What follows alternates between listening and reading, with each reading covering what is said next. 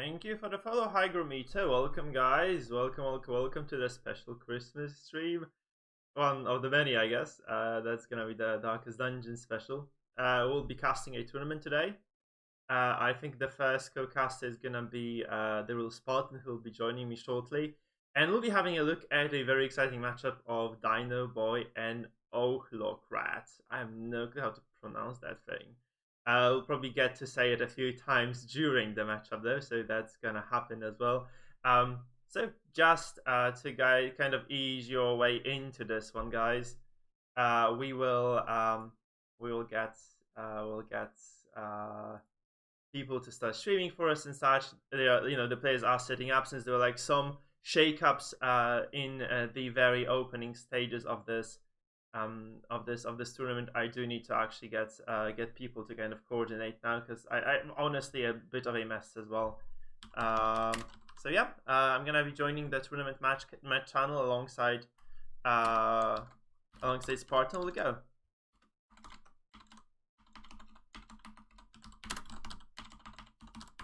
So I'm setting things up as we speak, guys, and I'll just get people into the cast. So, hey there, Spartan, can you hear me now? Alright, let's do this. Damn it, that's quite holding. My Discord is just really fucking easy. Can you say something again? Hi. Okay, that's better. Guys in the chat, if you do not hear Spartan well enough, please let me know. We'll be fixing this as we move forward. Yeah, look at the Christmas tree, isn't it fucking magnificent, right? So I actually didn't want to have one, but my girlfriend did insist on having it. So we got one, because that's how relationships work, right? I'm very happy about it, though. Honestly, I'm really happy to have it. I'm really happy to have you as well here, Spartan and Dino. It's going to be such an exciting matchup. I think the guys have sent me their bans, so let's just have a look at the picks and bans, shall we? Or maybe before we do this, actually, let's just have a look at the matchups we'll be kind of dealing with today. Since, it's going to be a long-ish tournament of 20 registered players. So far, one of them did drop out only, so it is going to be quite a lot to process. What matchups are you looking at, Spartan, specifically? Well, I actually have some personal interest in both Zappine and J-Man, as I have come up with a very, very interesting comp over the last few weeks, and I have dealt out this comp to both Zappine and J-Man, so I would love to see them use this comp in action. I believe it has the potential to win this tournament off its back. Awesome. So we'll probably be looking. We might just have a look at J-Man versus Cerebral Cloud 92 in the second round of the tournament. That might kind of happen. I think that's a reasonable match to kind of focus on later. And yeah, we shall see how it goes. And at the very same time, we do have like some new faces here, like some people who have never played before. Biker has never played in our tournaments. Ivanko has never played in our tournaments. Insert meme here. Fistek, Terfus Maximus, I think, hasn't played either. Hunters, Thor, Cerebral Cloud. Like, there are some Octus. Those are all new names, right? Kreativnik, Matthew, Desp. All those people have never played in our tournaments prior to this. So it's going to be very interesting to see how exactly those guys are dealing with the pressure. Because there's like some pressure here. Like, let's face it, there's going to be some pressure on the shoulders of these players coming into these matches. So we do have bans coming in, so let's just kind of focus on those. By the way, before we go forward, would you have any tournament favorites then? Who do you think is going to take the whole thing? Well, I bet on Cetra last time, believing that was a clear victor, and Cetra unfortunately got knocked out pretty early in the tournament, so I'm a bit disappointed, and I'm a bit unsure of myself at this point now. How about you? I feel like J-Man is going to take it. I'm going to tell you why as well, because he has been playing those unconventional comps all along, so he is kind of, where others had to improvise, he has been living for basically half a year now, so I feel he is going to be able to just kind of pick it up. He's just going to take all those crazy comps he's been able to prepare, and he has been practicing as well, so he has like some sort of muscle memory with them, so I think he's going to be able to take that. I feel like I'm pretty convinced J-Man is going to show his pedigree today and smash people. I also like Dino's comps, but I think Dino is... I'm sorry, Dino, but you're just super fucking unlucky, man. I have nothing else to say about that. Like, he has been just getting really bad RNG throughout the tournaments. I really stopped kind of counting on them, and maybe he'll surprise us today, but he's been just getting shafted by the RNG really hard.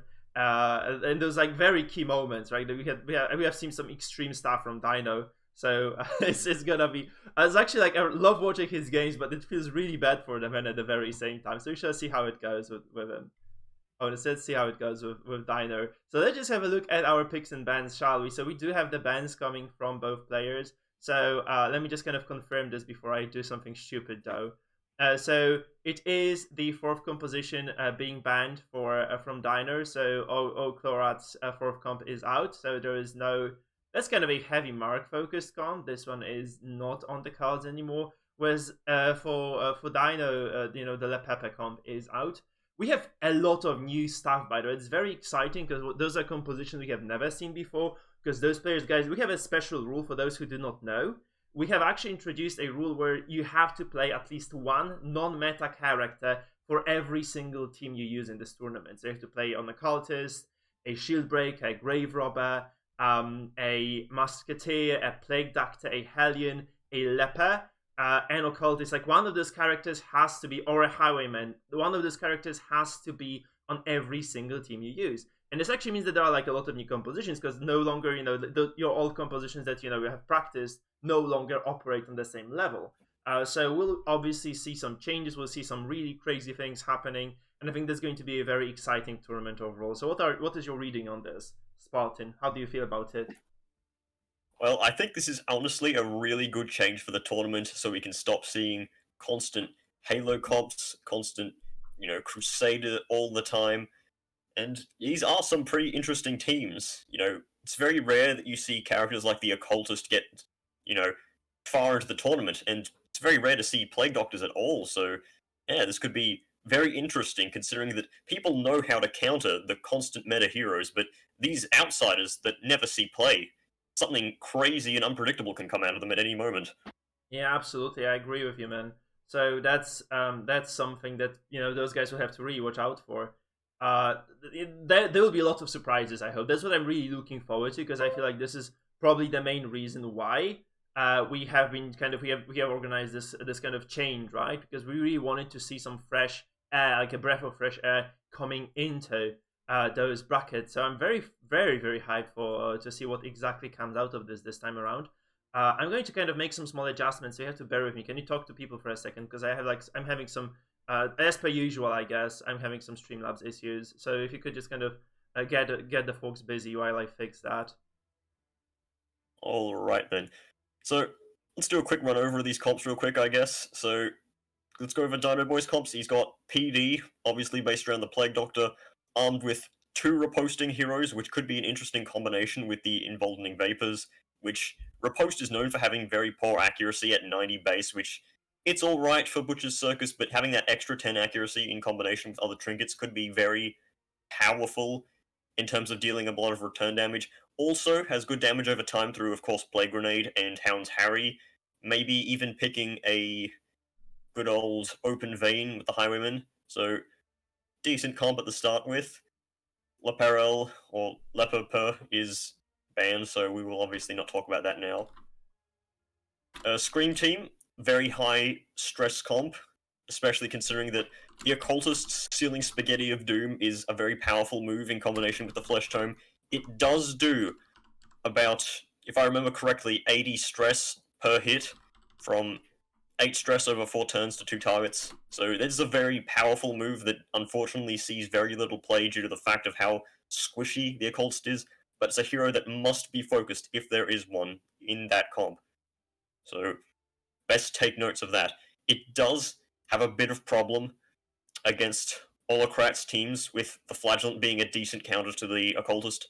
So perhaps he won't get much value off, but you never know. Occultists can high roll at any moment and heal for 1,000 points and instantly render all your efforts to kill him invalid.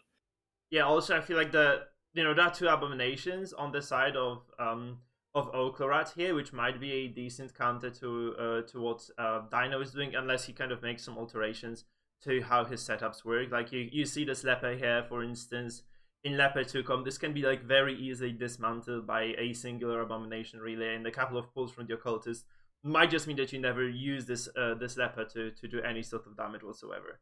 So this might be another problem for Dino here. He might have actually wanted, now that I think about this, I might have probably wanted to ban one of those abomination comps, honestly, because this is like super scary for a leper to go into this stuff.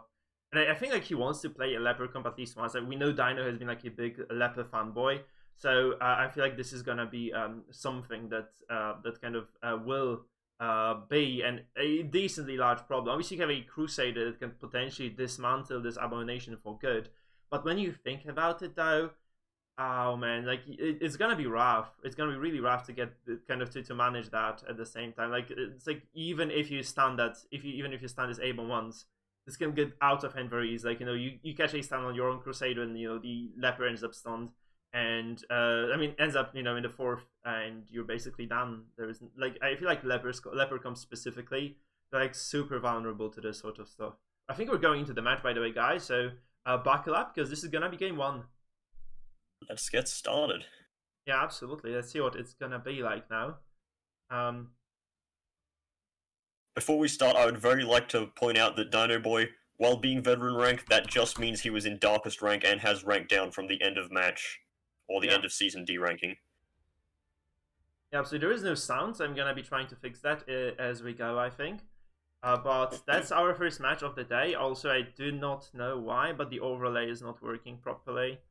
The score is not visible. I'm gonna kind of bring it up. Okay, perfect. We are Gucci now, guys. We are perfectly fine here. So I'm gonna stress. Sorry, this is kind of weird because my thing has updated apparently, and the whole thing is not working as intended. Now it's good. It's gonna be like a little layer of white there, I guess, but that's something we cannot just kind of get around, I guess. So let's see what this match looks like. Dino has no music, so I'm gonna just play something in the background, I suppose. That's the best thing we can do.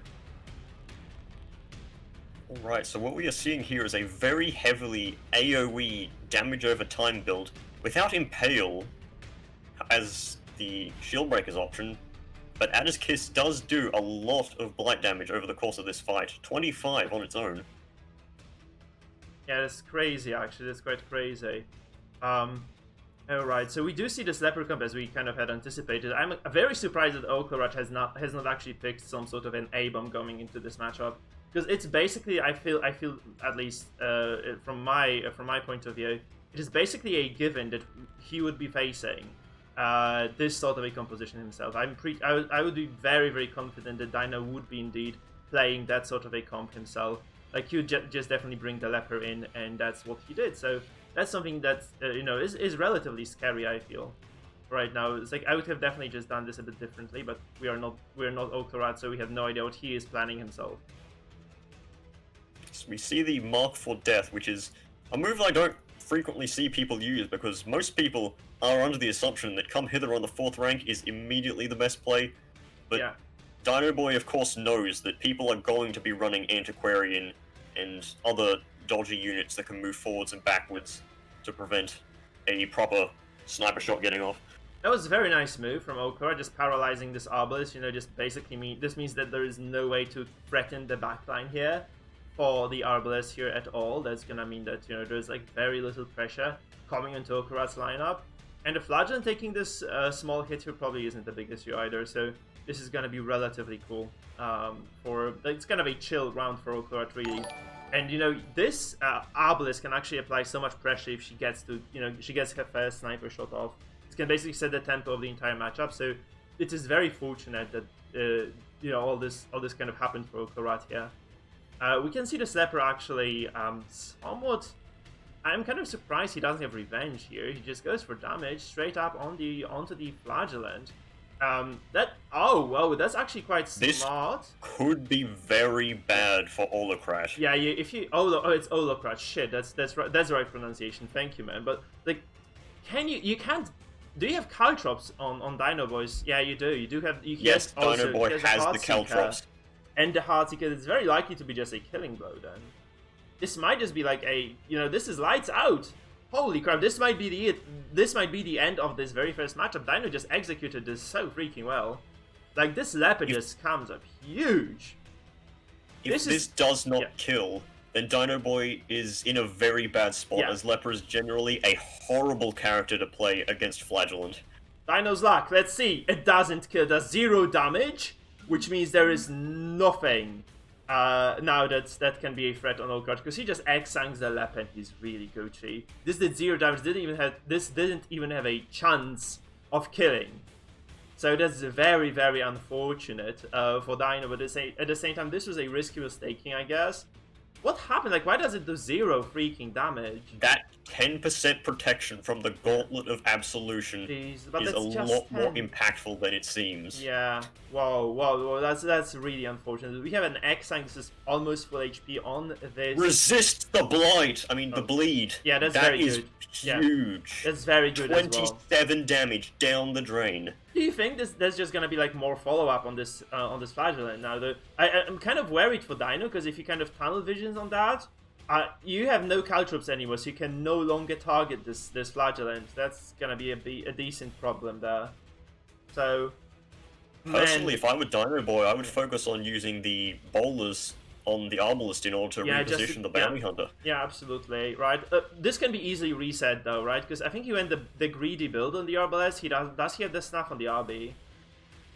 He does not have the snuff on the Arbalest, I feel like people have not made those right adjustments. They kind of stopped considering the less meta characters, and they're really not thinking out of the box here. You should consider this being a possibility. You should probably be taking the snuff if you have a shot at going against an occultist or a shield breaker. And if your composition is as inflexible as Dino's. Because what the hell do you do now? Look at how messy it's getting for him. That was an awful pull. With that, he's either forced to Holy Lance with his Crusader. He is forbidden from using Stunning Blow currently. And if he Holy Lances, that Leper is out of commission. Man, that's very unfortunate. This is looking very, very bad for Dino now. Like, he definitely has no tempo advantage in this game that he used to hold. Can you imagine this game though, had he actually been able to get this killing blow on the flagellant? This could have definitely been like a very, very different matchup.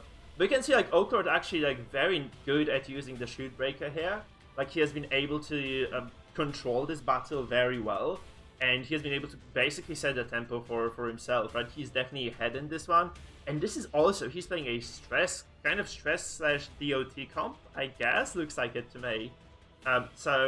Slash bleed. It's kind of DOT, stress, something, right? So he has actually done like very good job at both being stress and real damage to his opponent. And those DOTs are not gonna get any better for Dino, right? They're just gonna go from bad to worse at this point.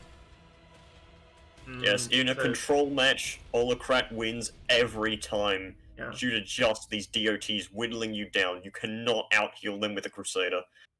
It's very difficult to manage the shoot breaker as well, I think, because, like, let's face it, like, if you try to kind of stun her, she's going to dodge most of the time. Though she has like 35 dodge, it's not that terrible. So maybe the right move, like, considering like how much movement hurts Dino Boy's compositions, maybe it would have been actually a good call to, you know, just kind of manage that by focusing the the shield breaker with the stuns. Maybe this would have helped a little bit to alleviate some sort of those, like, some of those pulls at the very least. Because this is fortunately, he's only had really one turn to focus on that shield breaker before, you know, that Crusader is permanently pushed out of position. He's playing with two, you know, this character needs to be on this end of the battlefield characters, which is pretty risky. Yeah, it is. Oh man. So it's like, right now, if you're Dino, just kind of hoping that you can get some sort of a finishing blow, maybe on the flagellant. But how do you do this? You can use the pool, right, of the from the fourth with the BH. So you can potentially can you Holy Lance the flagellant now and then just go for it? I think you have to just go berserk on this shit. Or, you know, you could do this as well. Try to focus. I think this is a poorly conceived idea though. I don't think this does enough. Like, this could have done enough. This was just, you know, this is unbuffed Leper with a net. Why does he have Rachus net, though? This is just for pages, isn't it? Most likely he was trying to use Purge, yes, but unfortunately, Shieldbreaker... Yeah, was he setting up for the Flagellant there? I think that's what happened. This possibly was a Mind Grain from Holocrat, who shifts his Flagellant out of the front slot because he knows that Dino Boy is going to run that Leper. He's going to Purge more. Yeah, that's very smart, actually. So that's a very good read. I just noticed this. So he runs the net to be able to kind of manage the Leper. But this is just response. There's such a crisp response from Olkarat in the planning phase, just kind of moving the Leper to the second position. This is super smart, actually. This is so smart. I really like it. There's a stun also. Look at this. He stuns the Crusader from Dino, so there is no way to kill anybody for Dino right now. And this means that basically, like, Dino has no kill threat at all. What the hell do you do if you're Dino Boy right now? I mean, like, I have no idea. Yeah, you're just really screwed, aren't you? That was especially nasty because that, still, tiny little stun still prevents the Arbalist from getting off a shot. That Arbalist has got one sniper shot off, and the rest of it is just bowlers from being able to do nothing else. No, actually, you have to respect Okurat for how he's playing this game. Like, his setup is brilliant, he's playing very nice controlled style, despite, I feel like, having a slight...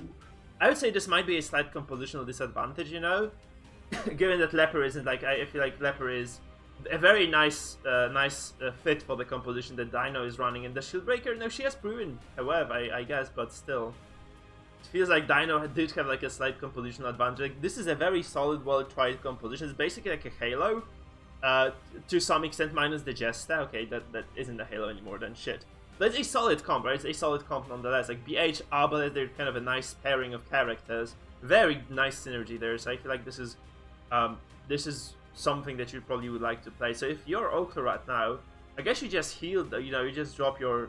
No? Okay, I would expect a heal to come down, because this might be a... No, I don't like this at all. This puts the Flagellant in for a Purge, but a Purge doesn't really do anything. No. I mean, it does kind of keep this guy busy in the back, right? And it does kind of maybe do something for you. I have no idea, honestly. Where, if I'm Dino now, what the hell do I do?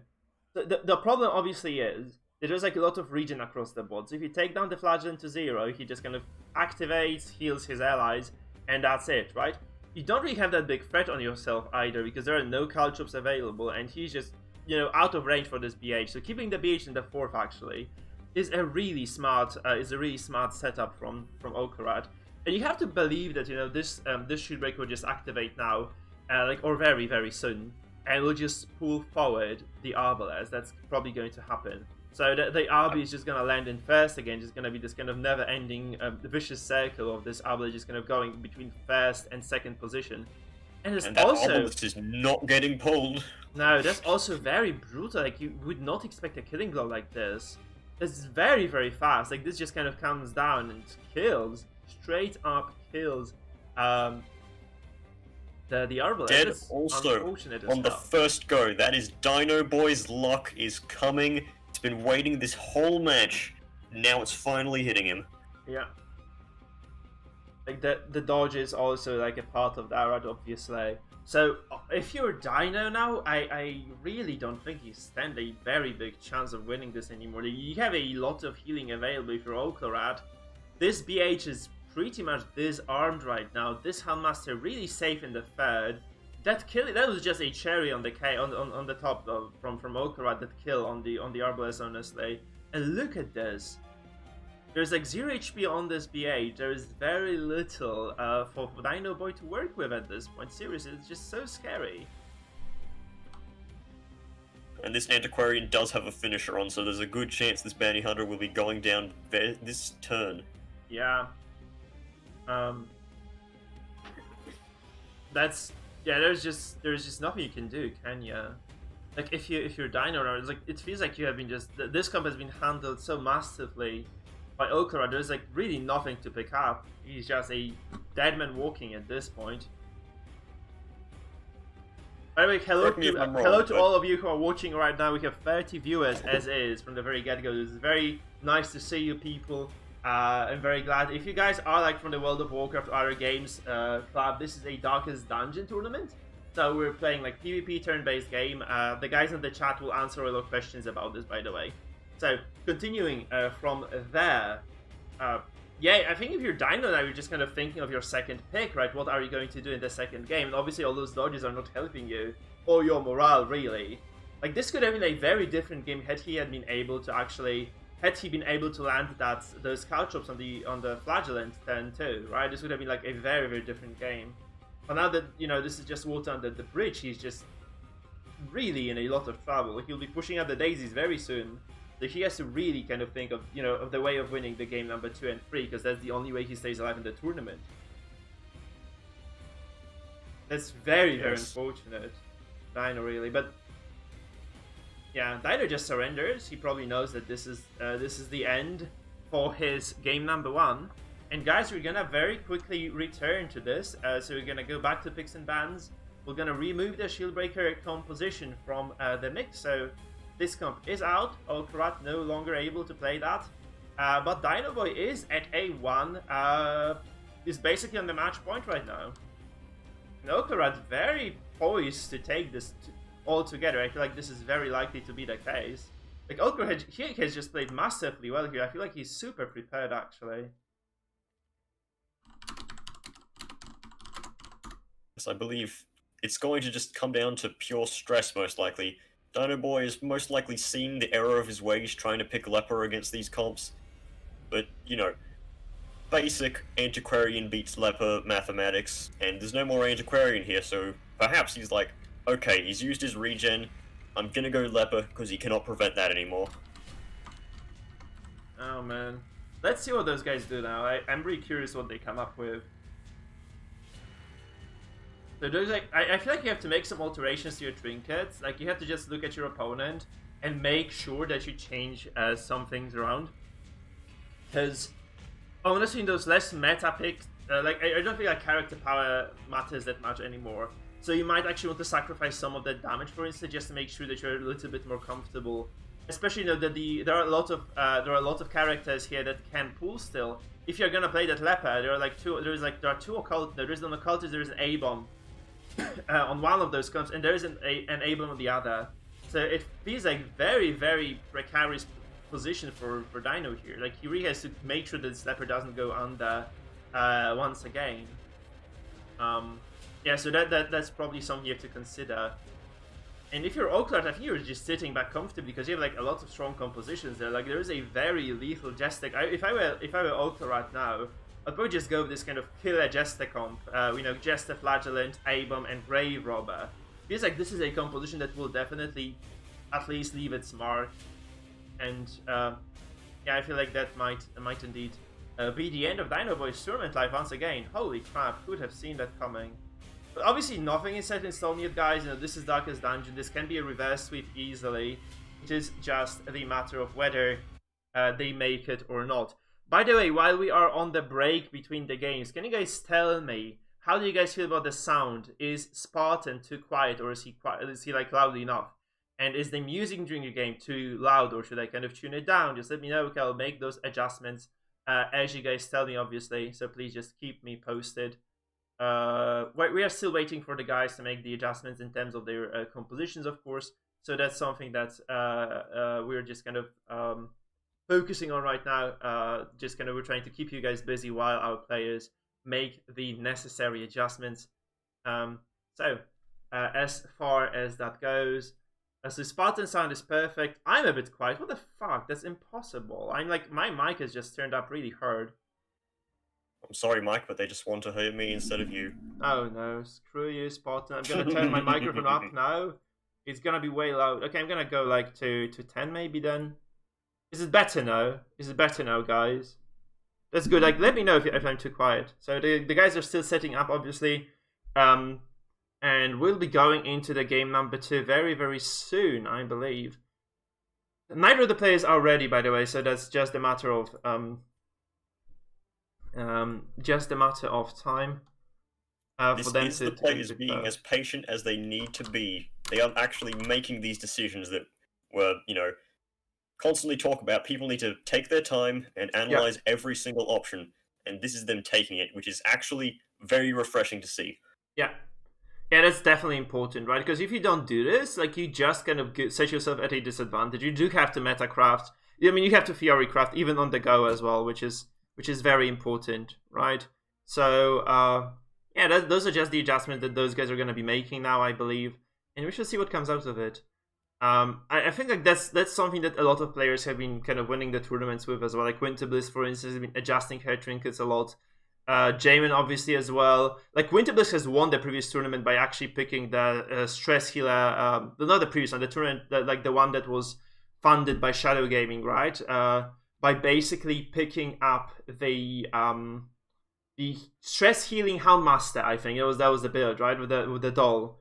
which is remarkable. Like, it just demolished Sis. They just kind of blew him out of the water game 5, which was I think one of the craziest things I have ever cast. Honestly, that was really cool. That was really cool to see that. So yeah, I'm really looking forward to seeing what those guys bring today.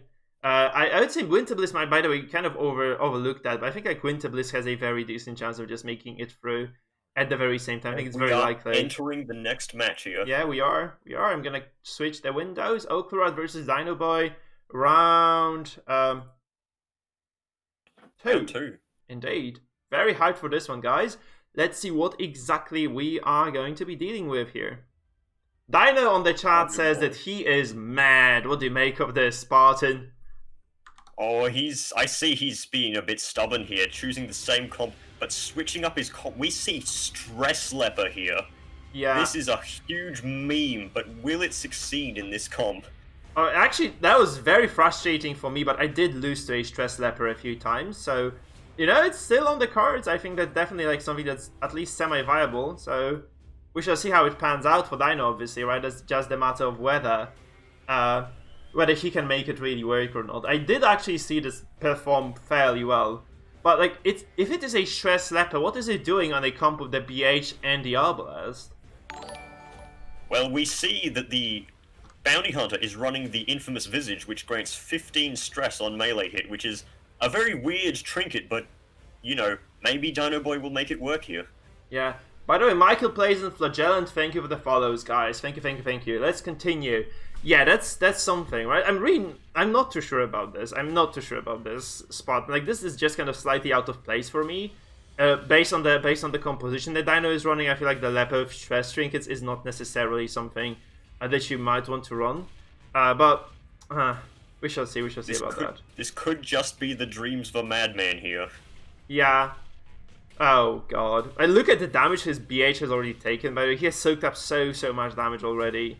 And he's gonna activate, take 7 DOT in turn 1. He's gonna be at 0 HP very soon. You almost have to patch it up right now with your Arbalest, and you have to consider the fact that you have no accuracy bonuses on your characters. So you have to watch this Jester and watch him close, because if you let this character roam free into row 1 or 2, he's going to get the finale off, and that's it for you, right? So you have to be super careful about those things.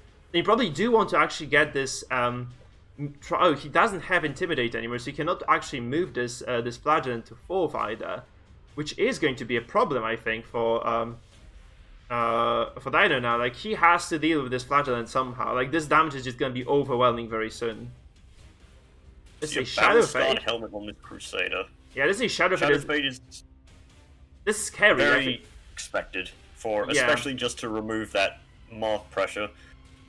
I think like this is mostly just to set the Jester up for a kill now, because you just move him forward this turn, and you start the next turn. You have like if you're a Dino, you have to just heal this BH and hope that Jester doesn't do enough damage to him, I think. So you'd see a Direct Stab coming through, 15, 0 HP on this BH. I don't think this is gonna be enough HP necessarily from the get-go. I don't think this is gonna do enough on the BH to eliminate him, but man, like, this is gonna be such a scary situation. So this Jester is just going to get, like, probably doesn't have enough damage. I don't think this is going to be enough damage to just kill, to just eliminate the BH from the get-go. It's going to be a very risky shot, so I probably wouldn't take it. Oh, Dino is actually hesitating, and he might just give up the life of this BH. I think it's worth healing this just to bait out the finale, though. Don't do this, Dino. I'm pretty sure... Oh, no, that's a bad move. I think this is objectively a bad move, because it is worth to at least bait the finale. It might not come through.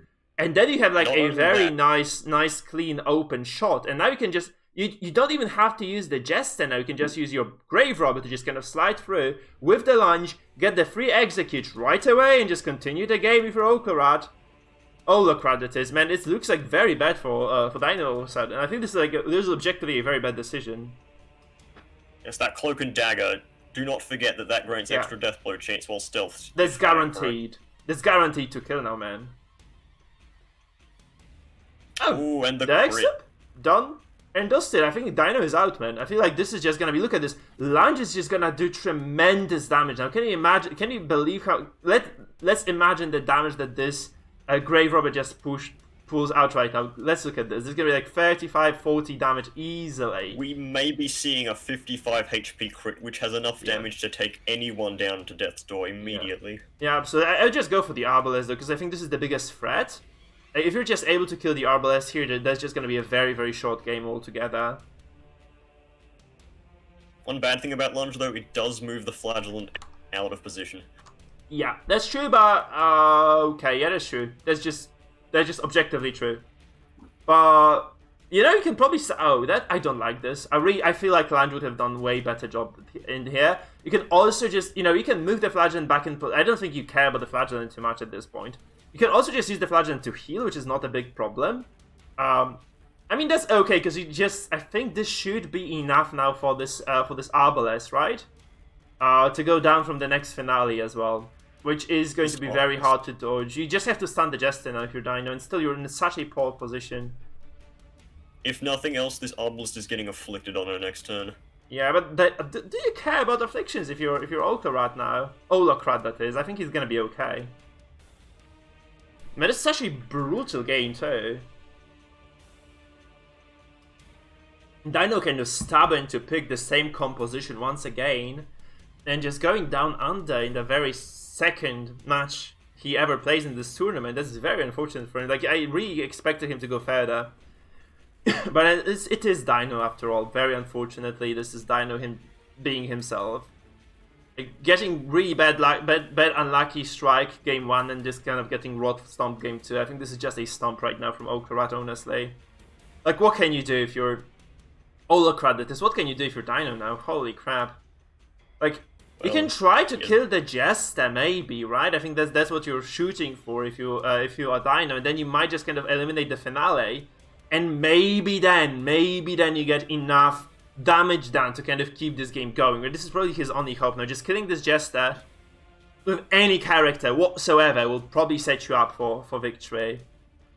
Sketchy. Needs to kill this Jester. That's 25. That's 1 in 4. If he doesn't get this shot, he is done. He's out. He gets it. Ooh. There's finale denied. Olocrat now in a very, very precarious position. Loses the Jester before the finale comes through. Dino turns the game on its head, man. That's perfect.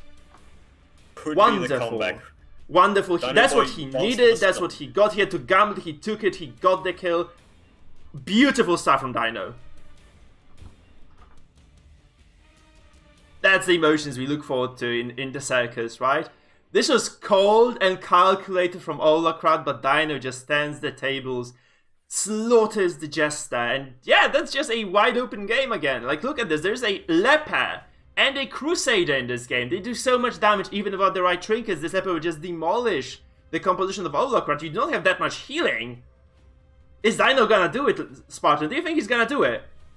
Ooh, this Abomination does have plenty of pressure, but he's not really threatened by this comp. The main problem being is that both of these comps have still one stunner, which are going to constantly... Well, actually, never mind. Dino Boy does not have Stunning Blow on his Crusader, so Olocrat is at a distinct advantage right now. But Olocrat has to heal, I think. He has to just heal this Abel, or he's just going to lose that character altogether. Though, yeah, the question is, do you stun the Arbalest, just hope for a killing blow if you're Olocrat, just kind of gamble this a little bit? Because that's just about you just kind of judging your chances. Oh, that's a bad... I think this is objectively a bad move as well. But he moves back because the Flagellant does have the finisher. He's going for the higher chance kill here. Oh, okay, that's smart then. So Olocrat is gonna go berserk on this Arbalest then. Oh, he has a finish on the... Oh god, this is not a kill though. And again, that's a very good spot for Dino. He can just heal this Arbalest. He can probably just keep healing this character indefinitely now. You just pick her, you heal her, and you're Gucci.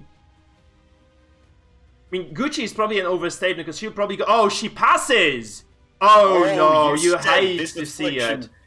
What did you say? This affliction doesn't mean anything? Thanks for passing. He named her that. He named her thanks for passing. He saw this coming as well. Oh no.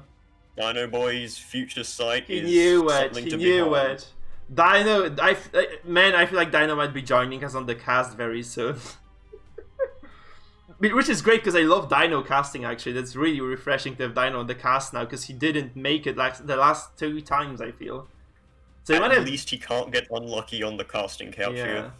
No, he can't.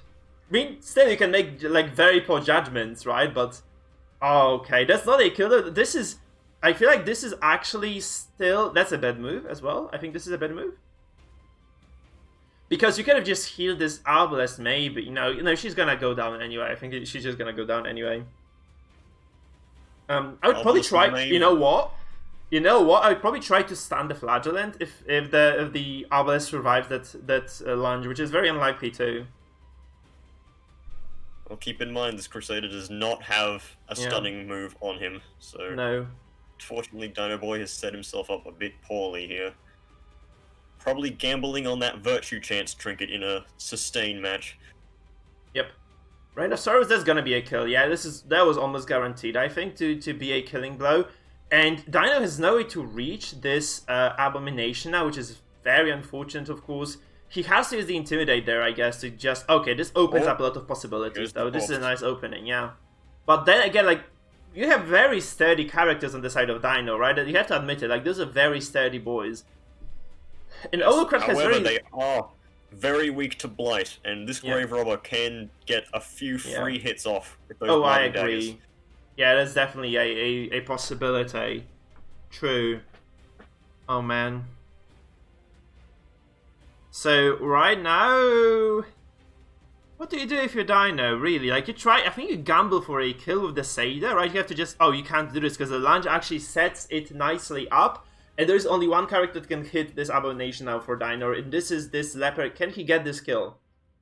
He doesn't, and that looks like curtains. I think that if this had actually gone through, this would have been a decent spot for Dino, right? But this being done, I think this is almost over. Like, another very big issue for Dino here is that he would prefer not to hit this Flagellant until the very last possible moment in the fight. Because if you allow him to heal again, it's going to be just an absolute slaughter. So I think you prefer to just kind of try to eliminate maybe just some turns from this Grave Robber. But then again, this Abo can heal, right? He can self-heal right now. And this might mean... I feel like this is it for Dino, really. Shit, man, that's very unfortunate. This could be curtains right here. Yeah. Goes for a stress heal. It is most likely far too late for that. Grave Robber is, of course, forced to go back to the third slot. Abomination goes to the front, but is most likely going to stun this Crusader. Yeah. Okay, looking quite poor, honestly, for Dinos. Like, that's very dire. That's such a dire position to be in. He can just self-heal with Absolution here, and you're just gonna be... Like, there is no way you ever die. Seriously, I don't think you ever die if you're Okla. Like, you have so much time now to kind of wiggle here and just find yourself those killing opportunities. That's just... I really don't think there is a way to save this. Like, you have an invisible Grave Robber as well. This might be an execution as well. This is, by the way, like, we have been talking about Dino, but that's super clean from Olkarat once again. I think he's just been playing a wonderful, wonderful game of Darkest Dungeon, and he's been getting a lot of very solid plans. Like, he's been just kind of executing those plans extremely well as well. So he has shown the ability to create those unique compositions so far, and he has been able to execute those games with those compositions. It shows a lot of practice and pedigree from the player, I think. And this control as well is extraordinary as well. That's also a stun resist. It is very important. Resist to stun. You have no stun if you're... Oh my god, Dino has no stun. Just realized this. I don't know why he has no stun. Why would you take no stun? That's like Crusader 101. Take stun. Take Sacred Blade. He has neither. I've been saying that this whole game, man. The memes. He has neither. Neither does he have the Sacred Blade, nor does he have the Stunning Blow. I just realized he has no Sacred Blade either. Like, why would you take if you don't take Stunning Blow? That's bad. Blade. That's really bad. Also, a very odd play from the Leper early on, going for a Hue instead of a potentially Intimidate to remove the stealth from the Grave Robber, which that is a thing that move can do. Yeah. Oh man. Spartan, have you seen the Egg Fried Rice guy? The guy who goes hi-ya. Nigel I NG. don't believe I do. That may be a cultural thing. You should, guys. This guy is fucking brilliant. It's like one of the. It was like one of the trending videos on YouTube like a month ago. This guy went like from 20k subs to 3 million subs in a week. So it's probably worth watching. just Google egg fried rice, Uncle Roger, and you'll find this. Oh, we see that virtue. That's a focus, yeah. Through. That's where the Haya comes from anyway, because that was a Haya moment. Yeah, Uncle Roger is the best, guys. You should definitely see that. He's just so brilliant.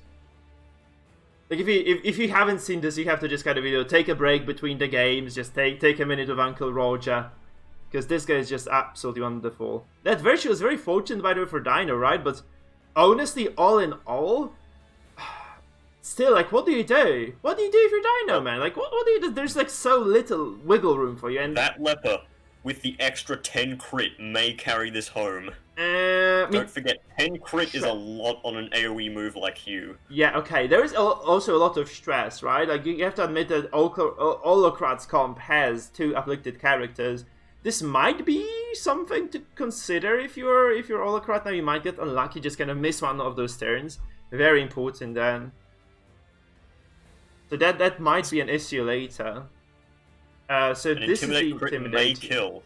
No. Oh, it might have killed. Shit, you're right. It didn't, though. Shit, I didn't expect so much. What the freaking hell is that stress? He does have the extra 20% stress from the carnival pass? from the leper. Is that the pass? Turn. Oh, that's almost a death blow. Shit, that could have been very, very pivotal for this. It wasn't, though. It wasn't. So, that might be a kill. It's not. So right now, if Dino gets... Dino can just... That battle-scarred helm deathblow resist coming in clutch. Whew, okay, that has me on the edge of my seat right now, man. But I feel like still Dino is on the ropes here. He has to really get severe lucky. Had, like, no deathblow resist. This is going to be a kill if he you just accuse this because he has, like, even if there was no deathblow res, even there was like high deathblow, that's enough stress to kill. So you probably just go for it. Right? Dino is considering this simply because. Let's say devil, okay, but simply because he might just lose the Crusader now. He probably will, which obviously is not good, right? It's definitely not good for you if you lose a character at this very ending stage of the match, and your leper is stressed.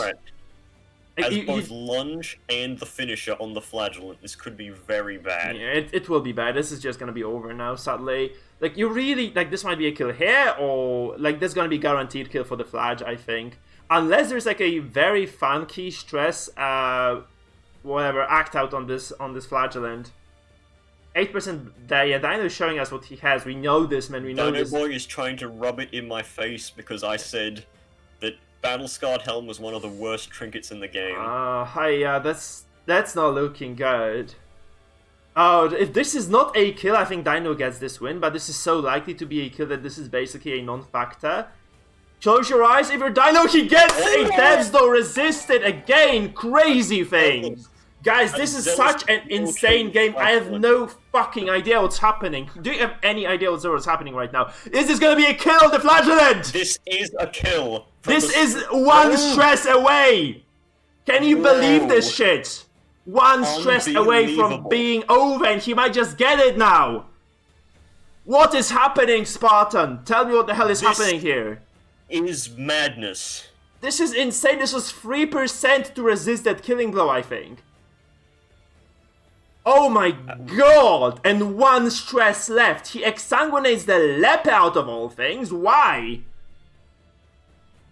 Well, a strong hue. If it crits the flagellant will still go down. So, son of a Dino bitch! Boy may take it home right now. He still has the buff.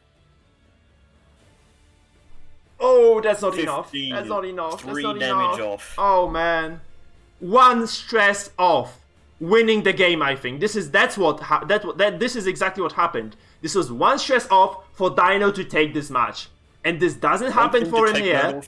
The Flagellant is dead. The Flagellant is really dead right now. There is like nothing to salvage this. But like you just intimidate this shit, right? This does 3 damage. He's out, and right now. This is gonna be mano a mano, and this, by the way, this leper has solemnity. So I think if you're Holocrat, you have to target the leper. Does not have pick to the face. If this grave robber stays in the front, she can do nothing. No way! So I think Dino might take it then, because those corpses will go away. He has solemnity here. Dino Boy just needs to stall out. He gets a crit. What the freaking hell is happening here? That was big brain play by Dino, but this is just magnificent shit. Look at this now. I feel like Okrat should have launched the leper. This was the kill.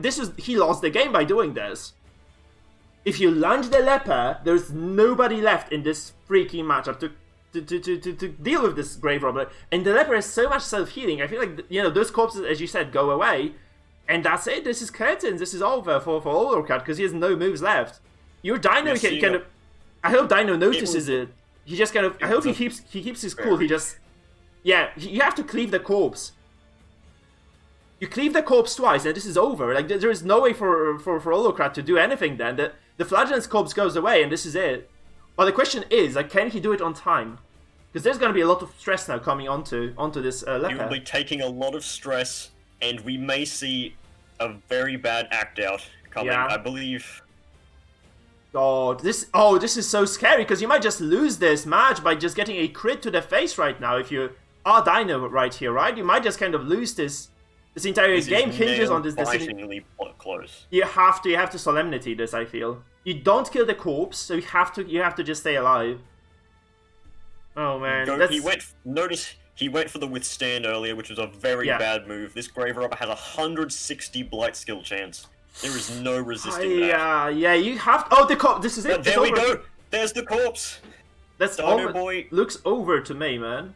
Like, what do you do? Still lose from bad act out, though. Yeah. That's the only thing you can lose, though. Masochistic leper. Oh my god, that's crazy. He had to do the solemnity there, though. That was the crucial thing. He would have died. That's it. That's over. Holocrat has nothing left. He's just gonna bash his face. Unless there's a very bad act out. Fearful.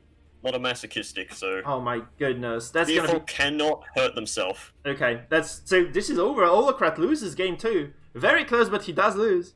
That's unbelievable. This is the craziest game 1 I have ever seen. Game 2 I have ever seen.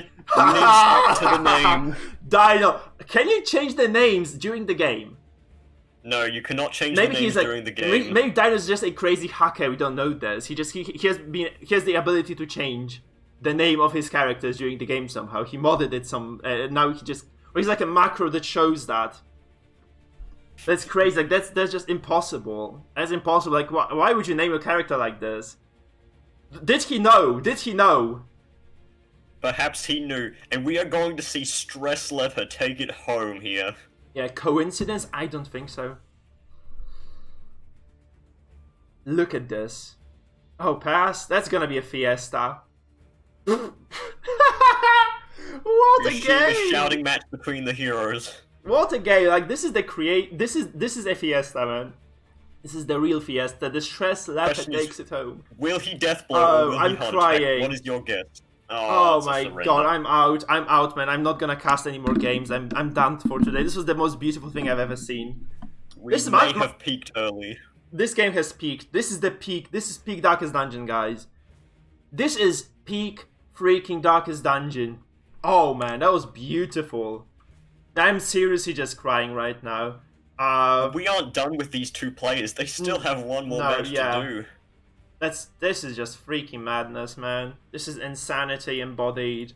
Yeah, let's see what they do now, because Dino can no longer play the leper, so he will have to pivot into something else. That was madness. Crazy. This is like, that's what you live for, man. That's why you play Darkest Dungeon in the first place. Okay. This is the epitome.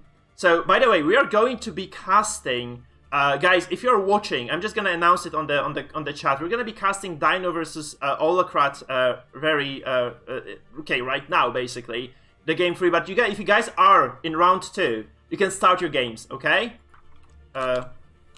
So play unless you are J-Man and his opponent. J-Man and his opponent, you guys have to wait. Yes. J-Man and Cerebral Cloud 92.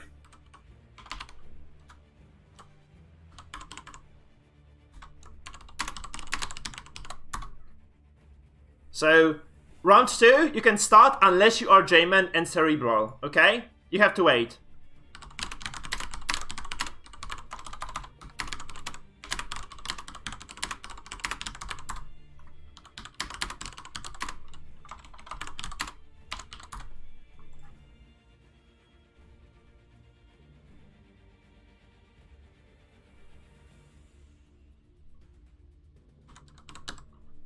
J-Man says Cerebral Cloud is not here. That could be Okay. bad. That could be bad then. Whoa, Cerebral is not here. That's indeed very bad because he should be around.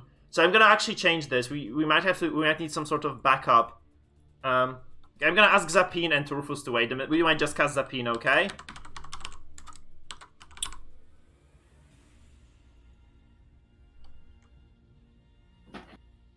I don't know where Cerebral Cloud is. That's very unfortunate. It's a bit unfortunate. Perhaps he got the time wrong and expected it to be the same as last time. Yeah. Well, we can just jump the ship. Like, once those guys are done, we can just jump into one of the matches in round 2. That's not a problem. We just ask one of the people to stream for us, I think. So we are ready to see what those boys bring for the game number... Number 3, this is the tiebreaker for all the marbles. Yeah. They are setting up for game number 3 right now. I can see Dino Boys combo. I'm not gonna tell you what it is because that would be unfair. By the way, thank you, shit, I'm really bad at being a YouTuber and streamer. Dunduzigmo, thank you for the follow. And Michael Plays, thank you for the follow as well. Thank you, lads. We are 1-1 here, and, you know, the players are setting up.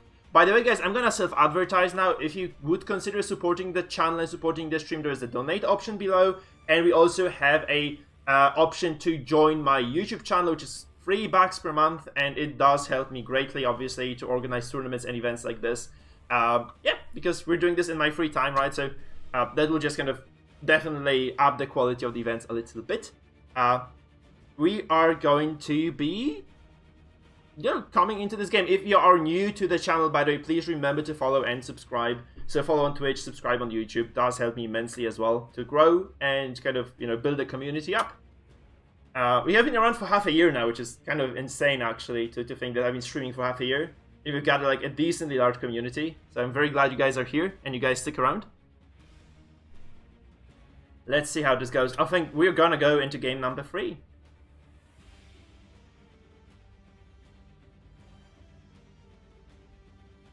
Sorry, just messaging Zapine about what's happening. Yeah, so I think they can start. We'll just jump into game 2 if that happens. Tell them to start. That's fine. If they go into the match, I will just ask them to stream some other game. It's okay. We can also just kind of have like a little bit of downtime. I think that's not a problem. Mike, we are getting a message from, I believe this is... Oh, never mind. But what to do if someone does not respond to a challenge here? Wait for 10 minutes and announce they just didn't show, and you have a free win then. Okay, so just wait 10 minutes then, I guess. Guys, yeah, if your opponent doesn't show for the match, you wait 10 minutes. Okay, let's say 15. Let's wait 15 minutes. If they don't show still, this is like you just say it's over, right? You claim the free win. And by the way, all the participants, please report your wins or losses in the section on Discord. There's like a special section called Match Results, which you should be reporting the results at. We see a transform from Olkarat here. Okay, that's a stress comp, by the way. That's a stress comp from Dino, isn't it? Yes, so we have Oh, yeah, it looks like a stress comp to me. Like heavy stress comp, actually. Grape Shot Blast. Yeah. Highwayman. We have Clutchman 3 playing the Man-at-Arms with that bolster. Against the stress comp, probably going to give him a lot of advantages here.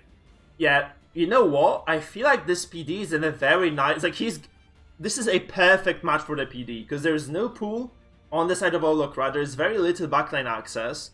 Like, even though PD is generally speaking considered to be like this non-meta, very vulnerable character, right now, not so much, because you cannot reach her at all. Like, you'd have to make like some very, very massive movements around here with those characters to even reach this PD in the back. She's very resistant to Blight. She has very, very high damage output and stress output as well. So this is going to be very painful for Olokrat to deal with.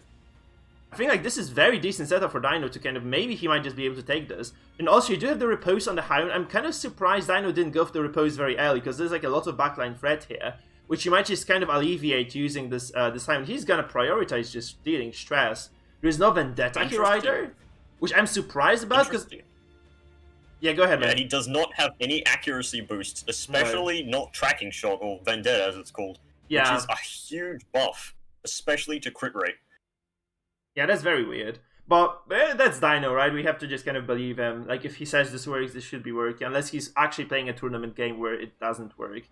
because that's how Dino's life is usually, unless you just watched the previous game where it really worked for Dino. It was a crazy ending, man. That was like such a crazy ending. He clutched that game. I'm actually kind of like, you can't help but root for Dino in this situation. I think. Yes, Dino Boy is the people's champion. Yeah.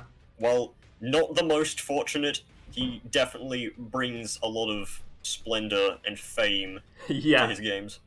Yeah, he has a reputation. He's the crowd pleaser. He is a man with a reputation, seriously. Okay, so we see mediocre stress from Dino, honestly. He has been able to deliver some sort of stress across the board.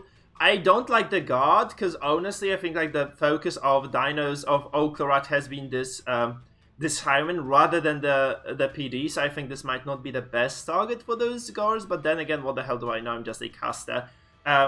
Then we see Dino actually, I think he'll just kind of go all in on the stress, right? He'll probably just be stressing the hell out of Holocrat's composition. The problem for Dino though is there is like a lot of damage. This kind of shifting backline. We have the Abomination, Jester, and Grave Robber. A lot of movement altogether. This might kind of mess with your plans. It has like a lot of damage output. All those movement skills, since they kind of come with this luggage of, forcing you to kind of be out of position sometimes, they usually do increase damage. And, this is the case for the Lunge, for instance. Rage has insane crit chance as well. So those skills will obviously be very, very threatening. Holocrat actually opts into a more defensive play, dropping the Repose as well, which is kind of reasonable, I guess. But at the very same time, it looks... I feel like he might have just wanted to push the gas pedal a bit harder than this. I really feel like he could have definitely just done a bit more. He made a very decent call of waiting out the Flagell and then dropping the medicine, right, to remove the Bleed and Blight. So he's basically maybe not as good as you, but he's doing fairly well in terms of the sustain of his characters. Obviously, this stress coming from the Grave Robber of Holocrat doesn't help. Did you just say not as good as me? No. Oh, I must have misheard you. I don't remember what I said, but not as good as you. I think not as good as you. That's what I said. Because I wanted to say that to the first tournament. No, I thought they were as good as new for some time. That I looked at the HP bars, which are like halfway gone already, so they were not as good as new. That's what I was trying to say, anyhow. And this actually, I think that this might be a very big issue for Holocrat. For Dino, because he has no way of dealing with this Jester now. He has no stun, he has no movement. This Jester very much setting himself up for a kill right now, and this might be something that will eliminate one of those characters from Dino's side.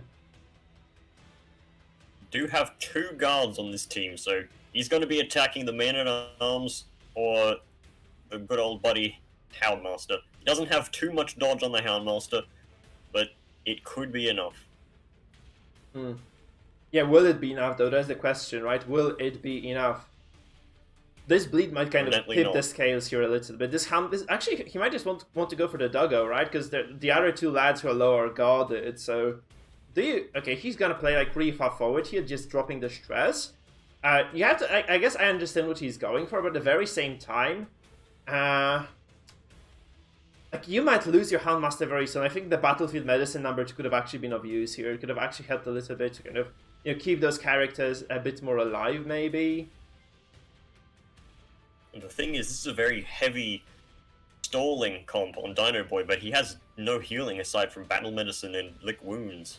Yeah, absolutely. So this might actually be the end of Dino in the end. Actually, in this particular matchup, right? If he doesn't get enough stress done, because he's very slow with the stress. I mean, he has 3 characters he can still activate here, round 3. So there might be some people who are resolve broken as it is. And obviously, Holocrat's composition not that good at dealing with stress either. This Jester finales and he just gets basically demolished by the double stress penalty, right? So if he finales now, he probably will be at a decent disadvantage. This being said, also the fact that the turn order isn't in Holocrat's favor, this Abomination would have preferred to go before the Jester to deliver some damage. So this might be a problem as well. Is he going to stab through the guard onto the Highwayman is the question. Probably not right, but could be possible. No, I don't think so. Whoa, why? Can you tell me why this happened? Why don't you just go for the doggo there? Is this like so much? There is not that much dodge there. Like, I have no idea why he did what he did when he did it. The only way I could think that would have been viable is if he thinks that, okay, that DOT is going to whittle him down enough so I can use Finale. I don't need to waste any more effort on attacking him. Yeah, I mean, that's definitely within the Finale range now. You can even just, I think I would go for it. I would just transform the A-bomb, just go for the Houndmaster now. Because this will mean that the Houndmaster dies from the Finale or a direct stab next turn. I think that's what Holocrat is going to go for. That's a kind of a reasonable plan here. That's the pattern we've been seeing as well. Like, people just kind of whittling down this. You don't even have to Finale this. You probably want to just direct stab and hope to hold the Finale for later. Because as we say, like already, as we've already said, this is going to be a stress comp from Dino, right? Which means that you probably want to save the Finale for later, just to kind of not take the penalty too soon. This being said, this is not a 0 HP doggo here, which obviously means that there is some wiggle room left for Dino. That dog is going to go down to 0 HP very soon. He will not be able to heal himself, and you need to rely on the Plague Doctor to help him out. This Highwayman, most likely dead to a Finale right now. Would you say it's gonna be Highwayman, not the doggo? I would definitely go for the doggo. Just Finale the doggo and be done with this, man. Well, the Houndmaster is not a threat until 2 turns' time. The Highwayman is still very much a threat right now. Especially if you're going to have to hit into that riposte a few times. Okay, yeah, okay, I get you. That's reasonable. Yeah, the stun actually means that you can probably just change things around a bit, true. Yeah, that was a good call. Yeah, I agree with you now. Very reasonable. So, that's the question of, like, whether Dino has done enough stress damage to be able to take the game from here. I really don't think he has. That's 3 afflictions now. That's not enough. I think this is still not enough. Losing a character so early, even having done so much stress might probably not be enough. Though we know we have seen crazy stuff coming out from the MAA, so that's probably not over. You cannot write Dino off yet. Because the MAA alone can do a lot, especially there is like not that much control on the side of Holocrat. And honestly, like those characters from Dino, they do not really have that much threat on themselves, right? Other than the doggo, obviously, right? They are relatively, oh my god, Clashman 3. Oh, is it gonna be that case? Dino is just full of memes today. He came to meme. Like, a lot of us came to play or cast, but Dino is here just to meme us, isn't he? Oh, Dino. Well, we see a lot of Blight stacking up, but that Plague Doctor does have Battlefield Medicine. Yeah. So perhaps his whole plan all this time was to save the Man-at-Arms with the Plague Doctor. So he's starting to do damage now instead of doing those debuffs to accuracy. He goes for Plague Grenades, which is going to put some more damage on the composition of Holocrat. He might have wanted to do this sooner, maybe? I don't know. I actually don't know. Well, Holocrat has only 2 heals in his team. The Flagellant, which, granted, is probably the biggest threat to this comp right now, and the Abomination self-heal, which probably isn't that great right now. I mean, the Houndmaster is dead, isn't he? Yes, this Houndmaster is completely screwed. 1 stun on this Man-at-Arms. Oh! Yep. Oh, whoa. You'd hate to see that, because there's not that much stun chance on the aim. It was like 15% chance. There's a very unlikely to go through. Obviously, this is not going to happen again. Oh, okay, he's afflicted indeed. So this is not going to happen again, but at the very same... Okay, the Doggo survives. I think this is very good for Dino. They can just pick this character up right now, heal self, or even just do some stress. I think you might just want to go for stress at this point. You may want to push to the end with Hound's Harry here. Yeah, you probably want to do this. Yeah, that's a crit. Very big damage. Very big crits. And also the bleed actually adding up. Those guys are low on HP now. I think like this might be the the go button for Dino. He might just be able to take this then. Because he has been able to deliver a lot of damage. Those characters from Holocrat are very hurt, are very stressed, and honestly, yeah, the Doggo dying now might have been actually too little too late if he dies even to a single one-shot from one of those characters. You would expect the Lunch Boy to do that finishing blow here. I suspect that's going to be the case. Unless this Flagellant still actually is running, yeah, he's running the finisher still, isn't he? Redeem is not accepted, by the way, so he's gonna exsanguinate the MAA. That's probably a bad target for the Exsang, if you ask me.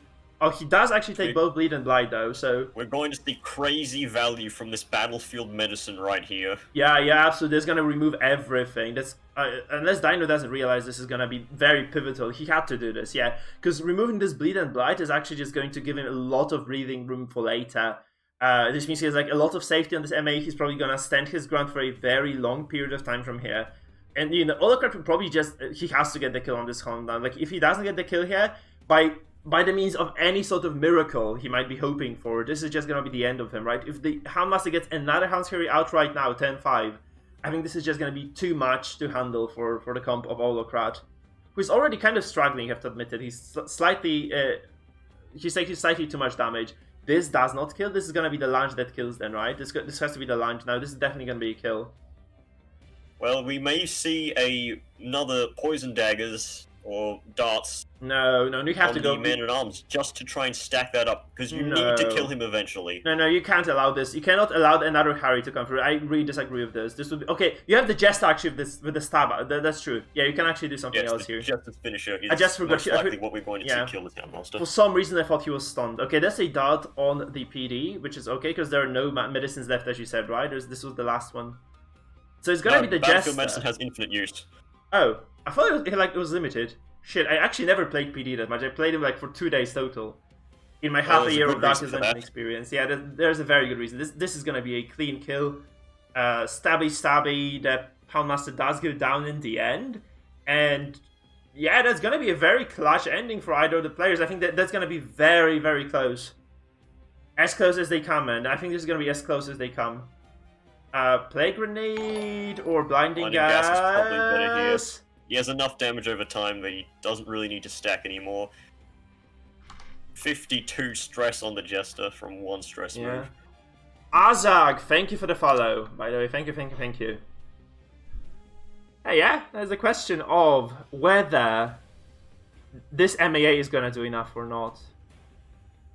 By the way, if this game crashed now, would you say that Dino or Holocrat have an edge large enough for us to say that one of them would be winning this, or would we just play this again?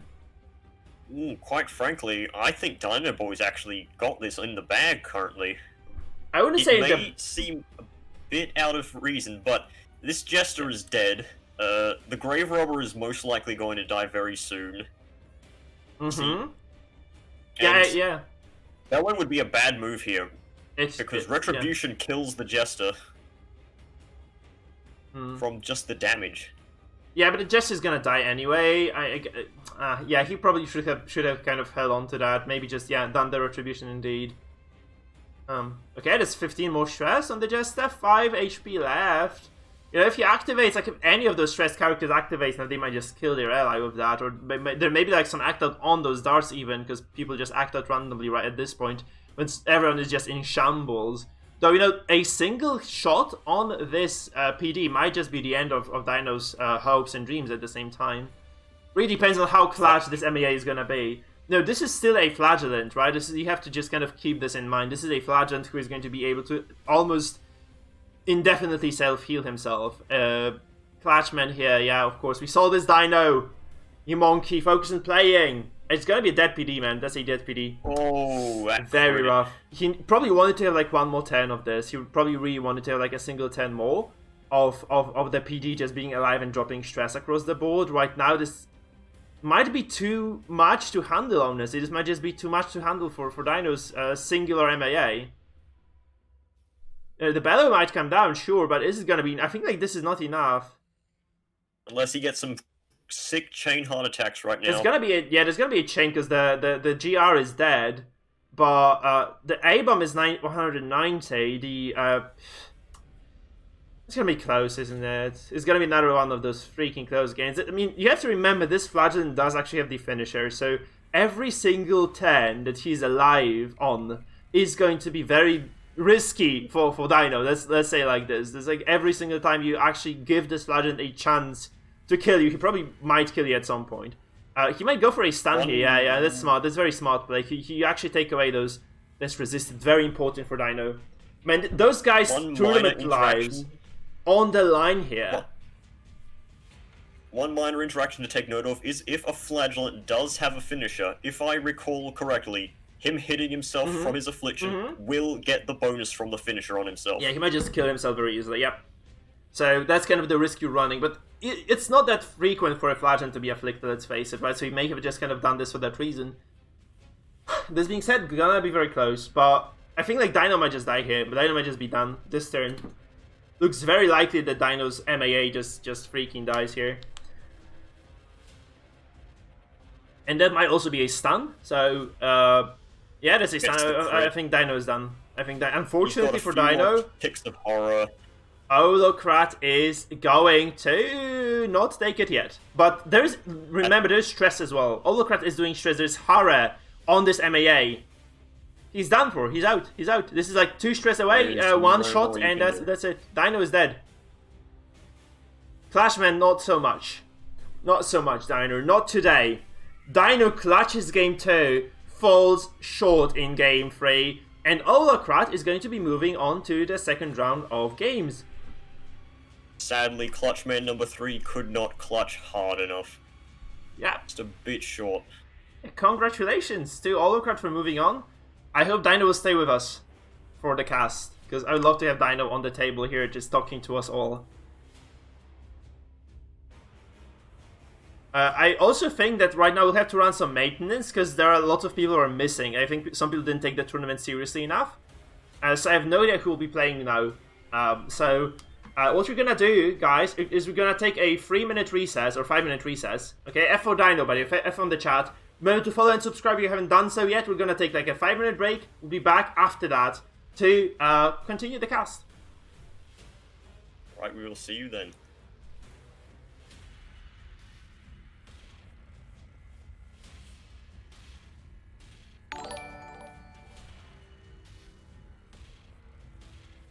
Thank you to follow. Just an introvert. Thank you, man. 1336.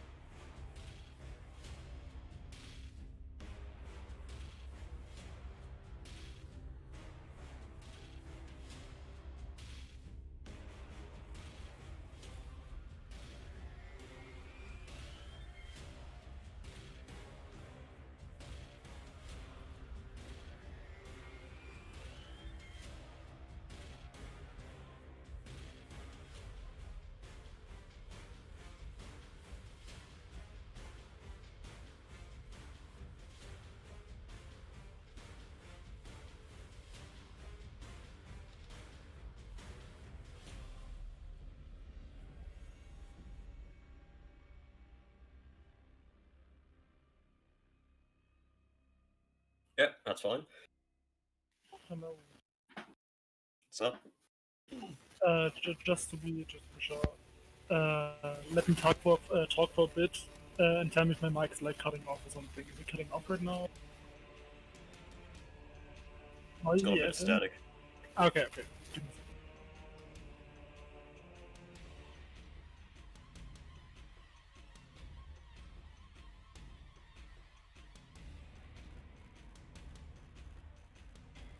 Hello, test 1. Hello.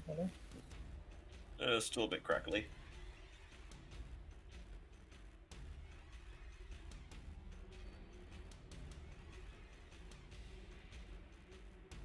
How about now?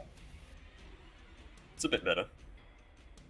Does a bit better mean that there's the... Oh, God, never mind.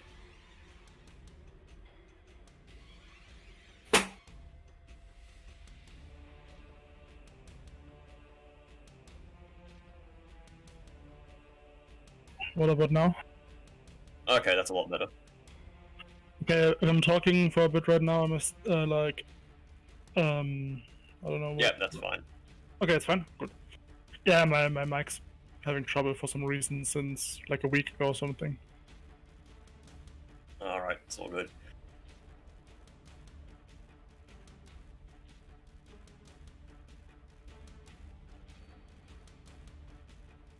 I'll be off after these sets of games, by the way. Yeah, sure. Yeah. Yeah. Yeah, I'm a bit tired after today.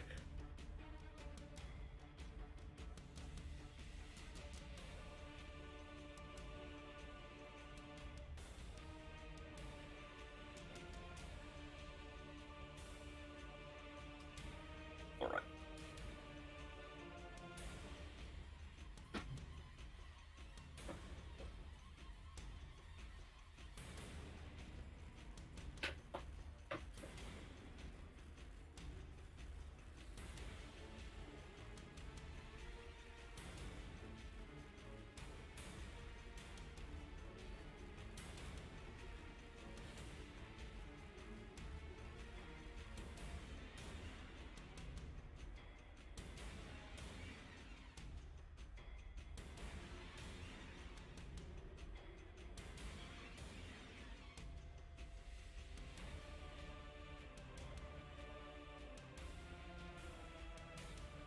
Oh, he moved him to the chat room.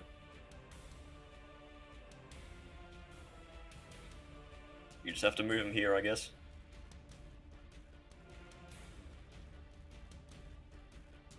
Oh,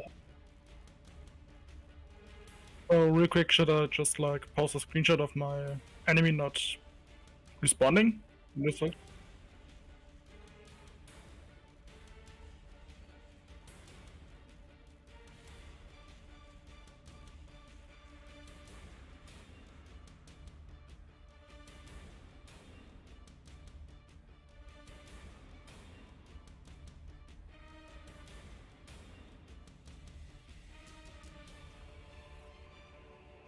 I DM'd you mine already, Mike.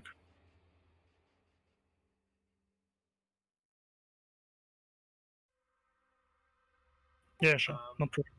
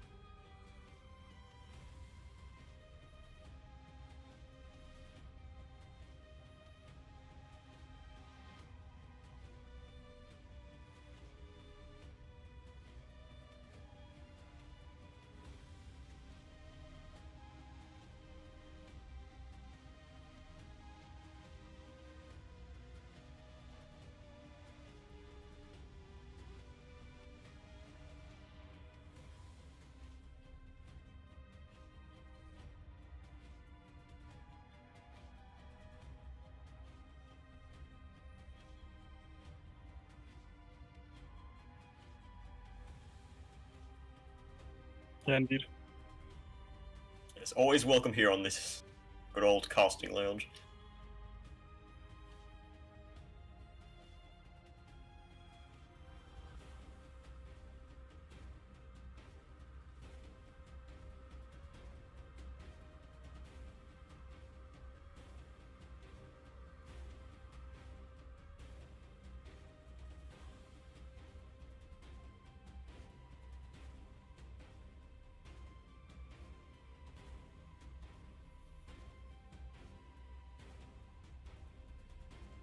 Well, I know one comp in this 2 teams, and that's the comp that I made, that I gifted to Zappine and J-Man, being the Spartan Special, of course. It is incredibly powerful, but it is perhaps a bit weaker than some people expect. The question is, do you take my word for it, or not?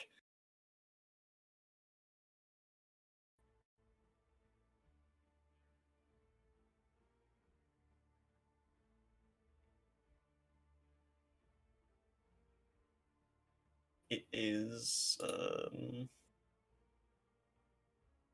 not yet. Oh god, guys, I'm muted on the stream. Shit, fuck me. Sorry, guys. So I wanted to show you the comps and shit. Nobody heard me other than the people who are listening to me on Discord. Fuck. I forgot about this because like I came out of the break like relatively short-handed. So yeah, we have to tell the man that his stream is not working. A few technical issues. Yeah, so we have to wait up, guys.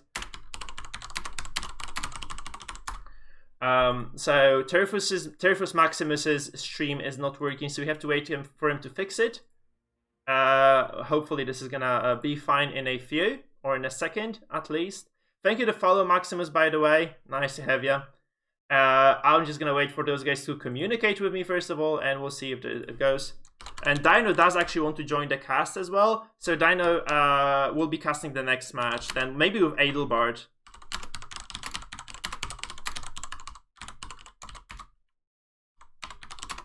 So, Spartan, what do you think of the comms? Oh, first off, I've already said about my comp, but we are seeing some heavy DOTs with Super Stress Volume 2, which is very much like the last comps that we saw. We have Kind of, yeah. Meme from Zappine, which is very questionable in its name, but then again, I've pretty much only done memes with my Butcher Circus build, and we have Crit Happens, which is just a Mark build that has been banned. And on Shamrock's side, we have Billy Verse, which appears to be perhaps it's a move backwards combo combination between the Shieldbreaker and the Highwayman, spamming Point Blank Shot and Adder's Kiss or Impale. Curve Dodges, which is banned, so we'll not talk about that for now. Interesting, though, that this one is banned, to be fair. Banning the Lep instead of Shieldbreaker, in my opinion, at least. So since it seems like either being a buffed leper from the Plate Doctor or stress leper with the other characters. One thing to take into consideration is that there's 2 shield breakers. So by removing the leper, you remove all lepers instead of just having to deal with one shield breaker. So you can focus on countering the shield breaker since you won't have to focus against anything else. Yeah, indeed. It seems the stream is still not there, unfortunately. So maybe you'll have to ask Zappine to stream for us instead. It's not working. Unfortunately, so you might have to ask Zappine if he could stream.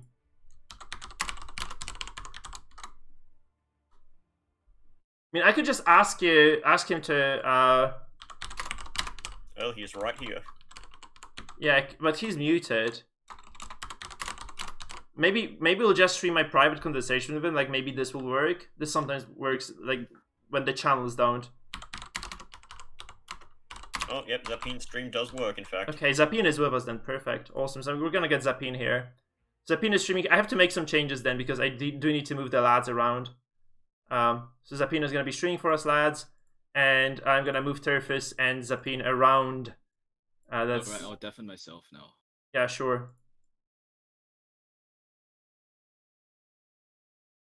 A very quick switcheroo here. We're gonna have Zappine on the left and Shamrock on the right. Guys, please, if you register for a tournament like this, please make sure you can stream, okay? Because this is just always causing some technical issues, so it's not comfortable for anyone. I'm officially reprimanding those who are joining but can't stream, or think they can stream but they can't. Just test your shit before you come. Okay, that for later.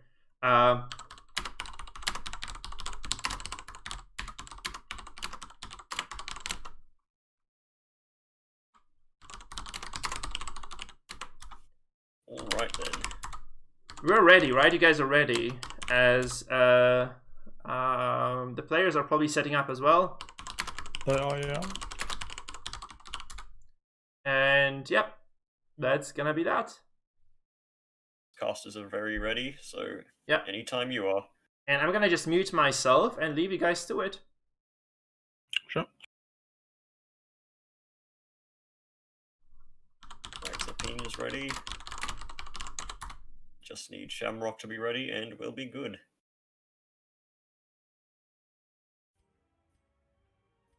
We're even gonna get some game sound this time around, guys. There's gonna be insanity compared to the previous one. I hope you guys enjoyed that as the viewers. It's gonna be game one. It is yours to take. Oh, there looks like a... No, it actually did go through. Good luck to both players. Good luck to the casters. Chat, if you hear some audio issues, if someone is too quiet, let me know and I'll adjust it, obviously. Casters, take it away. Alright, so we see the Leper Crusader Man-at-Arms Antiquarian comp versus the Flagellant Bounty Hunter Highwayman Arbalist comp. A Mark comp versus a pure damage comp, it seems. I'm already seeing an interesting, in my opinion, trinket on the Bounty Hunter. Oh, yes, that is the Snuff that prevents 35% stress damage at the cost of 4 dodge. It is fairly interesting, especially since it does provide stun resist. Unfortunately, doesn't help in this case. There goes that, right?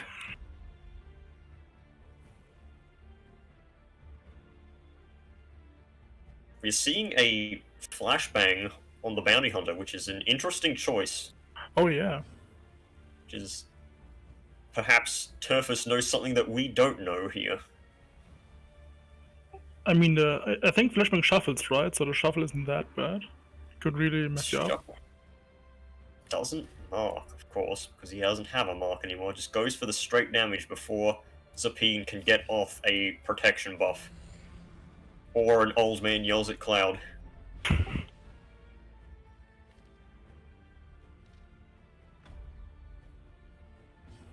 Probably was planning to run a protection comp here, but switched off Bulwark of Light or Faith.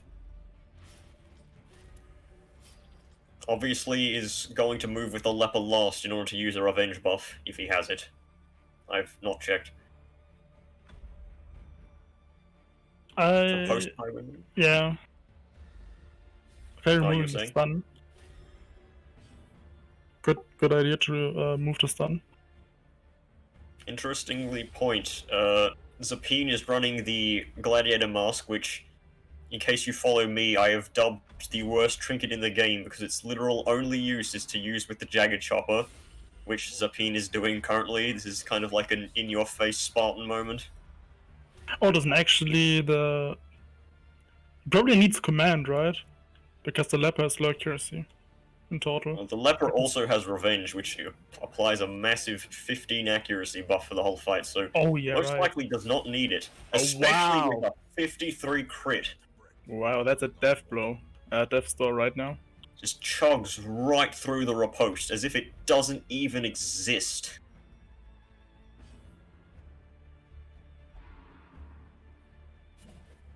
Oh, a dodge. Wow. A dodge. That has 120 accuracy, by the way, on that come hither.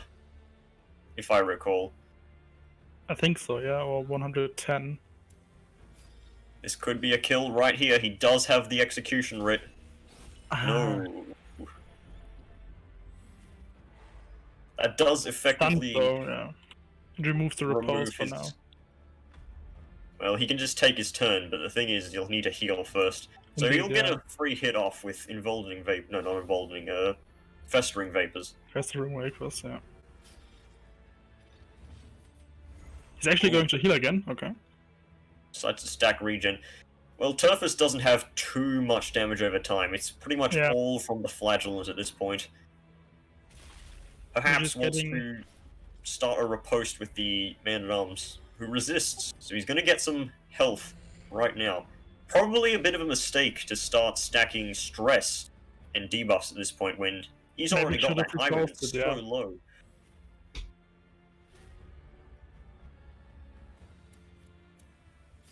Probably going for another stun, right? Oh no, he's going for okay.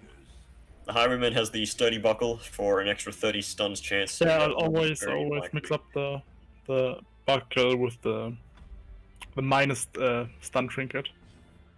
the flash pout, I think. Okay, another Camilla.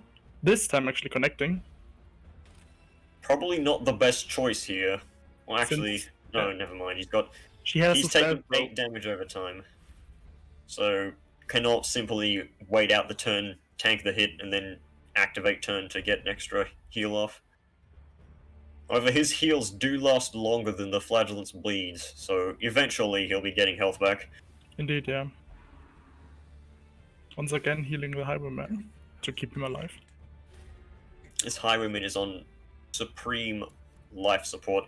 A purge on the Flagellant forces the riposte off the Highwayman since he cannot move forwards. Oh, actually going through, nice. And oh no, the move resisting. Ooh. Oh, that's unfortunate. Oh, he has the snuff on him. Really bad. Oh yeah. Oh jeez. Okay.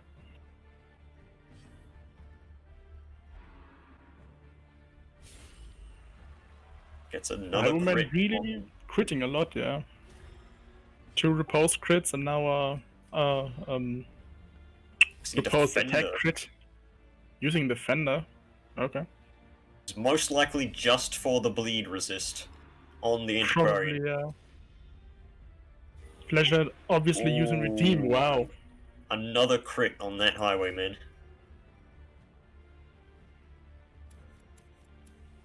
Now could be the chance to actually go for the Flagellant. Yes, this Flagellant is very weak. 22 Oh, is the wow. minimum roll for this leper. It's another crit. Personally, I would have chose Sharpening Stone if I were going for a crit build, but I mean, what works, right? Obviously hitting the Flagellant now, yeah. this Flagellant is on life support. But will it Probably be cannot enough? land a stun. No, it's not Gets enough. exactly enough damage, does not stun though. He needs to make sure that these 2 units do something great with their turns, otherwise this Flagellant may be going down rather quickly. I mean, That's it's a the low rule chance for he's the gonna go down, but... He's got 2 hits, he's got a riposte, uses Caltrops late in the game, but it's better late than never, I guess. Cancelling out the heal at least.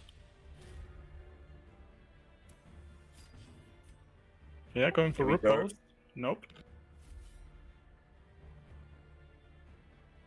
Going to see a point-blank shot, most likely, on this leper. Probably going to deal a lot of damage. He does have the extra damage taken from Revenge.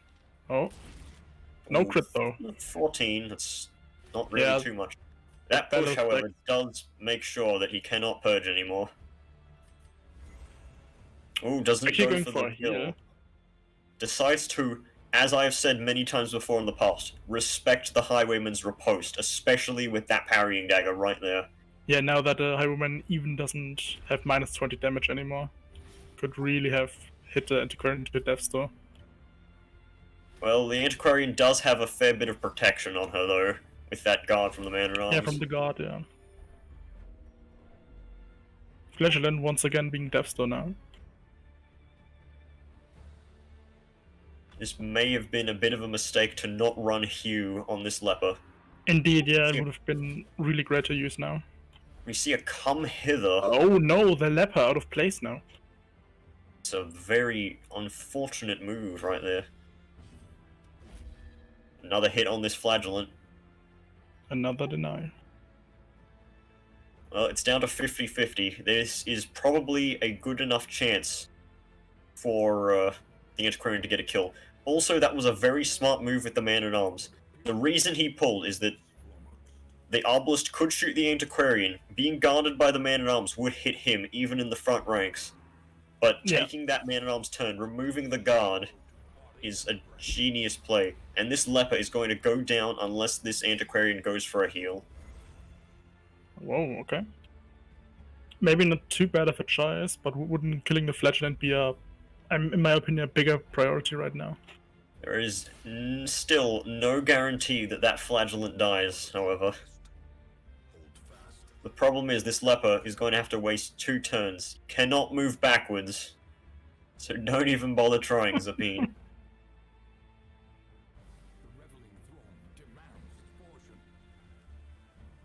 Being a bit slow with his turn. He's passing turn because he doesn't want him in the front slot. probably. Yep, he wants Yeah, that because rid of of the damage, execution yeah. kill. Oh. Wow, over the death blow. Oh, first hit. He does have the finisher on that flagellant. So possibly it could be a trade. And in this case, not a bad trade. If he trades, it's worth it. Nice, And okay, that's yeah. a crit on the flagellant. Pulls the arbalist one space closer to certain doom. Okay, selfish. Well, this also removes all damage over time, aside from the caltrops that Turfus has, and regen is Yeah. very effective if you have no damage over time going against you. Especially if you you're only going have to 3 hit- characters. Yes, and you need to hit into a riposting unit like the Man-at-Arms, who is going to Yeah. stay up. This may be a disconnect here. Oh. Oh, that could be very poor. We'll have to ask Mike what to do in that case. We'll wait a bit more, though. I mean, usually it's like Yeah. who's in the upper hand for now, but it's pretty mixed right now, in my opinion. Yeah, it doesn't. Hey Getting guys. traded the see- Helper for the Flagellant, especially. Oh shit, I'm muted. Yeah, we'll have to do the rematch here, I think, guys. Should we wait a bit more in case it manages to connect? Yeah, I don't think it's gonna happen, honestly. Like, this has been a while. So I think we'll have to just do a rematch, unfortunately. It has already been a long game, so that probably will mean we'll cast only one semi-final, I suppose. Given this is gonna kind of extend this quite a bit. Shit, that's not Gucci. It's a real shame. Yeah. It was an even game, and yeah, it doesn't look too great. Crap. Unlucky. Yes, this could have gone either way, really. Yeah, we'll just do a remake. Yeah, we'll just remake.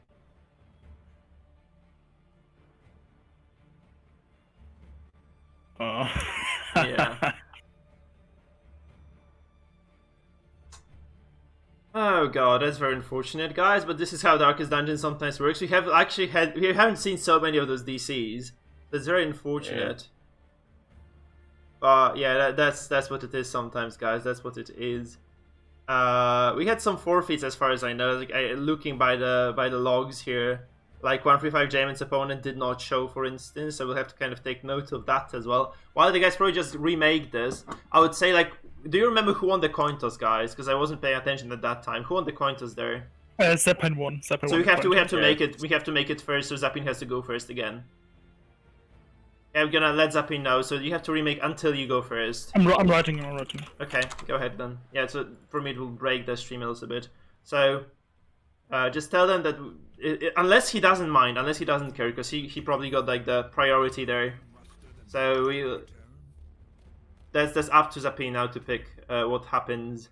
I have my hot coffee with me, so I'm really comfortable. They have to obviously keep the same setups and the same compositions. But it's important that they do that. So guys, we'll be updating the ladder while the guys set up for the rematch, I think. Or do they just insta-go, actually? It'll be fine if they just insta-went. So, what do we see here? Who did forfeit their game? Jamin's opponent did, actually. So we have Jamin moving forward then, I guess. In here, and Winter Bliss. Didn't respond. So Hunter's Thor is out as well. Okay, that's weird. Actually, this is the first time we ever get a no-show actually for the tournament, which is very weird, to be frank. I'm also gonna have a look at the results in the meantime, perhaps just say whether some other results have been reported. So Sticky Blood didn't show up. Shit, so many people did not show up. It's very weird, actually. I'm kind of It's probably because of the time. I announced it like at 1 p.m. It was obviously said, like very openly stated it was going to happen at that particular moment. Yeah, but I overread it as well. You should have maybe pointed it out a little more. It was like in the first sentence of the announcement. I was like, and it was in the picture as well on YouTube. I don't think you could really have omitted this unless you were like super. What do they call that? I mean, what can I say? I overlooked it on both cases. Yeah.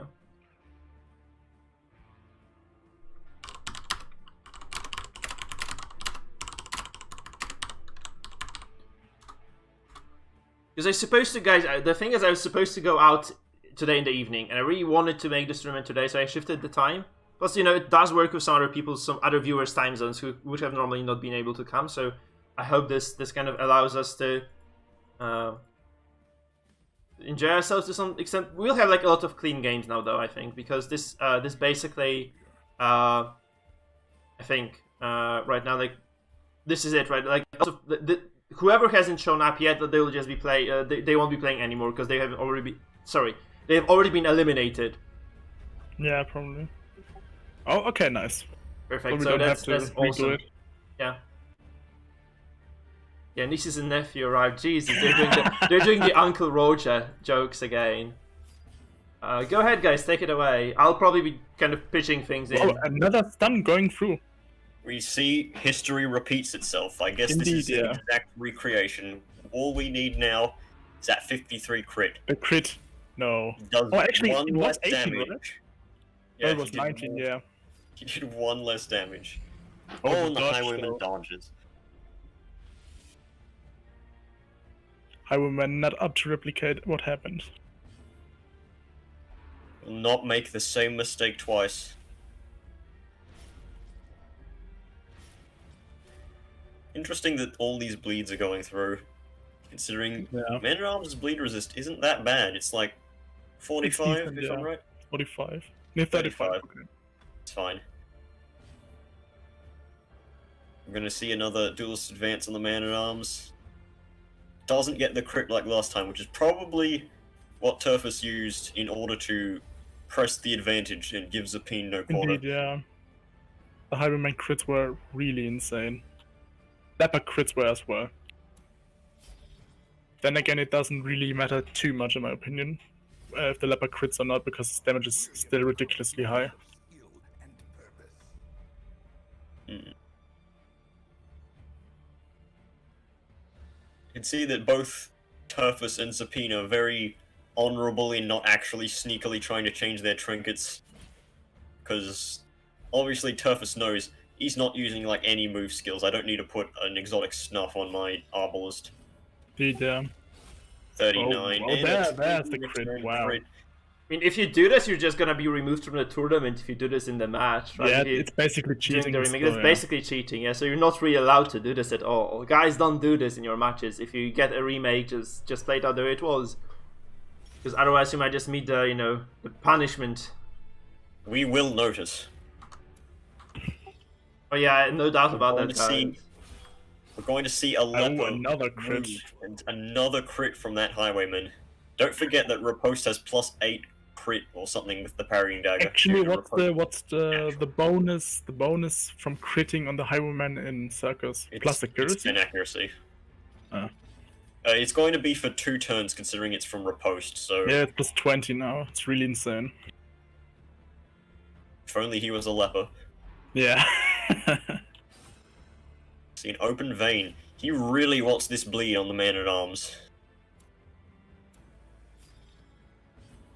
Want to see Zealous.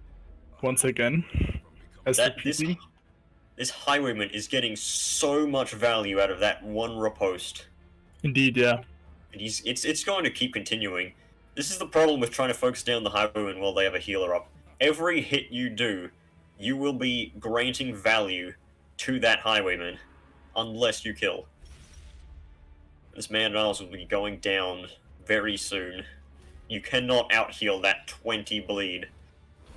Oh, actually, wow, this time, going for a hit instead of a heal. Yes, this time Zapine knows he needs to kill this Highwayman as soon as possible. Here comes the battlefield bandage.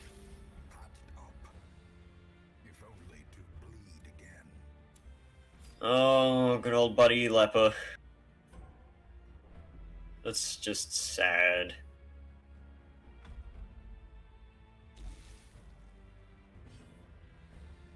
Perhaps Another Zapine will open get one. lucky and the Leper will be hit by a... Talk about lucky, right? That's the opposite. Another crit. Well, are we going to see the opposite of Highwayman riposte, and we're going to see Man-at-Arms riposte. I actually think this was a bad choice. I think with minus 40 damage, you could have prevented the damage at all, right?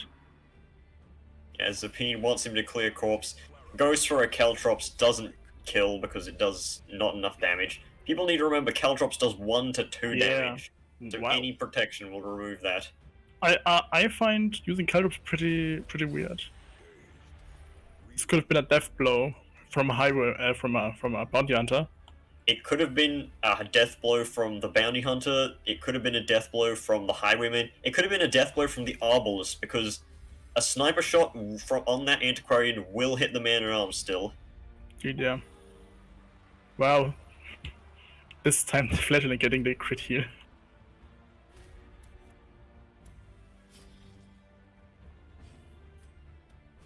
Well, Man-at-Arms' last command, it seems, is going to be a bellow, because there's very little chance that you resist a point-blank shot with a finisher. Yeah, or in this case the bounty hunter probably, yeah. No, he's actually going to, okay. Doesn't care about that Man-at-Arms. He's deemed the Man-at-Arms as not a problem.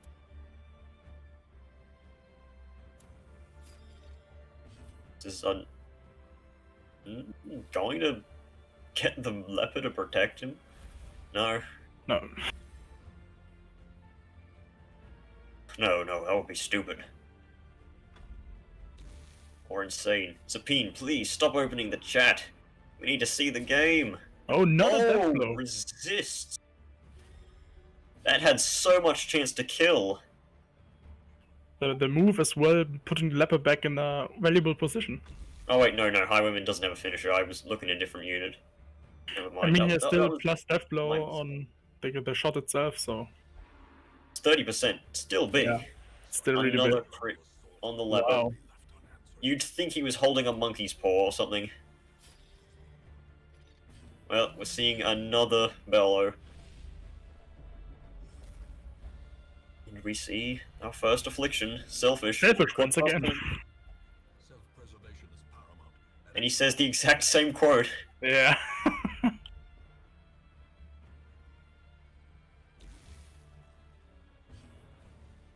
Probably going for duelist. Yeah. Going to be a death blow. Nice. Okay. Well, this time not able to trade anything.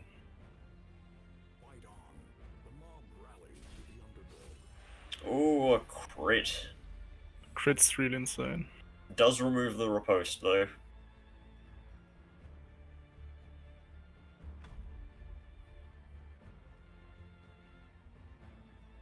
Now we may be seeing some Festering Vapors spam, which I don't know how well this comp will fare against a Flagellant who's on full health.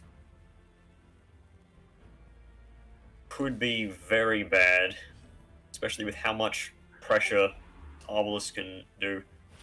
Oh, that's really smart. Really smart, removing the day's end is the stun for the riposte. We're seeing more healing. It may be a bit too late for healing, however. Might be too defensive in everything. I mean, the first game, it wasn't all clear cut. This game, Indeed, it seems like Zapine is just going to tumble down the ranks of bleeding. The healing probably now not being enough, right, for the healing counter. Yeah. It's 8 plays 6. So is he going to do a desperate play? No, wow, he's going for a crit heal though. And that's the second Solemnity crit we've seen this tournament, and we're not casting every game anyway. Yeah. Once again, the leper now being useless. Unless the Antiquarian is using her stealth move. This is obviously a take cover, otherwise you'd have to face Sniper and leper out of position.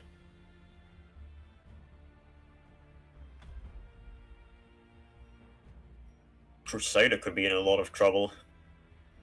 For the upcoming point blank, going to be a point blank shot. He does have good bleed resist though, so the Flagellant's not likely. Oh, a pass. No point blank shot. Nasty. We could see this Flagellant get afflicted right here, right now. Oh no, the dodge. Hitting the That Highwayman would have been so huge right now if it would have put him the Death Star. We just have to hope, for Zapine's sake, that this Flagellant starts spouting nonsense and Wow. attacking his own team. Another crit. That Piercing Quarrel, plus 7 crit on the already 13 or so crit from the sniper shot. What is the play here, do you think? Would you Going shot? for the Highwayman is probably the worst part. Yeah. Perhaps he can be lucky, and this Flagellant can kill himself.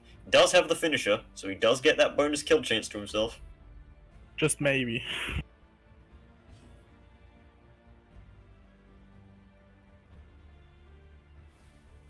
Flashbang. Okay, put him in a Death Star. This Crusader does not need to do anything in particular on his turn, he just needs to Oh. take it. Oh! Oh. Oh, No, it's okay. just stress. Sang. Okay. The bleed Doesn't not get the coming bleed. through. Nice. Good. At Crusader bleed resist, one of the major things in running a Crusader in your comp is just that bleed is Indeed, yeah. so powerful. Oh no. Ooh, Wow. it's a lot of stress. It was a really risky play though.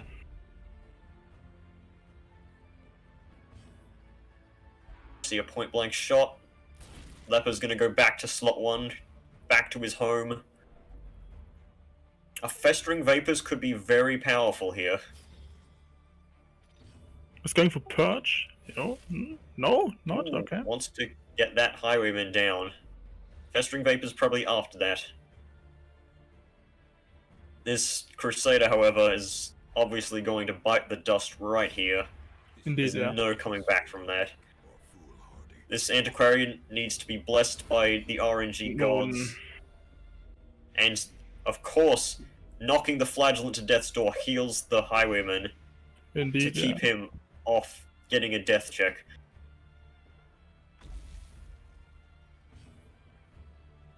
Going for Question is- hit probably. Yeah, because the Flagelland's gonna probably use Redeem then. And at this point, it's pretty much over, in my opinion. Because the Leper alone does a lot of damage, but with a healer you just can't do anything. This Leper probably needed Hugh in order to take this one back. Indeed, yeah. What See, skill what- does he have? Oh yeah, he has the He heal, right? has and Purge. Oh, Purge actually? Well, okay. Doesn't Resisting. push. That's actually really bad, considering that now the Highwayman can get up a Duelist Advanced Riposte. So you can't even spam Festering Vapors without threat.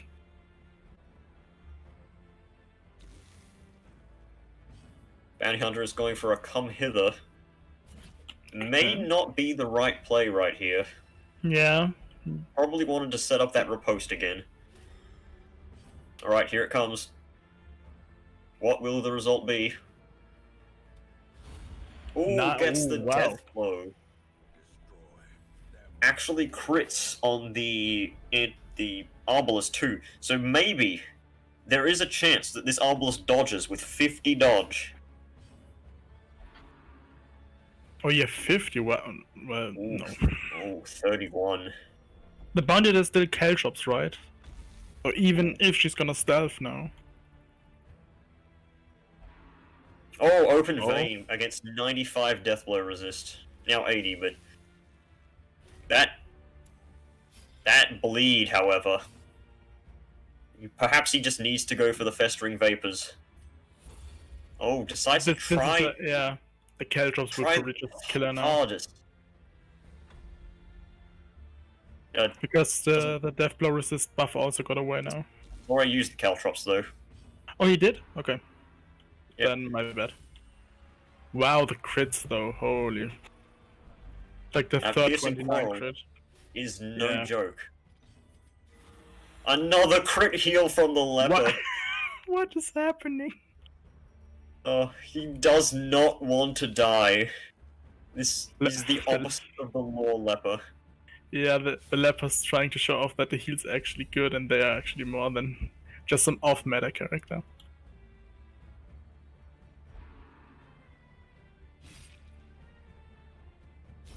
Alright, well, this could be the end here anyway. The Antiquarian has pretty much no form of healing. Oh, The Obelisk does go to the front, which is a bit of a mistake it's a considering bad that idea, now. yeah, because of the bowler. And also, that removes the guard, because the Leper has then taken 2 turns in a row. That could have been the move that just seals fate for Zapine. Yeah, that's pretty much over now. Unless you can magically deal a lucky crit to this Obelisk, take her down to death's door, and then gets afflictioned to death. The Highwayman could possibly die next turn, because he can't be healed for now, but do you want to attack the Highwayman with this repulse still on? Well, the Highwayman could have just riposted again, and then be healed immediately, which would have just ended the match. This is probably over, however. Another duelist. Going for another duelist, okay. Well, the Leper isn't dead yet, somehow. The managed to leper dodge. dodging. He dodged with revenge debuff. Oh, there's the crit. That's gonna be the finisher probably now. Yep, there's a 10% To be safe, chance just to bowler resist now. this. Yeah, just bowler to be safe. Oh, actually not, okay. It's only 10%. The death blow, so yeah. it's I not mean, that those big of a 10% could matter. I've seen worse than 10% happen in the past. Yeah. But yeah, that's the end of game 1. Only game 1. Still got a lot to go. So no more which one was that? The Chitlery Berry. So we're gonna be seeing either Sam Bonkers 90 or Billy Verz plays one of those 3 other comps. I still very much want to see Zapine run my comp because, you know. The question is, did he get enough practice on it? Or is it always kind of a matter of the, signature playstyle as well, I suppose? So maybe it's just kind of tricky to play. Is it tricky to play? Spartan, tell us. It may be a bit tricky to play, but I'm experienced and I've planned these things out thoroughly, so... Yeah, perhaps. but not him, maybe. That's the problem. Maybe he's not Zapine comfortable did say on to it. me before these matches he needs to practice all of his comps before this tournament. Yeah. That was the matter of a lot of comps. Like, for instance, Winter Bliss's Grave Wobber, where it was, really messy for me. Like, I couldn't play that for shit. And I know he was performing very well on it, so I kind of trusted it as a good comp.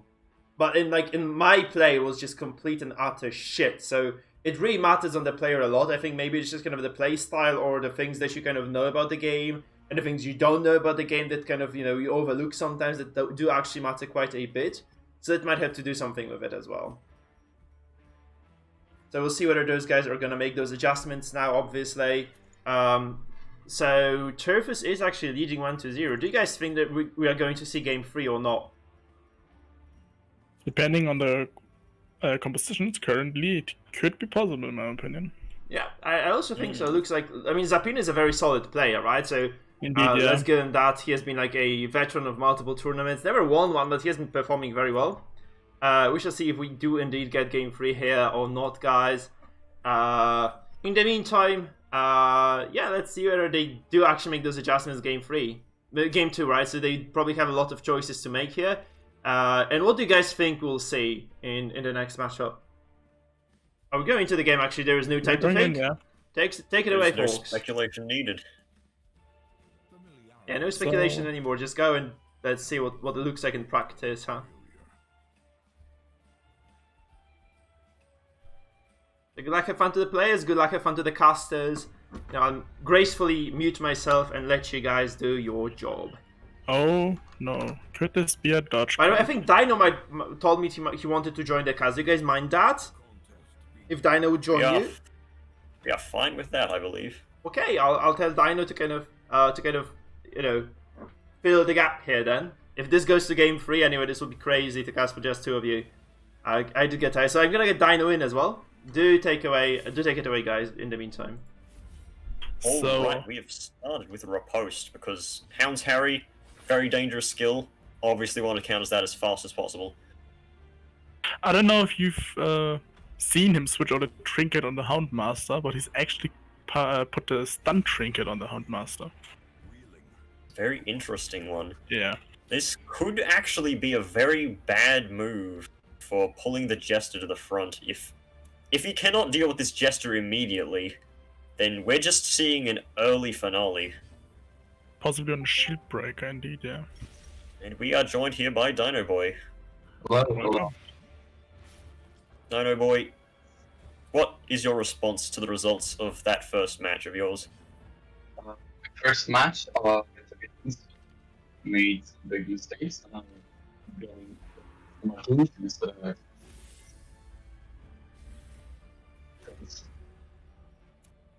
Just move it more upwards.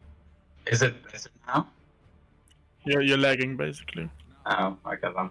So I'm still unsure what kind of composition Turfus has. It kind of looks like a dodge comp, but at the same time, without an antiquarian's currently just spam buffing the dodge. I don't know. It's pretty interesting. Well, to me, it looks like this is a counter pick, like, sort of comp. It's got 2 riposts, it's got... Perhaps this is a protect the castle type of game plan, where Yeah, the but like, Houndmaster would dodge you... picks.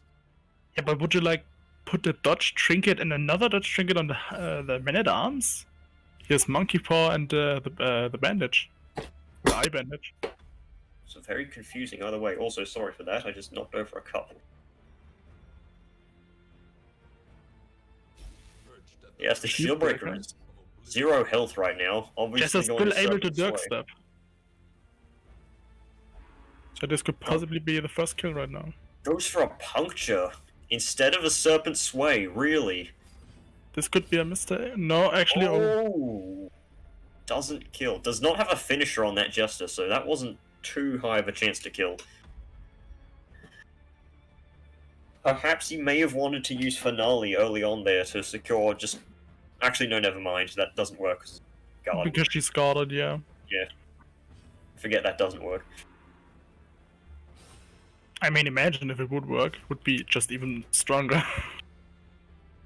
Question is, will we see a Shadow Fade get the Flagellant back into position, or will we see this Grave Robber just try to adapt the current situation? I think not shadow fading would be a bad play in this spot. Actually going for the Hounds, hurry. Oh no. Horrid result. Oh no. Misses everyone and gets hit by that 20 riposte. You have to respect the riposte. Is this gonna be the Sapine shift match again? The shaft Thing match? is that the attack whistle is not enough. That Hound's Harry only Yeah. has 85 accuracy, and this is a very dodge-heavy comp. I feel like the Houndmaster is gonna be pretty useless in this match completely because of the dodge. There's basically no chance to do anything. Not only the dodge, but the double riposte. Yeah. Any AoE attack that hits the whole team is just useless.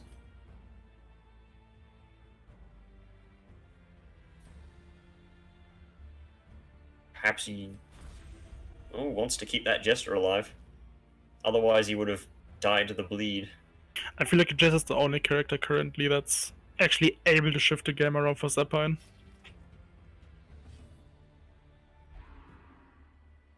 So dual advance on the Jester, that means this Jester is going to stay at 0 HP, 6 plays 6. He has a second chance again. Oh no, this time dodged. That lack of a finisher is costing Zapine so much advantage here.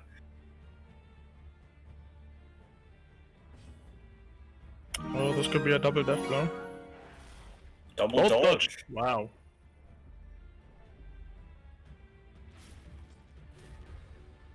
Another bandolier.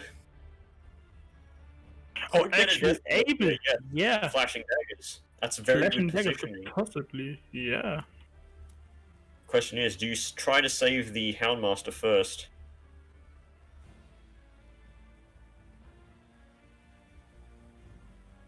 I would say no, because if Turfus is seeing the like seeing the problem, he could move the shield breaker in front now. Shieldbreaker is going to move no matter what, and only can move forwards given this Oh no, lineup. actually not going to. Takes the man-at-arms turn, wants to kill this Jester. This could be the Grey first. Robert does blow, have huh? extra death blow chance from being on stealthed. You have to take the shield breaker now. Yes, using Redeem here, without a guarantee that that Jester is going to take a turn is just This is too a 60% costly. chance with almost 70 accuracy. So you pretty much have to flashing daggers here. Yeah. Oh, that is a lot of damage, however. 21 Still to a death blow is 33. more important, right? It will also secure the Jester. Oh, down to death's door for that Highwayman. I don't know if this was the right decision in my opinion. This is a very close I mean, call. then again, he has no healing characters to heal both of them. Yes, he's stuck on death's door there. And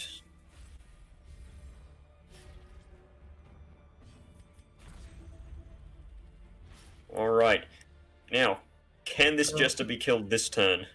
If not, this Highwayman is dead. He's got 40 dodge, but that's probably not enough. Plays Puncture, plays Duelist Advance, plays any move with high accuracy. Wicked Slice, dodged. Well, say goodbye to your Highwayman. Right there. That lunge combo is devastating. Just needs to hit this shield breaker a few times. And also, AoE attacks are now much better. Indeed, yeah. This is the big difference of having an actual healer versus no one.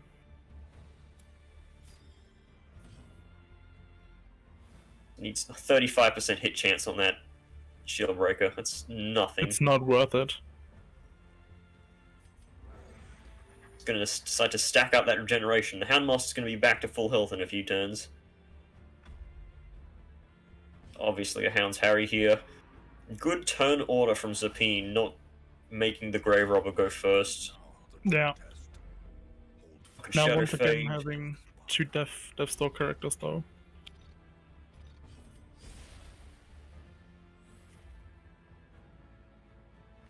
$16 bleed damage, plus Gauntlet of Absolution buffing healing. That is...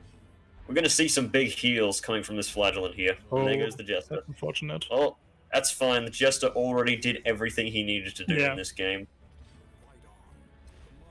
Did he use Battle? No, he didn't use Battle Ballad. Didn't get that off. Well, the Jester didn't do everything he could, but he did most of what he could do. That's probably what Zapine was planning on, not bringing any accuracy trinkets.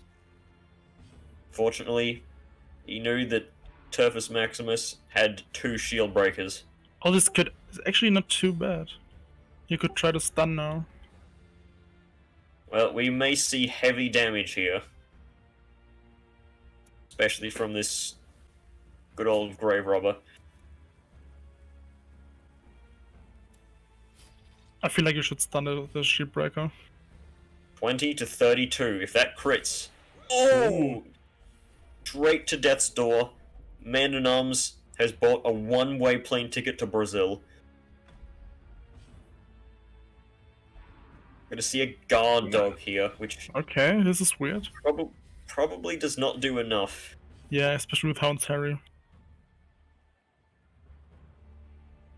Question is, another full team dodge, really?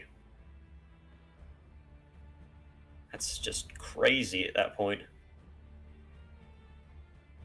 Well, it needs to refresh the riposte, obviously.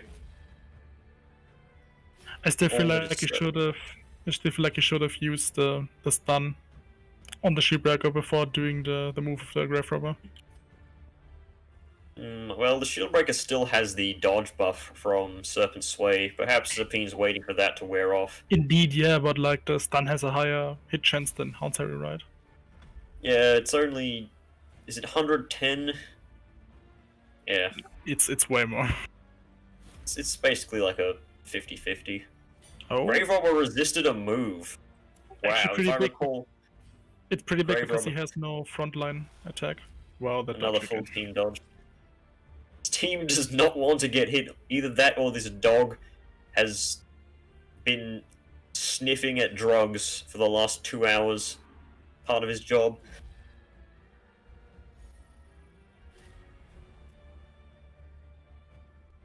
Alright, So- will we see a lunge here kill this man-at-arms? Could You be... can't. He's dodged. He's guarded. Oh yeah, right. I keep forgetting, sorry. I'm not used to fighting guards, honestly. Oh, Does have plus 10 accuracy from that Satchel of Dirty Tricks, but it's just not enough. though I think Zeppelin noticed himself as well as Turfus that if the Grave Robber is gonna go in the first position, he's just gonna be useless without a Shadow Fade now. So you can't really have her in the first place. It's the thing, why do people bring the Grave Robber without pick to the face? It's just I seriously still don't know. It's such a bad decision in my opinion. Because in late game, Grave Robber is just gonna be useless. It's basically the Flagellant thing, where you have to kill either the Flagellant first or last, and you can just choose to pick the Grave Robber last, and you won't have to deal with anything. Yeah, indeed. That's how that good old Clutchman Leper won. Against a Grave Robber with no moves. Yeah. Will we be seeing a third team dodge? Oh. No, but Death's Door. I believe that crit the corpse. I think so, yeah. No, oh wait, no, it didn't. It would have showed a different number. This is literally a dogfight. This corpse may have been a bit more of a pain in Zapin's side than it first imagined. So I think you should probably just... We should probably just go for the lunge now. On the Houndmaster to make him low HP as well. Ooh. Then again, no Shadow Fade. Oh wait, no, he has one left. Yeah, nice. He has one Shadow Fade left, yeah.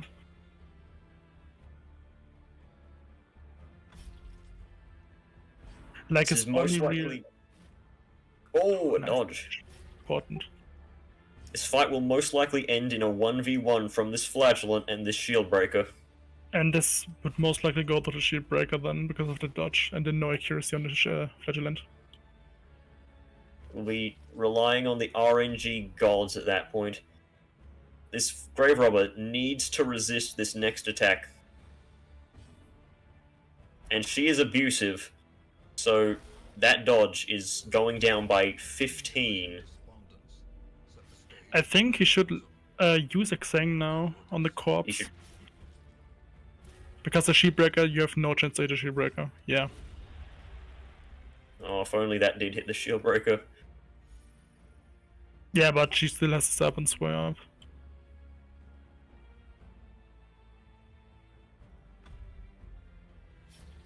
I mean, you're going to have to get rid of those Aegises eventually. Yeah. I actually feel like if the Houndmaster is going to be the last character and able to use his stun ability, he has a decent chance of actually going to get rid of the Shield Breaker in the end. But not with the Flagellant or the Grave Robber. We're seeing a Crush. Does that move actually even exist? No. it wasn't glitch. Yeah, I'm pretty sure that Turfus is just fucking with the game. That move doesn't exist. It's Retribution, but without the Repose buff. Yeah, but Men-at-Arms, after Season 2, don't know how to crush. They only bellow, defend, riposte. Oh. So if he's gonna get Men-at-Arms now, this could still be salvageable. Needs to kill this Man-at-Arms immediately with his Hound's Harry. It's failed so much. Yeah, if he's gonna act out now, the Ripple's gonna hit him, it's over. Oh no. Oh, actually, a good move.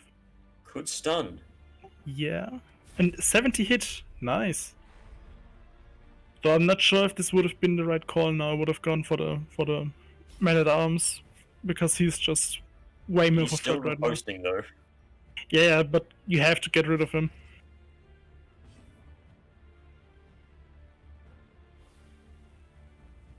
Because he's just gonna put the Houndmaster to Death's Door now, right?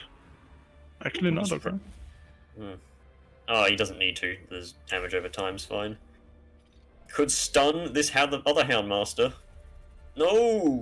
This is... He has 52 dodge.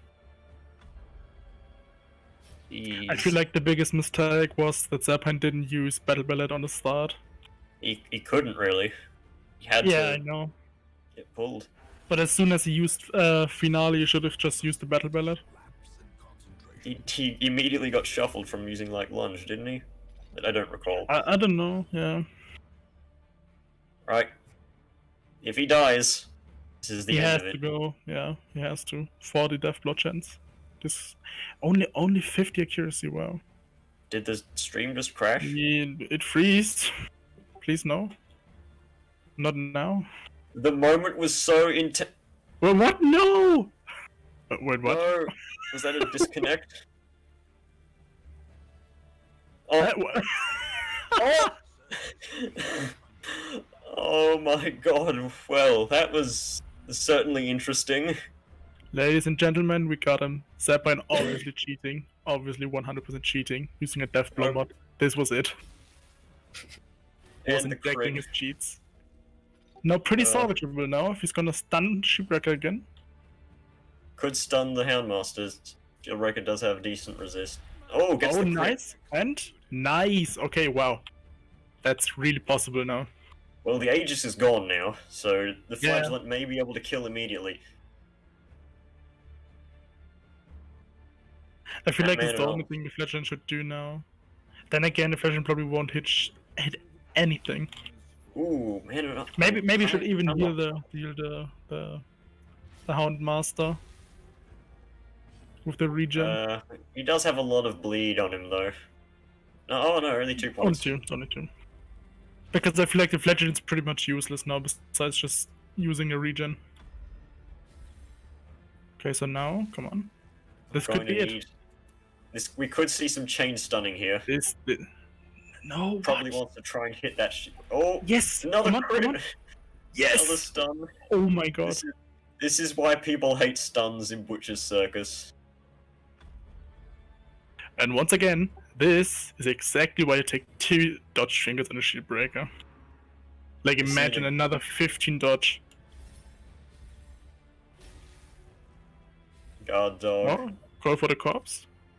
Doesn't really need to. You can wait one more turn and that healing debuff will be gone. We don't like you either, Flagellant.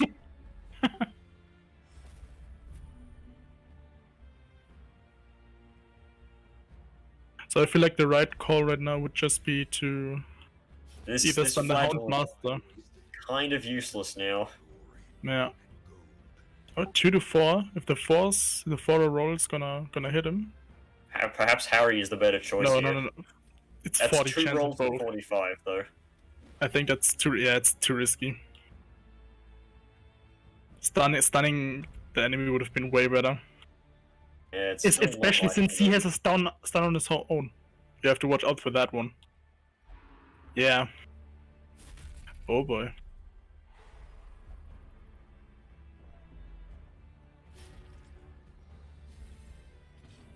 It's not gonna be. He's actually able to hit him. Wow. Down goes the Houndmaster onto death's door. And the Shipwrecker is probably gonna use Aegis, right? Yeah, this is clear Aegis. It's like Turfus wins in the long waiting game. Ooh, goes for an Impale. I'm just saying Weird they one. win in the long game because it doesn't have any healing anymore. I mean, still, even though the region's still a lot. 28% No, chance. what? Oh, he goes for it and gets it. Really risky plays right now. He has to be risky. There's nothing else you can really do, sadly. I feel like See another still parry. putting a region on the Houndmaster would have been a better play, in my opinion. Also, actually, the Hound's Harry's useless on the Flagellant. Yeah, I guess. That minus damage from being on death's door. Indeed, yeah. Ooh. He's gonna have to move. Not using his- Serpent Sway again. I don't think he'll be able to hit him with that minus 10 death blow, death's door accuracy. Yeah, probably not. 37. Don't do it. and- Just go for the stun. Oh, wow. gets it, but it's not enough. If he doesn't kill this Houndmaster here, he's gonna be staying around for just a little bit longer. Probably gonna see an Impale. Blackjack's the flagellant. Oh He has no. plenty of stun resist, though. Oh no. Why would you?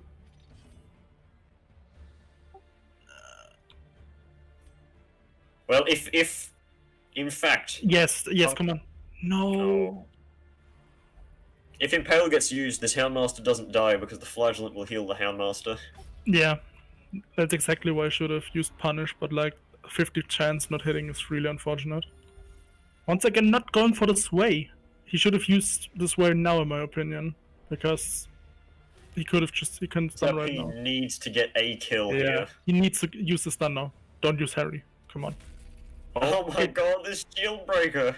15 death blow. Oh. The Legend is safe though. Maybe there's still a chance. Thing is, there's a good chance that this Houndmaster does 0 damage whenever he hits the Flagellant. Yeah, so if he can get that's the my shield point. breaker out of the way. Yeah. So it's either. Oh wait, no. Never mind. He has a. He has a the blackjack, yeah. Blackjack. Oh. This Houndmaster is probably going to die to stress before dying to damage. And get rid of the Shipbreaker now. This could be it. 85. Yeah, oh, There you okay, go. okay. So if he's not, if he's not gonna Hounds Harry double kill now, this is it. Oh, you never know.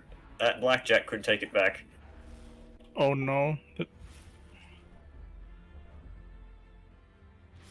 Well, he needs to dodge like a madman here. If not, No, what? No, why? it's too late. He's got too much damage over time. You can't crit with it. Come. Okay, the stun. Come on. No, Resist. no, the 20 chance. Jeez. That one regen play could have cost him this entire game. No. No, come on, don't. No. Oh, Oh, actually.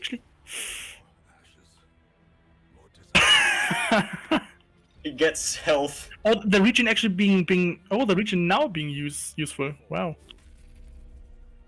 Stun? Now? Okay. I think it's done and dusted now. Zapine has managed to stay alive for so long. Just. Okay, nice. Jeez, this was a close one. 18 turns. We are still only 1-1 here. Whoa, he did weather the storm, didn't he? It was insane. It was absolutely The mad. Shipbreaker, though. Yeah. Okay, I think like if he had used the sway there, if he had been able to keep her alive like a few turns like Indeed, longer, yeah. man, like he has to be really feeling guilty about that now.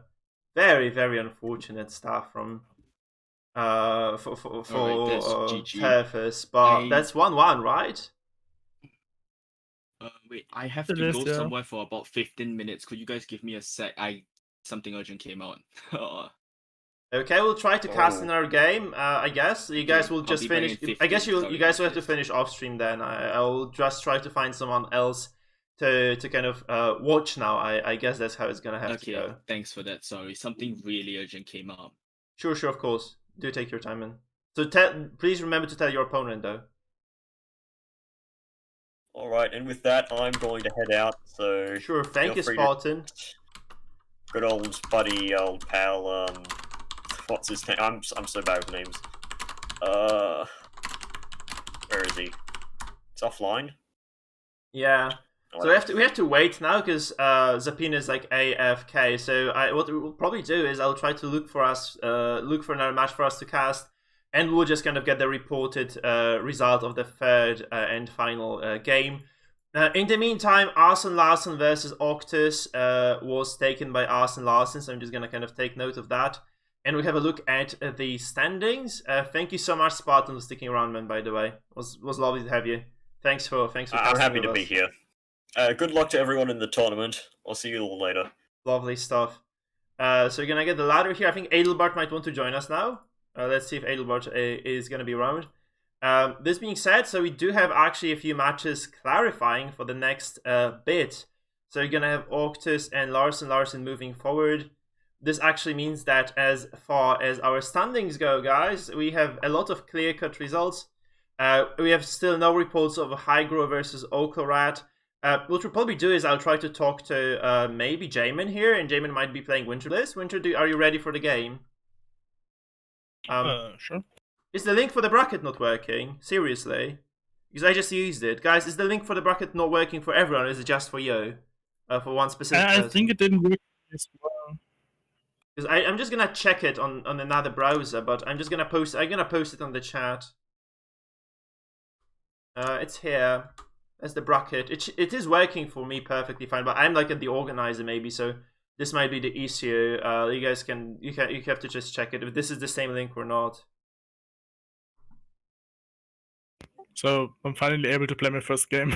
Yeah. So Winter Bliss, good luck in your game. So you guys, like, you'll set up with Jamin now, I think, and I'll ask Jamin to stream for us because he was the one who did offer it so graciously before. So I'm just gonna talk to Jamin. Sure. And yeah, it's gonna be Winter Bliss versus Jamin.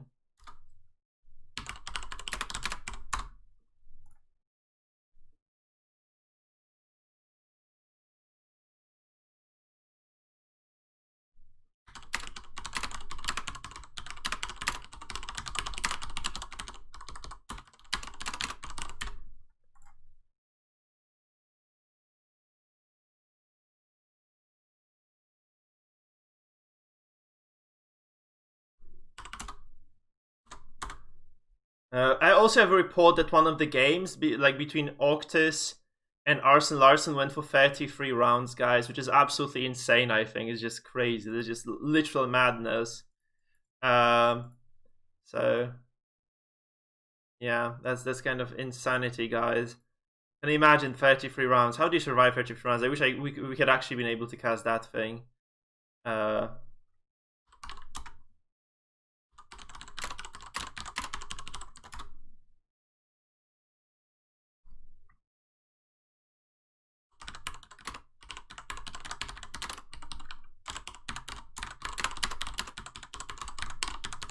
I'm just doing some maintenance, guys, in the meantime. So it's going to be Jamin hosting for us, Winter Bliss playing. I hope Adelbert is around now. And we'll see how it goes. So hopefully the rest, like the third matchup between Shamrocks and Zapine, is going to play out at some point. But like Shamrocks just told me like 1 hour is... like he's going to be out for an hour total, which is crazy. So that's gonna be a real issue. So probably might have to deal with moving, like forcing Zapine to move up the bracket despite going BRB first. I don't know. We'll have to talk to Zapine about this. But like if Turfus is out for an hour, this hour would mean that we'll just be super far behind on the schedule. So we'll be getting Jamin setting up right now. Adelbert joining us here on the cast, and yeah, we'll be setting up for the next matches, I suppose.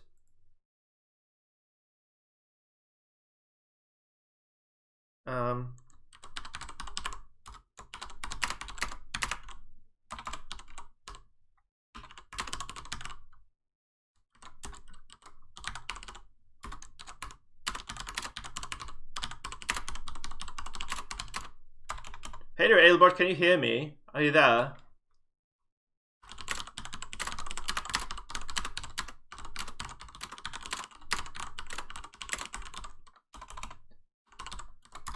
That's unfortunate. Like those schedule shifts are a bit annoying, honestly. Like an hour is a huge delay.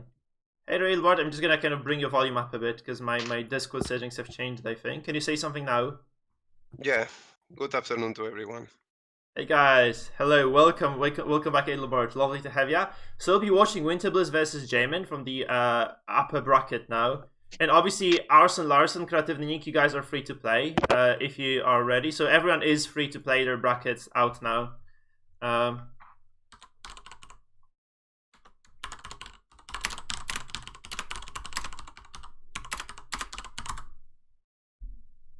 So you guys can start your round 3 if you want. So whoever is ready should be playing. And as far as Zapine versus Shamrocks, we'll see what happens after game 1 here. Because like if we delay this one, and this might actually delay the entire tournament by like a lot of time. So I'd prefer to avoid that, obviously.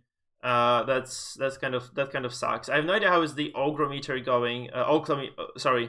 Wait, Hygrometer versus Holocrat going, by the way. That would be an interesting game to see as well. But yeah. So we shall see how this one goes. In the meantime, then we'll see. We'll see whether if both players are back.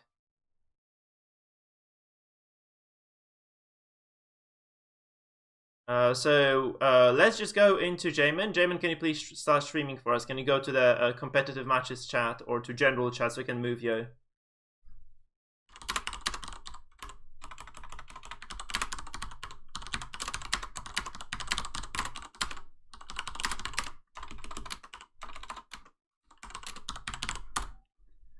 So how's it going for you, Edelbart?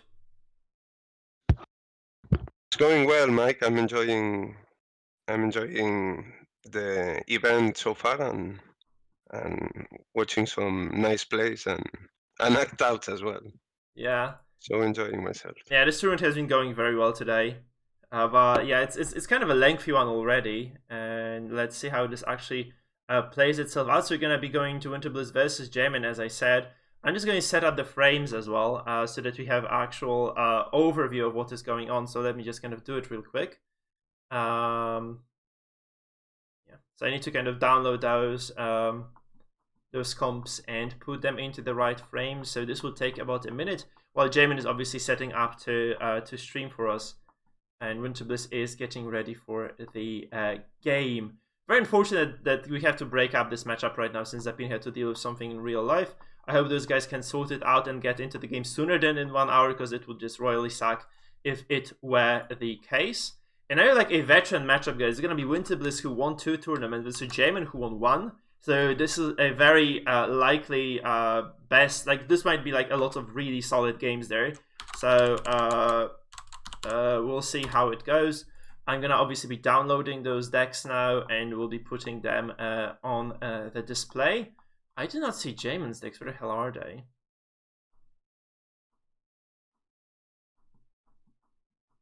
It's really weird. Oh, here they are. Okay, good.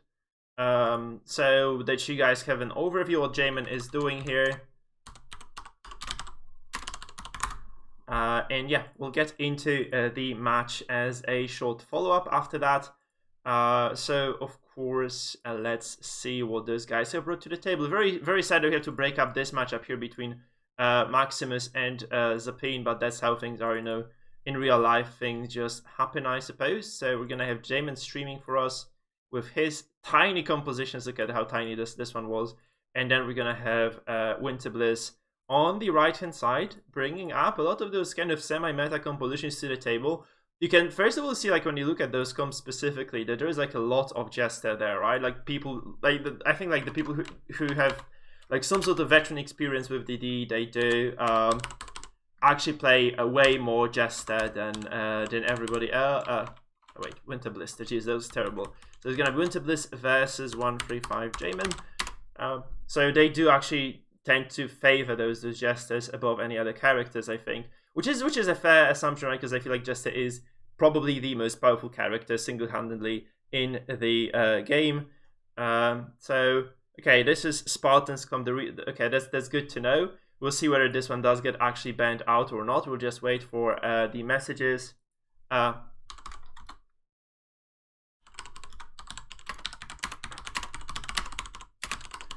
So let me just kind of get those guys to declare bans. And we'll get people sorted. Jamin is with us actually in the tournament match. Thank you to whoever shifted him in. I'm gonna go to the screen. I will still need obviously bans from both players to come out. Let's see what those guys have to say to us. So let me see. Oh, that's wrong. Sorry, I'm messing with this.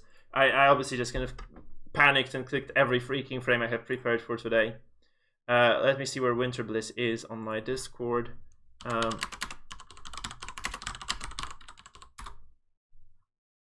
Winter, please declare your ban as well. We're getting set up for the game. Obviously, that was a joke. Their game. We're gonna keep going from there.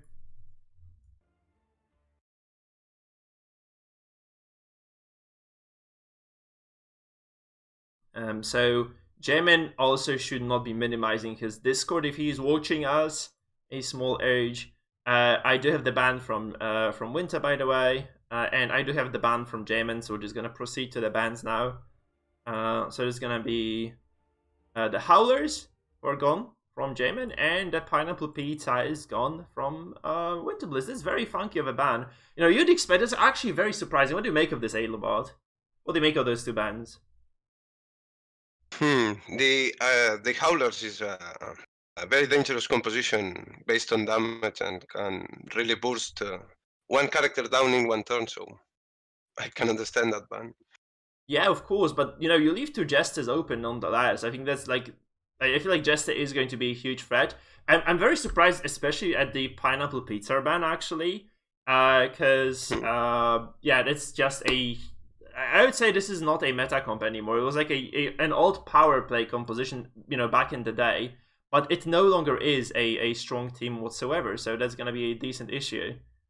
I did not see any ban on the Jesters coming. I expected some ban to go to the Jester compositions, but yeah, that is. Yeah. So we will see some Jesters on the stage.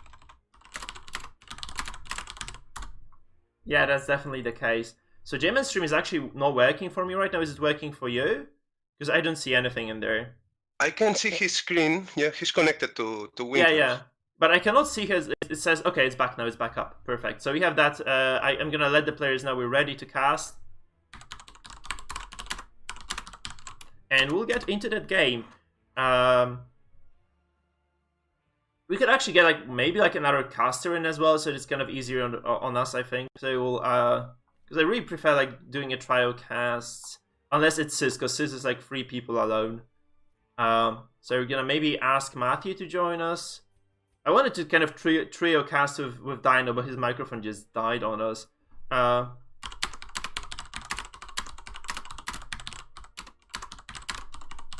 Unless Shepard actually wants to cast. By the way, yeah. I think would be nice. Yeah, it would be nice to have like Shepard with us. Yeah, because Shepard is also a Spaniard, right? I actually don't know. He's from Portugal. He's Portuguese, yeah. That would be lovely to have two people from the same, from a similar area, perhaps, joining the cast. Then would I don't be speak lovely. Portuguese, but I do speak Spanish. Yeah, would be lovely. You guys can actually just kill me there. So we're gonna get Shepard onto the cast as well. He hasn't. I don't think Shepard has cast with us that much. Oh, Shepard, you there? I'm here. Okay, I need to kind of regulate the volume. Say something again. Okay. Hello? Yeah, that's perfect. Okay, we are Gucci, guys. We're good to go. Aelobot is loud enough. Shepard is loud enough. I think I'm loud enough as well. So this is as good as it will ever get. We are going into game 1, ladies and gentlemen. That's going to be this is obviously not Shepard. This is Jamin versus Winter Bliss. This is a very hyped matchup, guys, simply because those are 2 veteran players. What do you make of this? Who if you were to bet now, if you were to kind of bet on one of those players, whom would you bet on? I'm honestly betting on J-Man. I've been practicing with him, and I've seen him use this comp to deadly effect. You have no idea how powerful it is. Hopefully he can demonstrate it in this game. Then I really am looking forward to this. I would love to kind of see a new power comp, so... Oh, yeah, that's super exciting. That's not a good start for him, though, is it? Well, it's an unlucky miss, but you have to focus something that isn't a flagellant, I'd say. But he still gets the riposte up, which is what counts. I'm kind of surprised, you know, he didn't drop... I guess he was worried of all the AoE coming down, but I'm surprised about, like, not opening the game with the ballad, because I feel like this would have definitely helped a lot. Well, you can't open the game with the ballad because the Jester is in position too. Oh shit! So yeah, it's that's true. Interesting positioning.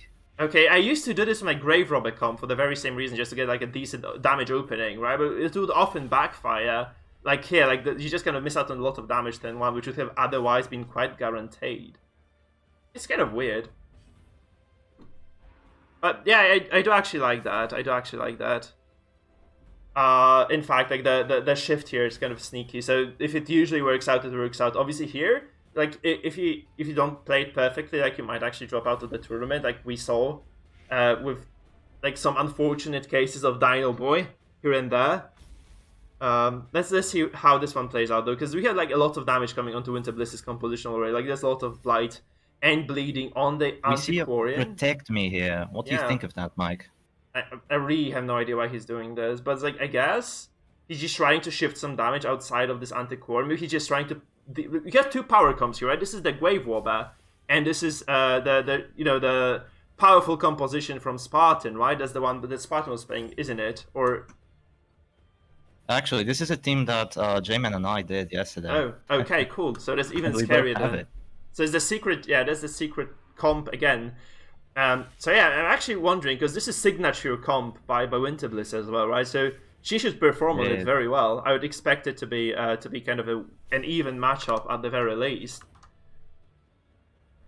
So yeah, let's see how this one plays out, because obviously like both guys know what they're doing very well, I suppose.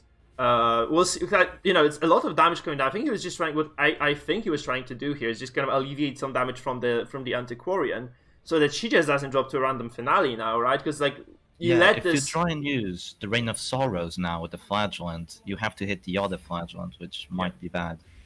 Do you think that this Jester might just die very soon? Like I think there's gonna be like a finale very soon coming down on someone. And this is a lot of pressure on the Jesters, but do keep in mind that J-Man will go first next turn. Yeah, that's what I was about to say, actually. Yeah, exactly. And this is very scary for Winter, so she might just lose the Jester. I think I'm kind of surprised you're not trying, if you're J-Man here, you're not trying to capitalize on the fact that she will go first. You don't try to actually, deliver some damage onto this Jester. Because if you let it kind of keep going like this, you'll lose yours. Look at the amount of damage that Winter Bliss has been doing throughout this fight as well. Like, look at how much she has been able to deliver compared to J-Man. I think this is such a scary spot for J-Man all of a sudden, because this is going very fast, like out of hand. This is a death blow already on the Antiquarian. Death blow already. The 50-50. Yeah, I think you have to just go for this kind of Hail Mary finale on the Jester with 13 HP. Yes, you do. So it's not that likely to actually go through at all. It's going to be basically very unlikely. 7-13. He's dead. J-Man is just freaking dead, man. Oh man. Yeah, that's over. That's over. I think this is it. Like it's probably over. This is going to be a very fast match. That's what happens when you have damage over time against damage over time. Because those characters are extremely squishy, like all of them. The Antiquarian, the Grave Robber, the Jester. They're like so low in HP. Like they're like around 30-ish HP each. So they just, when they take damage, they just kind of drop really fast, right? They also have like shit resistances. So it might actually see that's kind of oddball of a finale if you're asking me. The Jester to go for the finale. Yeah, because I'd probably expect maybe he was afraid of losing the Jester, so this kind of puts him in a safe position because he cannot be reached in the back row other than by the Flagellant's Reign of Sorrows. So maybe that was he dies anyway though. Fuck, that's unfortunate. 25. Yeah. So I think this was an educated decision, but it just did backfire quite badly. I think it would be like way better for him to just keep this Jester in the front, maybe try to finale the Flagellant of J-Man, just kind of take the risk. He had the dodge up until then, so he could have probably dodged that execute as well. Not sure if this Highwayman has a finisher. How do you feel, Adelbert, about this game so far? How's it going in your eye? It's going really fast. It's going really fast. Really fast. And a bit too fast for Adelbert. You like to play quite slowly, don't you? Yeah, indeed.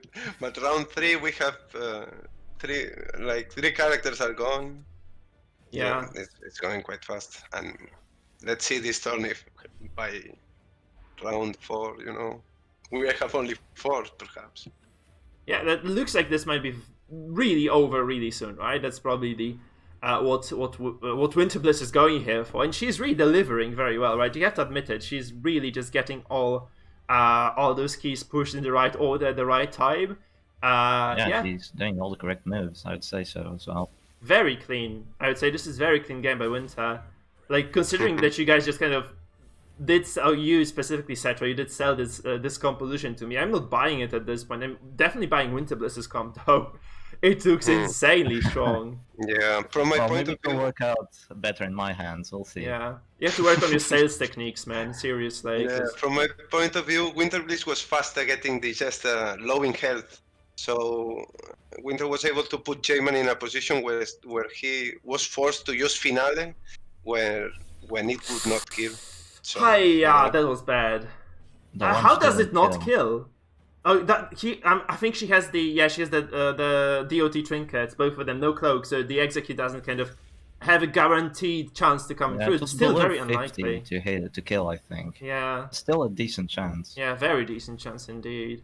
So I guess you just take cover now, just to make sure this Antiquarian kind of sets the Flagellant in the right position. But yeah, Winter just does that.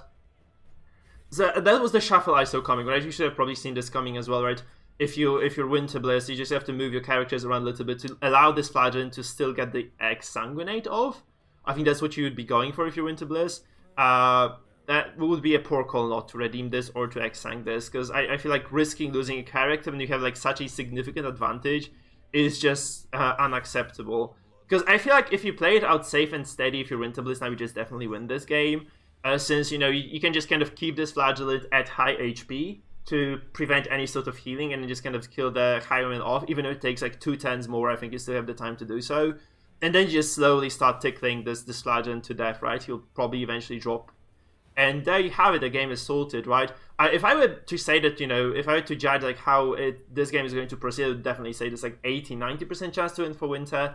If not more, actually, I would say this is very, very likely to go Winter Bliss's way. Yeah, it's looking rough. I mean, J-Man's Flagellant still has a lot of HP and X-Sangs left, but against 3 characters, I don't know. It's not even the X-Sangs, right? If you don't allow them to happen, they're like not a problem at all. This is a kill as well. This is over. I think if you're J-Man now, you just 1v3 right now. Yeah, you just tap out, man. You just tap out and live to see another day. Like, you try to fight with an arrow comp here, because this is just, you could like literally you get your ass handed to you. I think that's how it looks like to me anyway. Well, it all came down to that Jester play. Yeah. If that original repulse from the Highwayman, if he went to the Jester and dealt like a good amount of damage, this could have been a whole different game. Would have been, definitely. You also, I think that the problem is that he tried to focus another character. He tried to split the damage, where if he had not split the damage, he had just gone with the, I think he did use the Reign of Sorrows there. Had he just gone for the Jester there with the punishment, and then just followed, if this had hit obviously, and then followed this up with the finale, then he would have been really fine now. Because that finale would have definitely killed, and it didn't, so right now it's just really messy for Jamin. Just kind of dug his own grave, I think. He just kind of lost the tempo a lot through this kind of, I don't know, through this attempt to split the damage, and he's just really paying the price right now, and he's paying a lot for this mistake. It's a huge mistake, but I would say it's a really huge mistake altogether. So Allcrat's match with the other guy just finished. Allcrat was able to win, so we should be looking into the next match. Okay, against me, actually. Are you gonna be leaving this then? Shit. Oh, we could wait for this game to be yeah, you over could wait. and Yeah, cast please. on. You can wait for the game to be over anyway, because Zapina and his opponent are just kind of slightly delayed, I think. So you still have the time, unless you aim to go like, you know, full Sticky Blood and just play this for, you know, an hour and a half per game, then we'll have a problem. And well, today he did the opposite. He didn't play at all. yeah. Oh, yeah, that's true. He went the opposite Jamin. Sorry, he went the opposite Sticky Blood. Yeah, true that. Oh, interesting. I think yeah, people got confused by the timing change, but I did announce it quite clearly that I would be doing this at a different time as well. I did say it on Discord that I have to do it at a different time frame this week, because I just don't have any other available time slots. Yeah, the Flagellant actually goes down here. Yeah, and the finish that's it's over. really strong. Yeah, well, it was very clean by Winter Bliss. I think I expected nothing else from that composition, but it was a bit underwhelming performance, you have to say, from Jamin into this very first matchup. Don't you think so? What do you make of this Adelboard? Yeah. I think Winter Bliss was so fast getting the Jester from Jamin so low in health that, yeah, she got the advantage and she was leading all the way. Yeah, so, yeah. Well played. Was very, very beautiful, very clean game, actually, I would say. It was a very clean game. So, by the way, Allclara does beat Grotus, as was announced during the game. And Grotus, who was like a runner-up in the previous competition, does actually drop out very early then. Unfortunately for him. So we're just going to kind of take a look at the at the standings now. So it's gonna be Oglo versus Hygro. Hygro's out, Oklo is in. Cetra, go ahead, play your games. Good luck, have fun, my man. Thank you, Mike. There is like a third person, I think, on our Discord who did want to cast as well, so you might give them a shot too. We'll see how it goes. Okay, then I'm off to face off against Okarat. Best of luck to you, nice my man. stream, everyone. Yeah. Hopefully you catch it again. Shame I can't finish watching these matches, but I'll definitely look back at the VODs. Yeah, absolutely, my man. You to go ahead. I'm gonna ask Matthew to join us. Matthew is in that chat now, so we're gonna get him in, and we'll see how it is going for the cast. Hey there, Matthew, you're on the cast now, as you wanted. Oh, okay. I will join the cast. I'm with a friend here. I will just leave the game. Okay, you're very quiet, actually. You're very quiet. Can you try to say something again? Okay. No, okay. No, sorry. Like, your microphone quality is really bad, actually. Okay, I will do some. I will reconnect my mic. Just a second. Sure. I'm gonna let the guys know that we're ready, I think, since we are. Like, they are just going to have to adjust a few things, I suppose, but we are ready to go on this beautiful day, guys, and we'll be getting started with the next matchup. Jamin, I'm gonna say, tell you that we're ready. That was very clean by Winterbliss. Really, I was surprised, like, how I know it was clean, but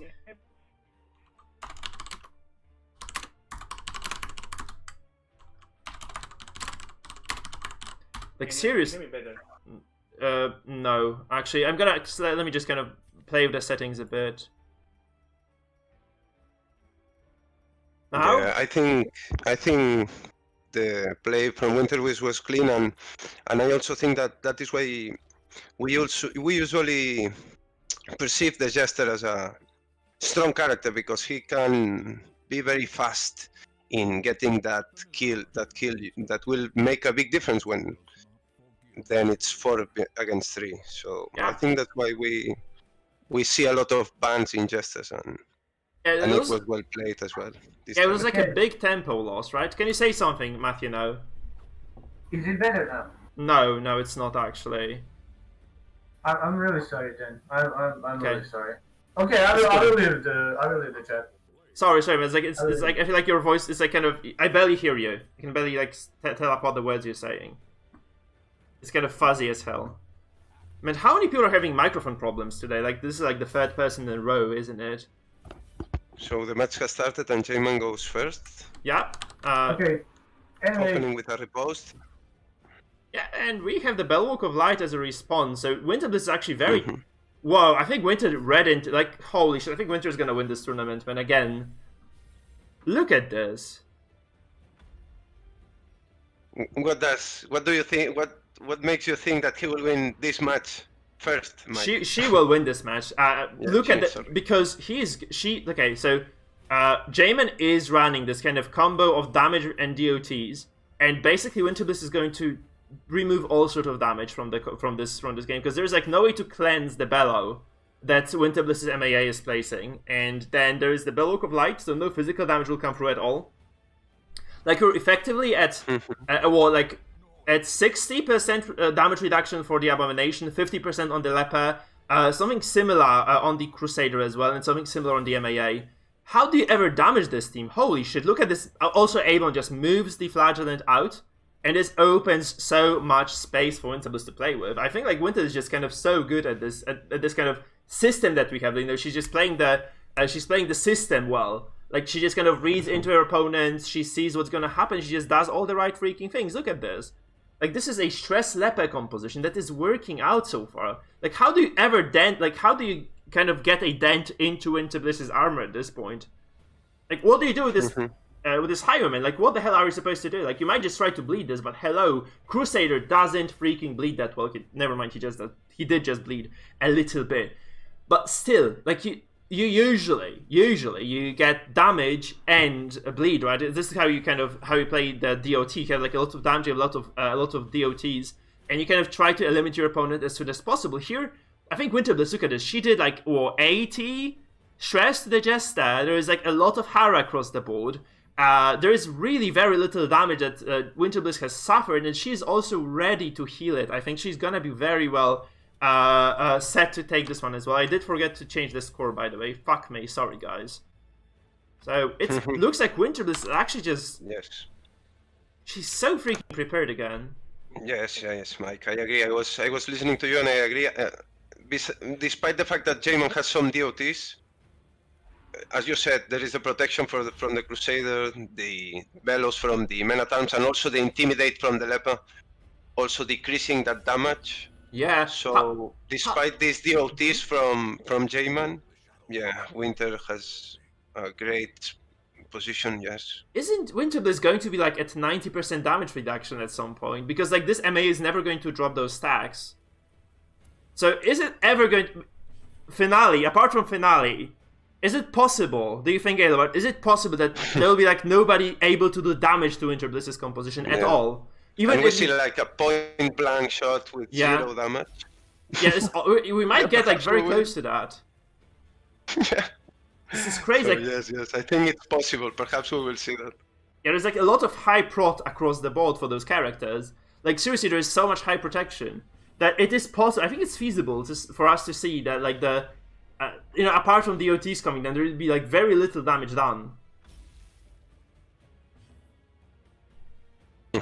And these DOTs are not that much. Only the Antiquarian for the whole. Well, the Flagellant has a lot, right? But yeah. With so many heals for the Leopard, the self-heal, the Abomination has the self-heal, the Crusader can heal all the time, so...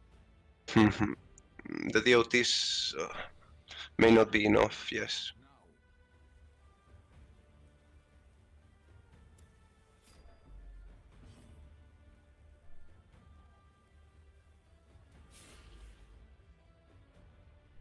Yes, it's looking quite rough indeed. 5 damage.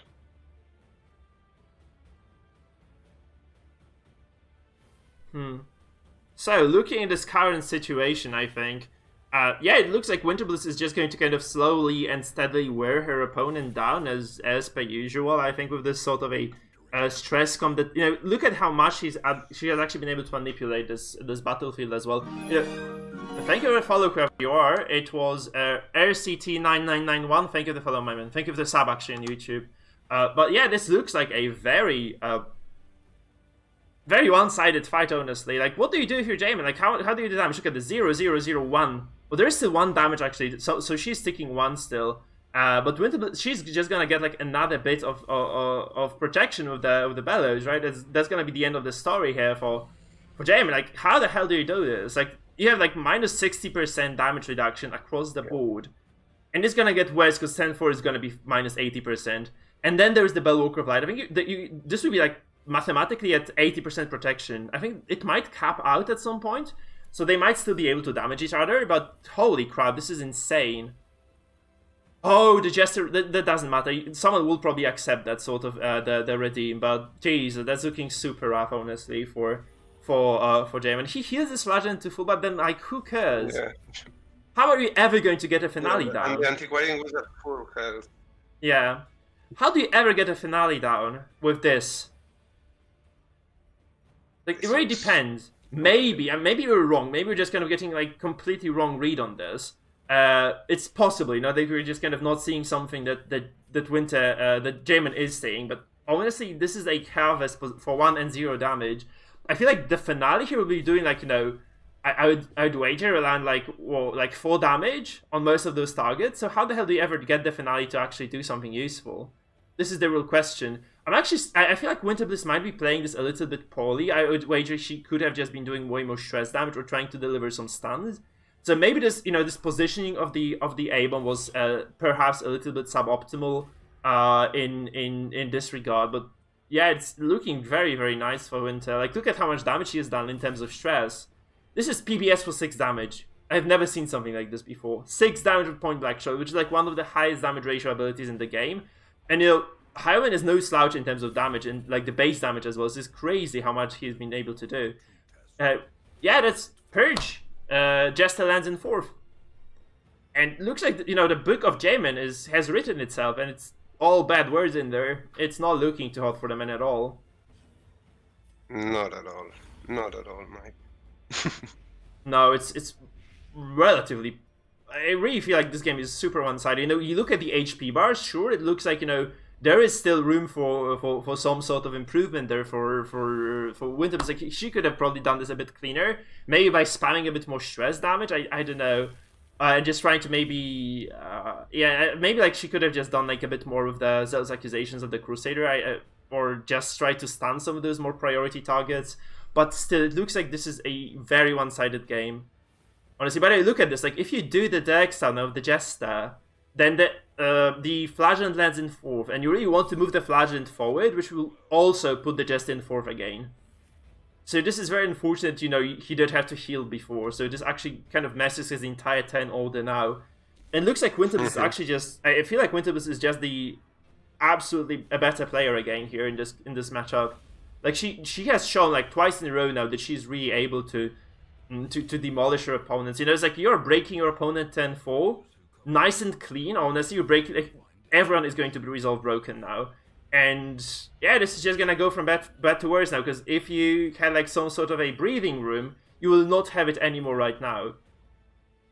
Let's face it, there's, like, nothing you can do as Jamin now, because you are just kind of gonna take a lot of stress. Obviously, there's still a lot of DOTs. This Crusader, mind you, did take a lot of bleeding damage there. So maybe there is, like, some sort of hope for Jamin. Obviously, those crit heals will not help you, though. They will not help you at all. And I think this Hammond might actually just get stressed on activation as well. That he might just take enough horror damage to actually break as well. It's like, what do you do if you're Jamin? Like, you're not even harvest now because you got, like, knocked to 4th with the Jester. You kind of push yourself there. Yeah, it looks like really, really bad. Like, you can try to get, like, some duelist. Is it gonna do, like, 2 damage or 3? What do you think? Whoa, okay, yeah, 11. Well, it was a critical this time. Yeah, I think crits just kind of do some weird mathematical stuff in terms of the protection and damage debuffs. So I think this might be the case. Because it was from 4 to 8, so yeah, it was lucky critical. Yeah. But still not that much damage. 11 No. with a critical with the Highwayman. I mean, okay, like I have to say that though. Like I think Jamin is doing reasonably well in terms of kind of getting his damage through. Because those characters of Winterbliss, they are slowly dying down. The issue is though, there's like a lot of healing on the side of Winterbliss, right? She has like a lot of heals. Like there's the Solemnity, there's the Rally to the Flame, of course, with the Crusader. Right, the Absolution of the Abomination as well. All those things kind of coming together will probably allow Winterbliss to get enough healing to kind of stay alive in this game a bit longer. And that's all she needs. The Dex up for 0, right? That's crazy. This is freaking uncanny. And Winterbliss has been moving the team from Jamin all the time, so the Jester has never been able to, well, not so often has he been able to apply the Blitz. The Flagellant has had to move a lot. So. Yeah. Also, the thing is, you can actually use your Jester to move to the front. Like, you can just use the move action. I think this would have been, like, way more efficient here. You could have just taken the Jester and used the move action to move to the very front of the very front row here in the fight. I think this was a slight mistake by Winterbliss, that since she doesn't get the stun and she also takes a lot of damage on the Satyr, this potentially opens up a lot of damage from Jamin. If we lose the Satyr here, this might actually be a very significant disadvantage for Winter. Like losing this is the only characters like you can heal the others, right? So it's very bad if you lose him here. So yeah, like if you lose your only direct healer, it probably is going to be a problem. Hey there, Sis. You're dropping in for the cast as well. Because Sis did say that if he is around, like he might actually cast, but then he told me he has no time today. But yeah, if Sis might want to join us, that would be perfect as well. Would be nice, indeed. Yeah. Look at this. So this is 0 damage across. Like Winterbliss is just kind of playing a different game. I feel like everyone is playing checkers, and she's just playing like freaking 4D chess or something. That's just insane. Like. She's just steps ahead of everybody, I feel. So, like, this being said, though, I think, like, Jamin does still have a chance in this game, right? Like, obviously the healing comes through, and, all those chances might whittle away slowly. This Wicked Slice, if it doesn't kill, it is going to be it, but it does actually get the killing on the Satyr. Winterbliss, I think, made a mistake here. Like, she should not have exposed this Satyr to any sort of damage. And this is actually going to result in her losing her advantage, because I think, like, this was probably the biggest advantage that she had. You do lose a lot of control as well by doing this. Yes, yes. We thought that Winter had the game in the bag, but now No, not anymore. looking at the finales are also available. Yeah. Everything can happen. Yeah, obviously. It's like, what do you do now if you... Winter. Obviously, you can just kill the Jester is there, right? There's like no way to save this character. This is unsalvageable. I wonder if this this DOT on the Flagellant wouldn't actually... Well, this is a dodge. The Jester actually dodges that. Come on, that's actually very unfortunate. I wonder if this DOT... This is gonna be enough. Yeah, he's gonna get the heal. Look at this. Whoa, this is... Oh my god, no way. This is uncanny. Death was that. And then this one he could not dodge. Oh my god, dodge this, Jester. Dodge this, you piece of shit. Sorry, but this is insane. What did we just see? That was funny. Death was that. Raymond. He was coming back. I'm lost for words, man. I'm lost for words. I mean, son of a bitch, that's frustrating to experience. Like, yo, Jester dodges something. He's about to get this finale pop off, you know, just get a single kill, secure that, and maybe allow you to drag yourself to the victory. And now he just drops dead. And honestly, like, if Winterbliss activates the leper, I think, and just goes for Intimidate on the Flagellant, I think he might just die, right? This is 3 down. This is gonna be a dead Flagellant. Yeah, that's it. GG. I think this might be GG now. Because there's like a lot of self-healing, there's a lot of damage reduction, there's like a lot of heart attacks coming down. Everyone is so freakingly stressed as well. This was, by the way, the first act out that we saw, like the first serious act. There was like those little tidbits of stress, but that's it. And now, like, Winterbliss is just taking a commanding lead in this game. Seriously, this was crazy. Flagellant executes the Jester and then just dies as well himself. Man. Completely changes the game. Yes. What a way to go. I think this was still... this is all off the back of a very serious mistake by Winter to sacrifice the Satyr there. Like, she didn't need to do this. There was, like, literally no reason to activate that character at that point. Because if you have a direct healer against a direct damage composition, you just keep the direct healer to the end of the turn so they can actually do their freaking job, which is stopping people off so they don't randomly die like he did. So he was full HP still there. I think not full, like, still had like positive HP numbers. And this was just a greedy play from Winter, which didn't pay off, I think. That was a very big mistake. Was it a 1 damage lunge? Yes, thank you. They're just kind of looking for a confirmation there. And then... Antiquarian is dead, and Highman is gonna go to Death's Door, I think? No, not yet, but that's very close. So even if you get a kill now, you probably are gonna target the A-bomb, right? If this is a kill, this is still over, I think, for you. I think this is just all done and dusted. Obviously, killing the A-bomb is a big deal, because this is one of those things that could self-heal for you. But I think so. Like, you can just use Solemnity here if you're Winter, right? You just heal yourself, get 22 HP back. I really don't think there's a way for Jamin to do it anymore. That was very difficult. Was looking very good, but no, my man. The afflictions are on. Will favor big Winter, right? So. Yeah. I think we're like a single Intimidate away from the game being completely over. It's just it's inevitable. Honestly, there's just nothing. 5 damage with point blank. This is disgusting. This is like literally... Oh my god, it's just kind of killing me like little by little here. This Intimidate, dead. Bye-bye. He took like 30 stress. Yeah, this is over, guys. Winterbliss cleans it up. Game 2, taking the series 2-0. GG's to Winter. I think she just played this out of her mind once again. Barring that single mistake with the Satyr there, I think like this could have definitely been a cleaner victory, but it is a victory nonetheless, guys. And we are gonna go and have a look at the ladder once again, and we'll see what games we'll be casting now. This is a very quick series, by the way. Shit. Oh man, it's kind of unfortunate that Jamin just went out of the shit. I'm lost for words. Went out of commission so quickly. Winter moves up with a very swift victory, 2-0. And I'm gonna go and check the results because we probably have some more stuff going on. Or no? No, actually, I thought there was like another victory there, but no, not really, I suppose.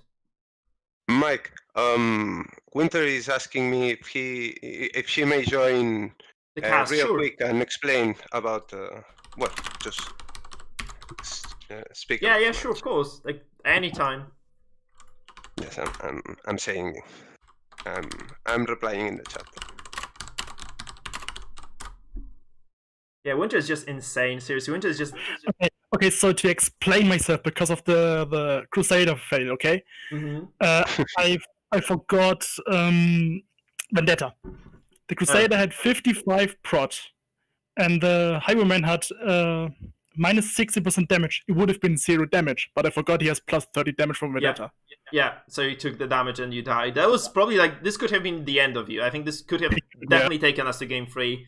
But you played this clean in the end, so well done. The leper meme is real, boys. So let me see who is around here right now. I think we just saw a very nice play with the Intimidate Leper. Yeah, guys, I'm going to take I think I'm gonna either take a short break or go to Cetra's game. I'm gonna ask Cetra to stream for us. Maybe I do need to resolve some issues though. So first of all, we'll just do that. I'll ask Zapine. I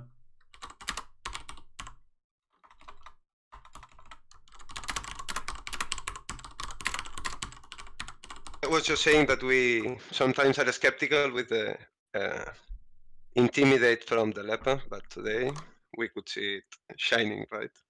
Yeah. Well, but that kind of 100% damage block was crazy, right? This doesn't happen a lot on the ladder, because you have like a lot of Arbalests there, obviously. But if you know you're gonna go against like no cleanse compositions, this is kind of a huge threat. So yeah, indeed. Because I've looked at the remaining comms and I saw like, oh, Riposte comms, not that good with Antiquarian. And I was like, I have the Highwayman. I have no enemy that really pulls me up or like shoves me back, so I think the Leper would have been the best choice there, so I did it. Yeah. So I'm wondering, and just fellow compared with Intimidate is just insane. You can easily stack up to plus 100 minus damage. Yeah, I'm gonna ask. Sorry guys, can you? I think we're gonna take a short recess. And I need to sort out a lot of those things that are happening right now with the players, because there's like a lot of mess. And Cetra will probably be streaming for us as well. So probably we could jump into Cetra versus his opponent. Okay, I think that's gonna be interesting as well to see. So we're gonna go into Cetra's game, and you guys will probably be talking. Can you guys try to comment, Winter, or are you just gonna go into another match? No, you don't have your opponent yet, I think. Yeah. So we're gonna get Cetra to stream, and we'll watch that. Whereas, I guess so you'll be trying to kind of cast that thing, and I'll be in the meantime trying to resolve the issues with Insert Your Meme here and Zapine versus whoever. Like, I don't know what happened with that game actually. I think Zapine did forfeit actually. I think Zapine did forfeit, so they should be playing already. They should be playing. Zapine should. Sorry, Insert Meme here should be playing his opponent. So Insert should be playing. Turfus. I think I'm gonna let Turfus know that Zapine did actually surrender then. Or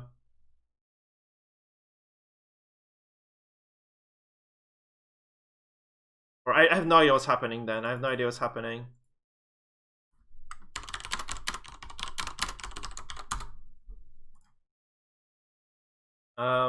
But yeah, we'll go into Shepherd's game then, I guess.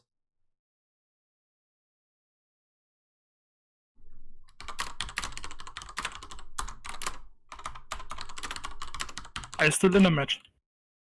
Okay. By the way, so I think Arson Larson and Cetra and Olocrat. Have you guys have? Okay, Olocrat is being played still.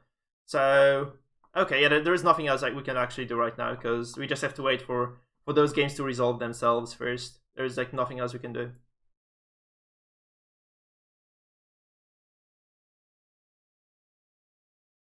Oh, Shepherd is actually streaming now, so we can actually just go into that and see. As long as the stream actually works, he minimized that thing. Okay, we have to wait a little bit. So if that stream actually works, we'll just go into the game straight away, I think, or into whatever they're doing. Yeah, so this is working. So Yeah, we can have a look at the compositions. The guy in the funny hat here, I assume this is gonna be the hireman, right? And the lady with the bandana on her head is gonna be the grave robber, I guess. Like looking at the stream. No, it's the jester, I think. Is it the jester? Seriously? Looks like a woman. Okay, we'll see in the game. We'll see in the game. I have no idea. I really don't like those visual mods that much. Other than the Mike Abomination. That one was beautiful. Still not on the workshop though. I need it. Come on, I can give it to you if you want it. It's kind of a skin swap, yeah. It's just a skin swap, so you can just kind of copy paste it if you really need that thing. So I'm gonna let Cetra know that we're ready to go. They're actually just gonna go into the game. Yeah. Cetra, I'm gonna mute you while you're in game, right? I take it as a yes.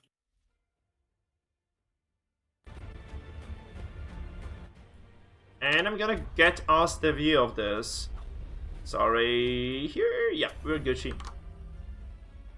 I don't know why, but it says that he has minimized the app, so okay. Yeah, you have to rewatch. Okay, we're Gucci, Yeah. God damn it, the flagellant. Man, that's like that's one funky flagellant. Okay, so we're just gonna switch it. Switch the score. I don't know who won the. Do you guys know who won the previous one? Nope.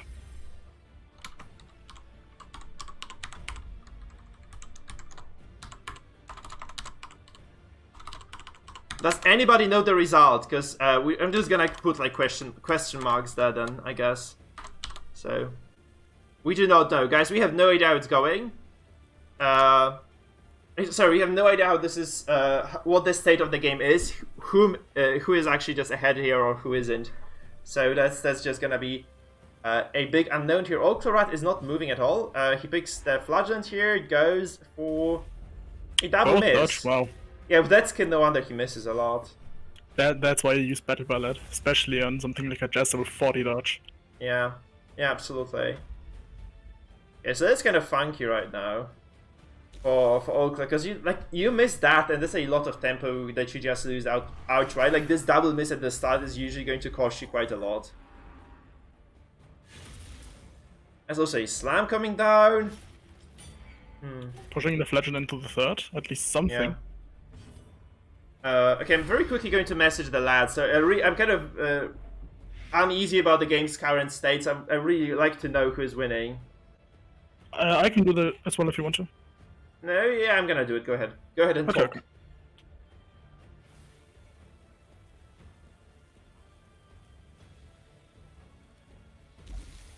Okay, Holocrat picking the Jester. Going for a harvest on the flagellant and Jester. Missing on the flagellant. And the bleed not going through on the Jester. Wow. That's unfortunate.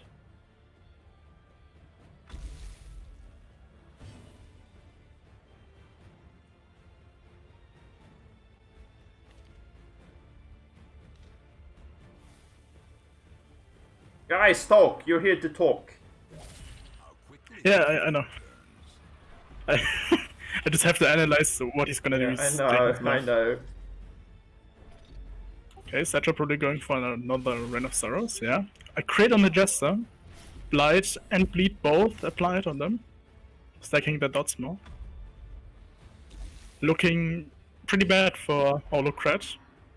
He's having a lot of time. Oh, actually going for another Reign of Sorrows. This time hitting both, as well as a crit. At least minimizing the difference. Okay. Antiquarian going for Festering Vipers, another crit happening on the Jester again. Yeah, so the damage distribution is relatively even, I think. And I really don't feel like Okara, that this is gonna be like a stress game, is it? So the stress doesn't really matter that much. Holocrat has more stress, and I think Cetra has a single Reign of Sorrows more on the backline. Yeah. Or Manacles. That's a dodge. Yeah. Very unfortunate. Unfortunate. You hate to see that. You really don't want the dodges to happen that frequently. Okay, so Sheepbreaker going for an expose. Especially, the debuff sadly not applying. Yeah, but this is enough, I think. There's just gonna be a finale and that's it, right? Do you just finale this?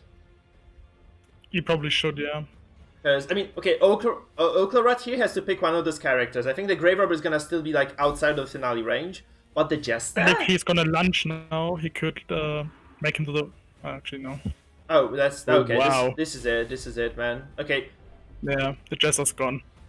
9-16, yeah, that's just a clean kill. Look at this. Okay, Cetra just kind of dominates this one completely. I think if Olive Crad would have lunged the Jester, putting him to Death's Door, it would have maybe not been enough, the finale. Yeah. Okay, very exciting. Maybe Cetra will just move up to face you soon, and that's gonna be cool. Yeah, sure. Going for another Rhinoceros, okay. Putting the Jester on Death's Door and on Affliction.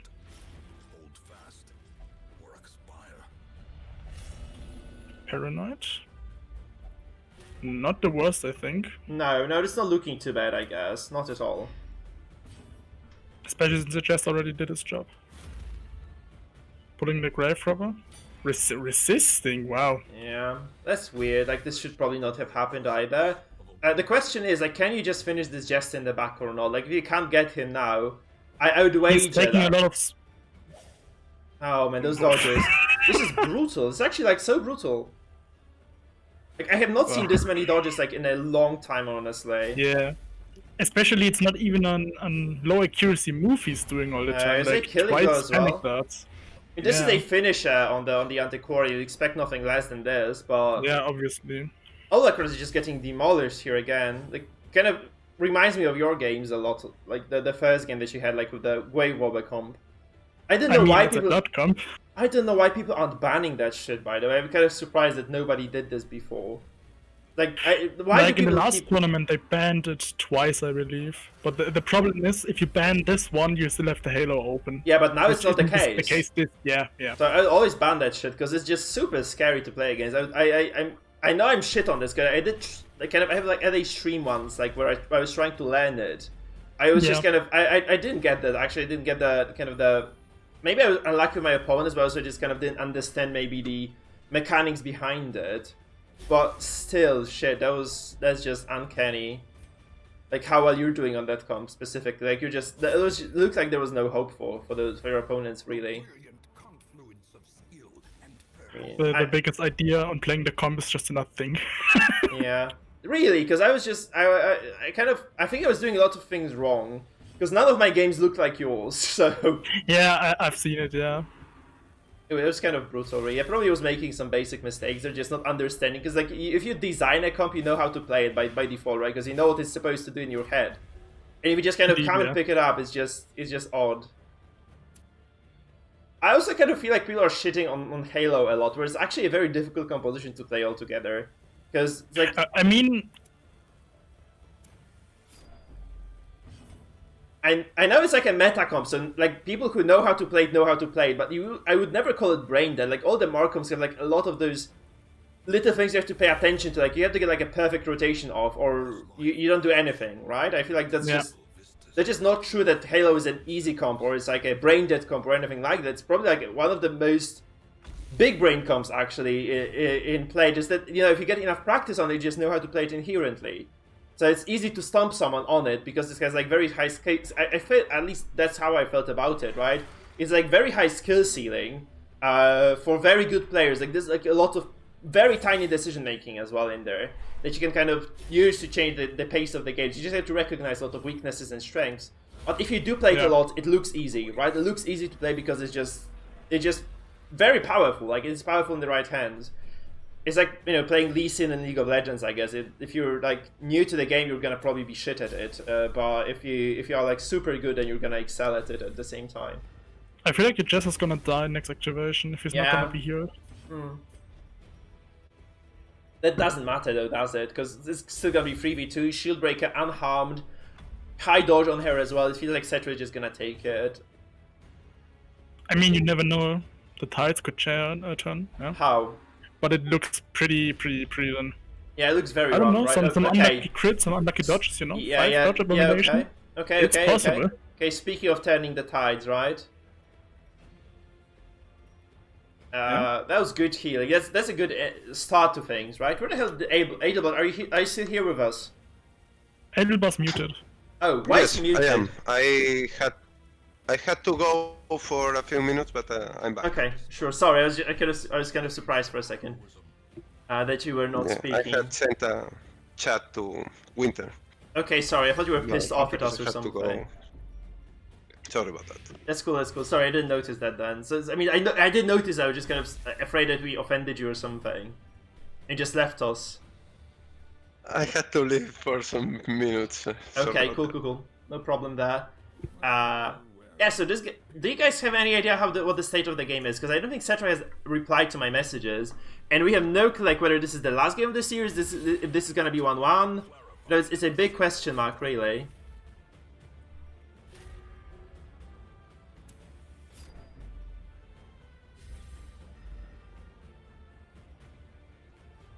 So the winner of this one will advance against Winter Bliss, I think. Looking at the standings, right? I have to just kind of. Oh, thank you, Winter. That's brilliant, man. No. You can play it off stream, guys, because I think we'll just go. Oh no, because Winter Bliss is on the other side of the bracket, so. Oh, I am. Yeah, you're gonna face the winner of Insert Meme here versus Fistic, so you can stay to cast the next game as well. Because it's gonna be the winner of this versus the winner of Asen Larsen versus Creative Ninik, I think. You turn into a white block. Yeah, welcome to mods. Mods 101. I mean, I still think if the Fledgling or the Abomination somehow kills the Antiquarian now, it's still possible somehow. But you have to reach the backline. This has to be the A-bomb then, and... yeah, that's a possibility. I think you can just kind of get the death blow resistance. He's gonna stun now. Oh, okay. Actually a good crit. Yeah, that's very fortunate he's getting those crits with heals, but I don't think that's gonna kind of keep him alive long enough.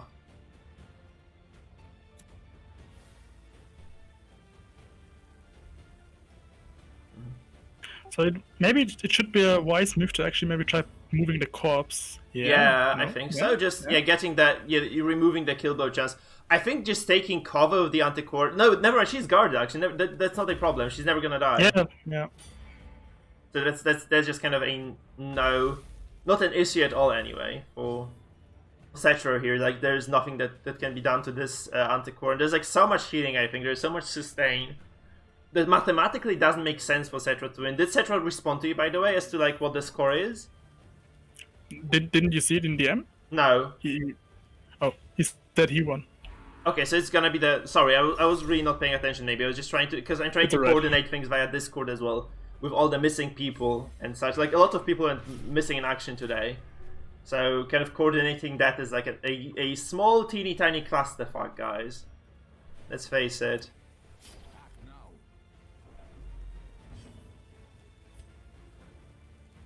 So, Winter, do you think you're gonna make it to the finals now?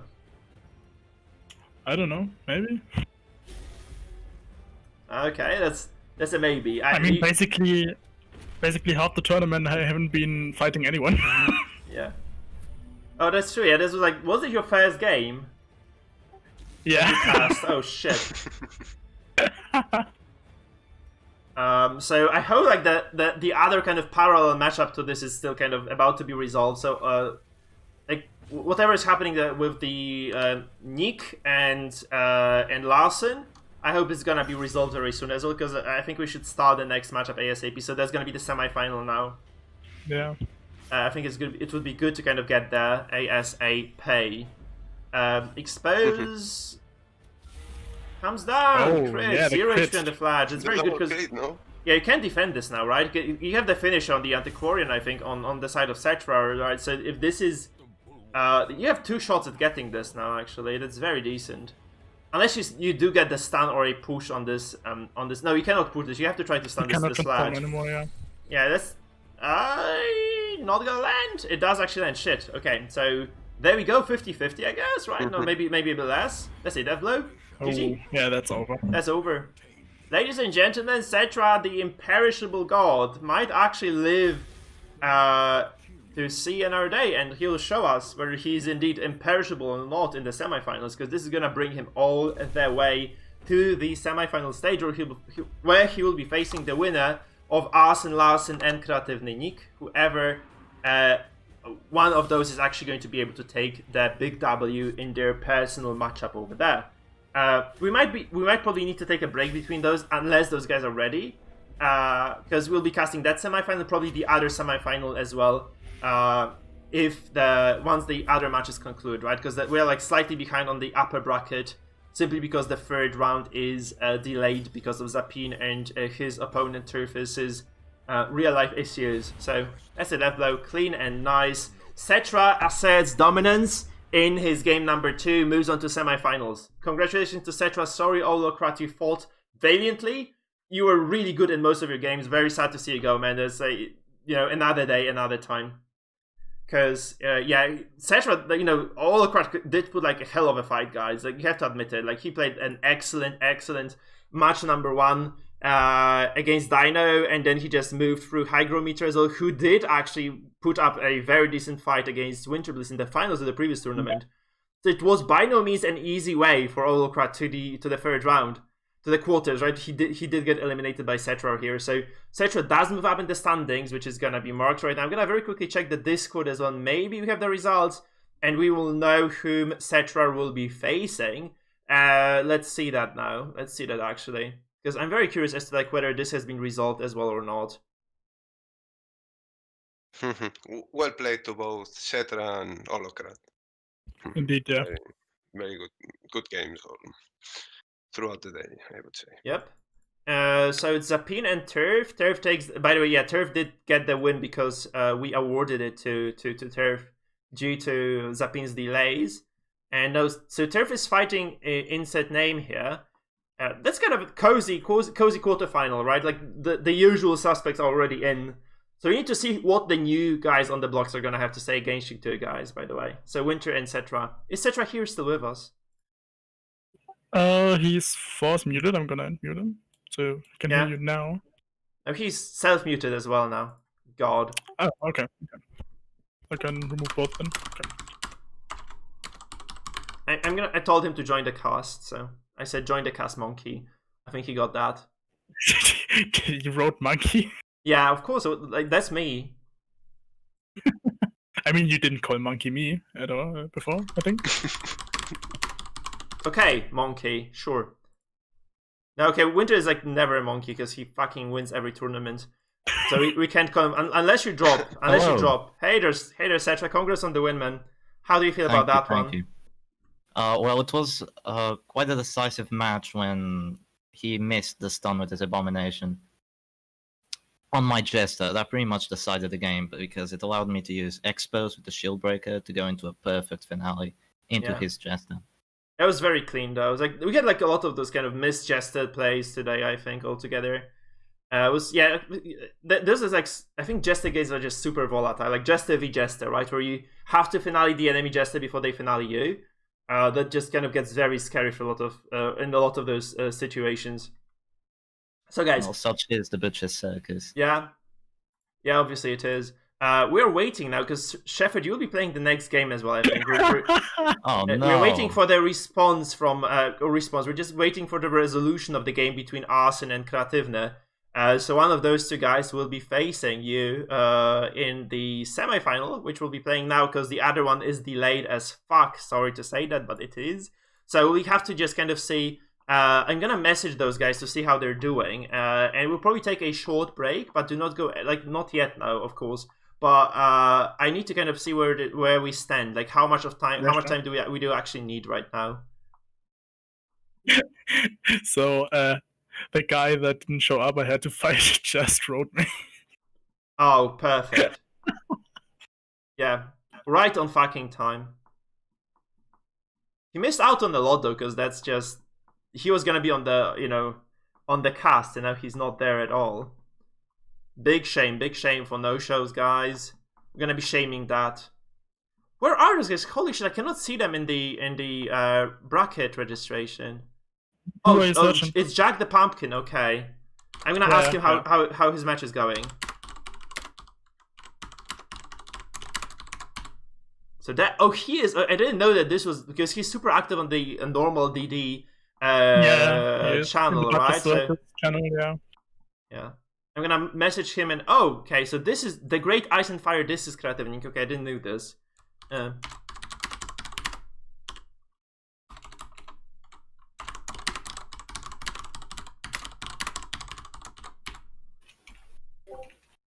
So we'll see how those guys are doing, obviously, and then we'll kind of try to work our way through those matches. So, guys, we'll take a 10-minute break right now because there is nothing else for us to do. Mike, real quick. Check yes. December results.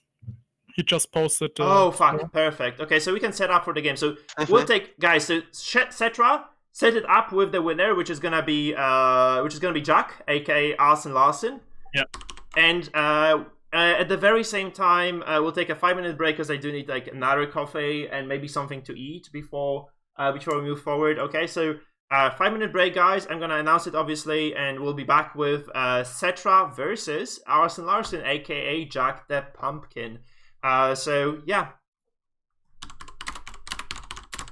Sounds good, Mike. See you in 5 minutes then. See you in 5 then, yeah. Winter obviously invited to keep casting with us. Cetra, you have to fuck off because you'll be streaming, so unfortunately for you, man. If you lose though, you're welcome to cast the finals, man. So that's the prize. That's the prize you get for losing. I'm happy either way, it's alright.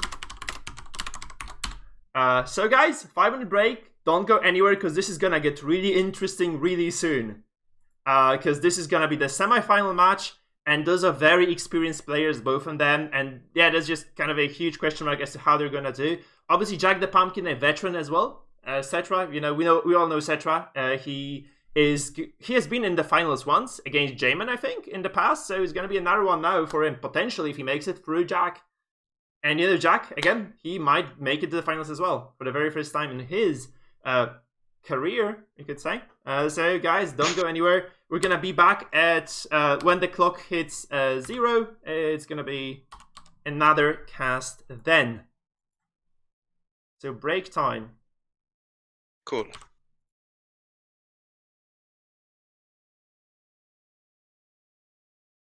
Break time, please. Okay, I'm actually the person responsible for taking the break, that's why.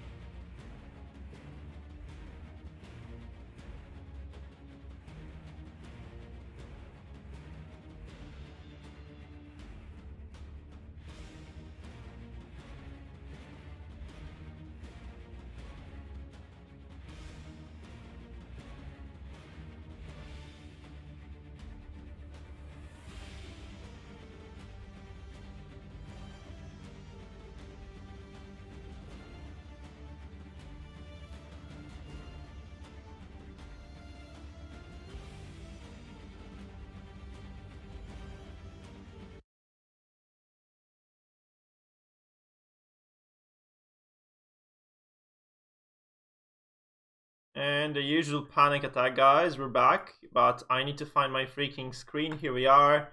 And we're ready to go again, I guess. So those lads are setting up for the game now. And we will be looking at Cetra versus Jack the Pumpkin, aka Arsen Larsen. I hope Cetra is ready to stream for us. I'm gonna unmute myself because I just realized I was muted. Hey guys, how are you doing? Oh. We're back from the break. The pizza has been ordered, people, and yeah, the food rations are there, so we're gonna be ready to play now, I think. So Congrats, Mike, real quick. Congrats on Sepine now being a member on the YouTube channel. What? Just to remind you. I just got the notification now. How am I behind on this? Thank you, Zapine. Holy shit, man. Thank you for the membership. Welcome to Dungeon, man. How did you get that before me? I was looking in chat. What? Well, how is it notified? How do you get notified before the fucking YouTuber who is owning the channel? I don't know. Maybe it's early on the channel. That's mind blowing. Yeah, that's mind blowing. So he got the notification before me. Maybe it's just Streamlabs. Zapine, thank you, man. Thank you very much. 07 to you. Thank you. Welcome to double welcome to Double Dungeon now. I think we should be giving the members actually the access to our special moderator only channel, to the secret channel. Oh no. But we'll have to clean it up first. Yeah. There's some nasty stuff there, guys. So we're gonna you have earned the access, Zapine, but it needs some cleaning before we do this. Yeah, the channel is basically like this one room in your house and never clean up with like pizza boxes lying around everywhere. Yeah, guys, this is pure filth. Serious. I'm obviously kidding, but not necessary. Cetra, set up your fucking streamer. Let's go. Go on, monkey. Alright, I'm setting up. Oh, I will God. deafen as well. I'll see you now.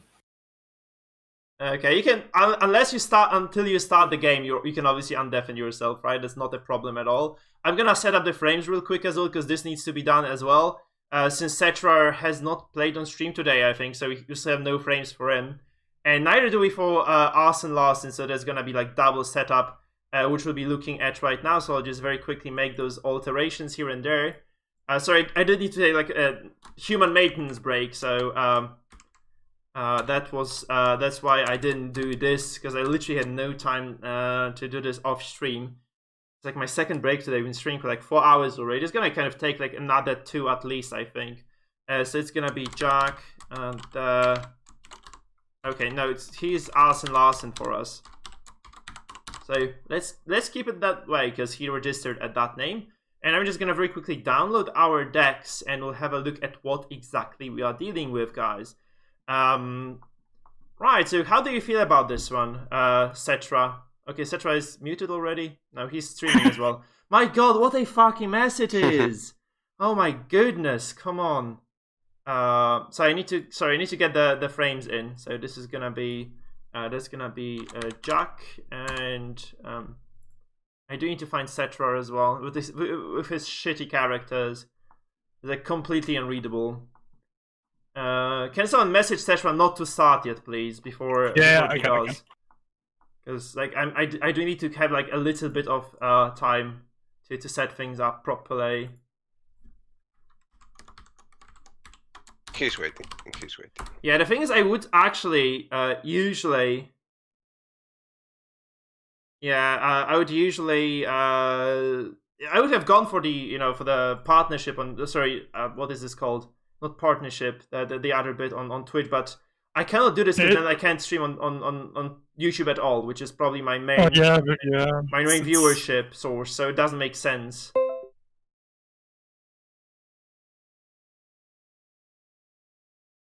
Okay, yeah, no, it's fine because we know what those icons mean now because we did cast a Cetra game before, fortunately for us. So we know I know the icons are there, but I do know because we just cast that game, so I kind of have an idea of what Jester looks like in Cetra world now, which I'm not flagellant, which I'm really not happy about. I really wish I was kind of able to bypass seeing that image, but that's still in my head now. Okay, so here we go. That's got to be Cetra on the left hand side. Let's see what you guys think of those comps, and obviously On the other hand side is gonna be Jack, and I'm obviously gonna get his bans as well. Very interesting. There is a first hell. This is the first Hellion we're casting today, by the way. Dismiss? No, I have not baked this into a video now. Can you remind me? I'm gonna make a separate video out of this. So, Diana, if you could message me on Discord, I'll do this later, okay? Because obviously right now it's not a possibility. I'll definitely make it into a video. We'll probably we could ask Omnight to kind of edit that shit, because this would be insanely funny, I think, to watch. To the DD crowd. Now, this being said, guys, what do you make of those picks? And let's see what the bans are. I'm gonna get the bans on the board, because... Sure. So I have both of them. So it's going to be the fourth team banned for Arson Larson. So this one is off the table. And Jack the Pumpkin does ban the Electric Fire, which is the second comp here. It's interesting. So the bans are on the table. And fuck, that's, again, why are you doing this to us, people? Why aren't you banning the Jesters? What do you make of this, guys? Like, Adelbart, what do you think? Why are people so reluctant to ban the freaking Jesters out? I think they are more scared of the leper. No, please, don't be scared of the leper. Why would you be scared of the leper? No, the scary leper comp was yours. Like, that MAA Crusader leper comp, that was freaking unkillable. But this shit, I don't think it's that bad. I mean, this... Okay, I understand this, because... This is the Goliath comp, right? This is exactly the Goliath comp. Or no, he had the Jester there, so this is not the Goliath. Fuck it, I don't know. I have no idea why people are banning this stuff. But this being said, interesting stuff nonetheless. Zapin, once again, I'm kind of thrilled that we have like another member. So thank you so much for getting the membership on YouTube, man. That's lovely stuff. But yeah, I don't really get the ban on. I mean, on Cetra's side, I can kind of understand the ban. But I still find the man up. Well, maybe not the man up. Maybe the... actually, the problem is, like, yeah, there's a Jester, but, like, at the same time, there's a Plage Doctor. And, like, a Hellion. While you have, like, Encounter Offensive, Double Repose, Flagellant Houndmaster, which is kind of scary compared to, like, Plage Doctor second row. Okay, yeah. Yeah. But Okay. on Arson Larson's side, I don't really understand why you would not ban a Jester comp, especially like the Sheepbreaker one, which is pretty strong. So For me, the Arbalest, the Leper, the Crusader, they are a strong team altogether. So for me, I can see the of reason for course. that ban. Yeah. So what Arson Larson told me, he said that seeing those three characters together just gives him existential pain. So he'd prefer not to deal with those at all. Yeah, which is I think it's fair. I think it's fair. I can understand why this was done. So yeah. I mean, if you remember Flazen, he always said that Arbalest, Bounty Hunter, and Crusader are like the worst matchup. So yeah. If you take it into account, then yeah, I understand it. But personally, I find either J-Man's comp, the Howler's, worse, or maybe the Electric Shock. Personally, at least. We didn't ban Flazen, right? Just kind of to make this clear, because we had like a drama. No, we didn't. No, we didn't ban Flazen. Okay, it's good to know. Like, okay, so yeah, that's fun now. That's fun to see that. So the guys are setting up. Tell me when you're ready. I can write him then. I told them. I already wrote them that we're ready. So guys, this is gonna be the semi-final, game 1, as the guys get prepared to face each other in the arena, right? I think we're going into the game now, actually. The game has been initiated indeed. So there is nothing else for us to do than cast it, which is freaking exciting. And then Cetra is gonna cast your game. We're gonna call you Monkey a lot then, Winter, unless you make like shitloads of mistakes. Just to make it clear, you're not gonna be saying, "Oh my god, there's the Merc comp." No, disgusting. Please no. Oh. He doesn't go first though. This is going in the advantage of Arson Larson here, because you really want to go fast if you're going this full Mark composition. Yeah. Oh my god. So Jamin's Howler comp, pretty scary. Yes. But then again, Jamin is like, as you mentioned, Mike, one of the only people that can really execute it well. Yeah. Yeah, it is. That's true. So but we have to see. No, he is. One of the people was Jamin, and you just killed Jamin, right? Yeah. Jamin is fucking dead, man. So there's no Jamin anymore here. So now there's nobody who can play the Markon correctly. Yeah, that's kind of usual with the Jester, though. He always resists this. I don't know why he does it, but he doesn't have the numbers to always resist this stuff, but he always does anyway. He's like never debuffed or anything. Like you try to throw some sort of come on, please, Wow. Those are no. 70%. Okay, this is getting out of hand now. He's standing He's on the BH. What is the Minecraft axe? Are you kidding me? Yeah, it's the Minecraft skin. Guys, this is fine though because this is a resisted one on the BH, so there's no stand on the BH really, right now. really insane. So a lot of kind of weird RNG happening here. Like this, that's so strange. Like The you never 70, see the this shit. 70 against the 70. The 70 for the 70, so it was even. Yeah. No, it wasn't 70. Yeah, only has one Yo, star. Wow. Yo, it's dead. This thing is dead. Mm-hmm. Jester That is the is power dead, of the lads. Howlers, right? Oh Getting no. that death blow in the first turn. No, I really hate the Markham because they're like Markhams because they are like so scary. Okay, you get the death blow. It's guaranteed to go through unless they say 20% to. Oh no! I'm done. I'm done with this. I'm done with this. What the hell is going on? No. Okay. Yeah. Oh. Oh my god, Minecraft Axe. This is sucks. gonna get interesting now. Yes. Interesting? Or like. Oh wow. This is disgusting, not interesting. Holy crap. Wow, the healing. Does he have the Minecraft hook as well, by the way, to match it? I think so. I think so. I don't know. Oh no. So it's gonna be pretty problematic because the Crusader should probably Holy Lance the Highwayman, the Bondiner, but at the same time you're gonna deny the finale then. You can stun, right? You can still stun something. So I'd probably go for it. No, okay, you can't because he's in the third position. Oh shit, yeah, sure. But That's a problem. You can probably just at least try to control the Hellion, can't you? Because she's gonna be like a big issue now. Yeah, he's denying his finale now, but with a decent chunk of damage at least. Yeah, I mean, the Jester is dead. I think there's nothing to But save. now he has like, another chance, no? barring some insane RNG, I'm done. Okay, Oh. I'm done, guys. I'm done. I'm gonna go to sleep now because this is no good. No way. Jack the Pumpkin is up to no good, guys. This is disgusting. No way. How the fuck is this thing still alive? No. This is uncanny. And now he's gonna dodge the Caltrops. Okay, this would have finished. This doesn't matter at this point because he has like another heal now. Yeah, he still has one. Yeah, one Cetra is healing out. Cetra is dead now. Cetra is dead now. Oh my god, this is. The stun probably coming down. Oh No, my Stelis actually. goodness. Nice. This is the emotion you hate to when you say you hate to see it, right? You hate to see this shit. This is painful. Oh my god, this is disgusting. Disgusting play.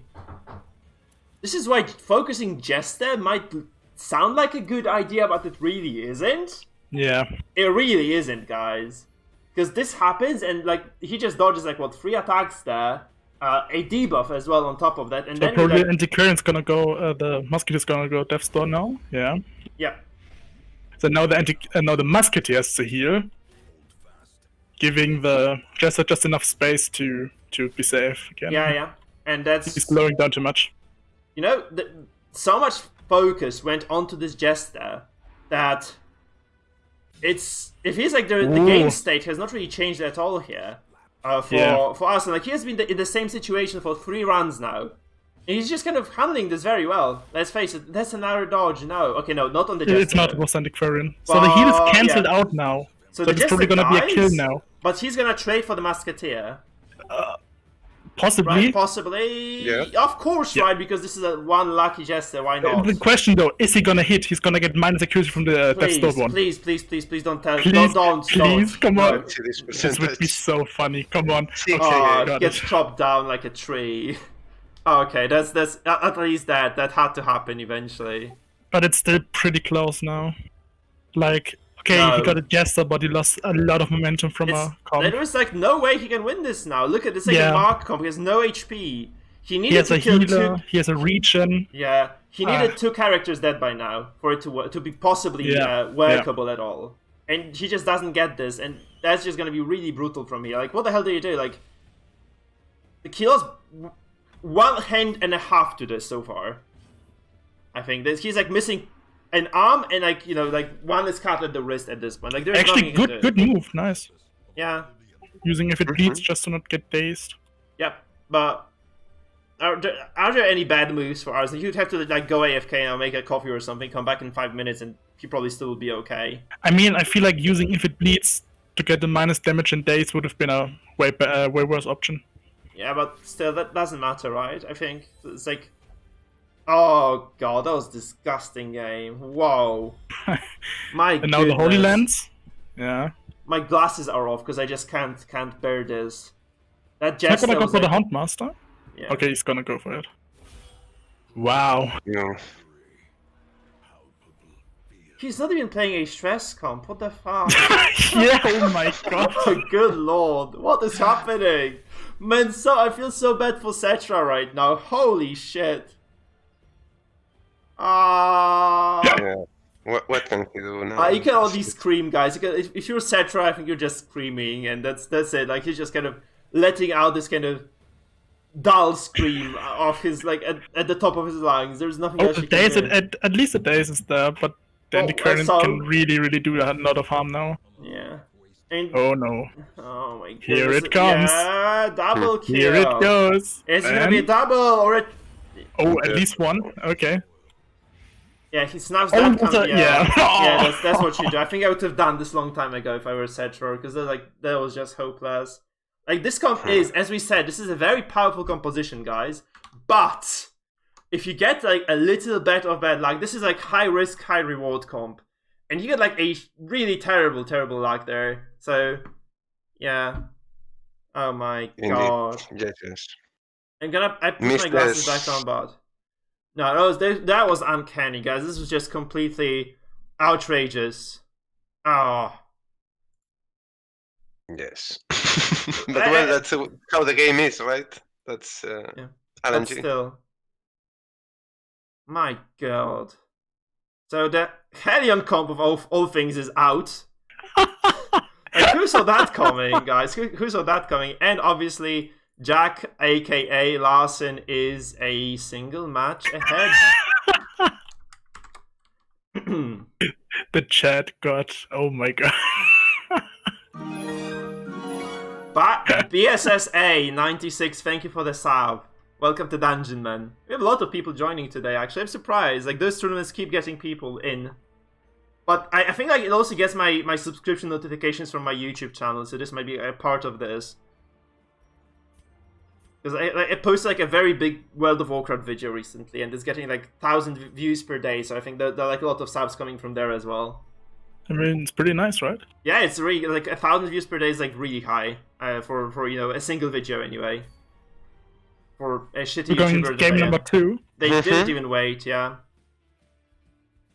I think I will leave for a little while, Mike. May I leave it to you for? Yeah, of course. Yeah. I'll cast with Cetra later. Sure, of course.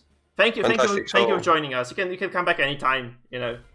Let me know in case you need me, and yeah, enjoy the second game of this match. Have a great evening or whatever, Adelbart. You too, and see you later in case. See you. Thank you, Adel. Bye. Okay, so Cetra's starting this time. I think Cetra's really on rage right now, just really wanting to destroy him. Yeah. Having the Sheepbreaker comp. Actually, it's a damage PV. Okay, yeah. Jeez. Is it? It's like a. It is. Oh, no. He has a saw. Oh god. No, this is gonna be something. Please, if he loses to this, I'm gonna be so annoyed. Like, do you lose? Like, that's why we did this tournament like this. That's why we made it like this, because this is just interesting. This specific way. It's like, yeah, those uncanny comps just come out, and they have to be there because you are forced to play one of those slightly weaker characters at least on your composition. Oh, talking about it. Wow, Crush with the veteran hand. Weird. Interesting. Really interesting. I would say weird. Interesting is another thing. Is another word, man. I think that's just weird. So, what is this composition supposed to achieve? Because Crush is shit, isn't it? It's just there to trigger you, probably. Yeah, okay, that makes sense. So we see a Reign of Sorrows come down, actually. Very interesting to get this Bleed Blight across the board again. I'm actually surprised to see so few gauntlets these days. Like, they're very rare in those tournament matches. I guess, like, he knew that he was not going to play against Stress, he just picked this up. That's also kind of... This is common. That's a very common maneuver. I've seen this a lot today. Like, people just guarding the people who are threatened by the Antiquarian and the Flagellant to kind of increase their resistance. That extra resistance and the extra prot. And make sure that they just don't drop too soon as well, Oh, right? here Especially it that you're comes. playing against the Here Jester. Oh, no. No. What is happening? Why? What is this ability? Oh, wow. Oh, okay. Interesting. Like, yeah, Flagellant pretty shafted now. You look at PD and you think, like, what the hell is he doing? But is she doing? But she's doing things, though, right? She's doing things. Okay, Reign of Sorrows number 2. Is it gonna drop? The Jester dodge is very important. This is very important for Larsen, because if he doesn't get that dodge here, he's gonna lose, like, what, 12, 15 HP from activation of the Jester. So this is super big for him, obviously. It's super big for Cetra, because he was really hoping for that to happen, actually. This is Jester moving forward, by the way, so you really need to kind of move someone into the position where the Jester is to prevent this shit from kind of coming down again. So you probably want to drag the PD to front. I mean, that's the most breaking the guard, probably, right? Oh, yeah, but, you know, you don't help yourself this by doing this, because this actually means that you can just, you know, slide the Antiquarian back with the cover, and then you have the Jester back in a second. So you don't want that to, do you? Okay. Okay, interesting. That's a lot of damage. Yeah, but it's not enough. That's the point. Like, this is not enough damage to and the kill debuff someone. didn't apply as well. Okay, the thing is, though, even if the Jester stays there, how does he kill anybody? Okay, no, like this. That's nothing. So... What? Crushes minus prot? I didn't know that. I really didn't know that. Oh, yeah, because nobody has ever used this ability before, I think. Is it just BM here, man? Is it just BM? The more you know. Yeah, it kind of feels like it right now. It's like Arson is here, and is it? I think he's just gonna straight up lose this game. Like, we don't see anything for him to be in. Like, I don't know how he's supposed to take this one home. So it's just gonna be a straight up finale next turn. Because Cetra goes first. Guess what? He goes first. So there is nothing to save this Jester now. There's no guard coming through, which probably should have been done instead of that useless fucking crush. And honestly, right now it's just kind of a murder. It's gonna be like daylight robbery here by Cetra. He's just gonna totally demolish what Cetra has. What? What's happening? Okay, this is completely trolling. Yes. Yeah. Okay. So this composition doesn't work, guys. Kids, don't do this at home. You know what the funny part is? This is the semifinal. If he wins next match, he's gonna have to win with this composition in order to win the finals. He'll have to take this comp and win with it in order to win the finals. That's the problem for him right now. So even if he wins the entire thing against Cetra, if he wins game 3, he's still going to have to make this fucking thing work somehow. So he has to switch a lot of those trinkets, maybe. Because I think that's about swapping trinkets and shit, right? That's the thing he has to do. Yeah.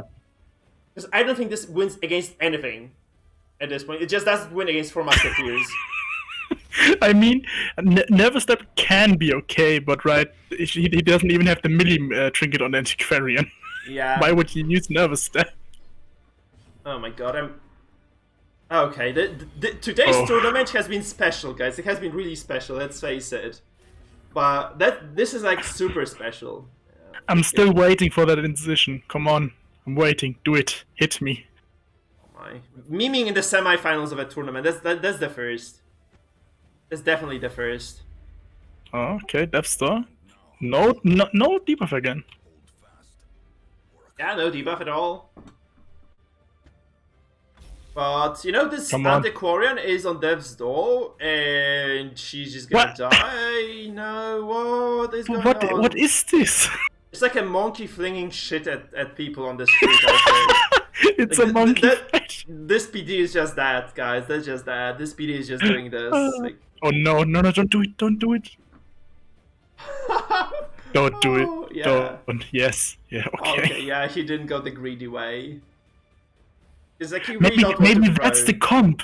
You want to get him greedy just to lose them. But why? Why would you be doing this to everybody? Okay. Oh my god, this is so bad. This is so bad. I have no words for it. It's just terrible. This is utterly atrocious. This is the worst comp I've seen in a long time. And you had those auto-lose compositions on the ladder that were supposed to just desync you before the game was over. This is equally bad, I think. This is like melee Vestal bad, I think. That's the point. This is like melee Vestal bad. Yeah, even Omni's comp was really good compared to that. Yeah. Oh yeah, I totally forgot, but Omni's comp made sense to some extent. This just doesn't. Yeah. This one is just, this is shit, I'm gonna take this and this. Yeah, he was probably just picking those kills like with his eyes closed or something. Oh, come on, Incision! Come on! Yes, come on! You know, in League of Legends, there's like Not this... even the bleach. Yeah, there's a tool for League that basically forces you, so it's called like Ultimate Bravery Challenge or something. So oh my god, just... the bleed was a 5% chance to... Wow. Yeah, it's all going wrong. So anyhow, the tool basically picks you a champion. It tells you what masteries you should pick. Like, it basically tells you all your ability. Kind of, it's complete RNG. It just randomly generates everything you do. And this is basically what he's doing here. I feel like he just kind of did the ultimate bravery. And he rolled all those weird characters with weird skills, with weird trinkets, and he's just trying to play that still. Probably, yeah. None of this makes sense. That's fair. Like, literally none of this makes sense. I mean, the Rampart right now was the first move I can actually agree on. Yeah.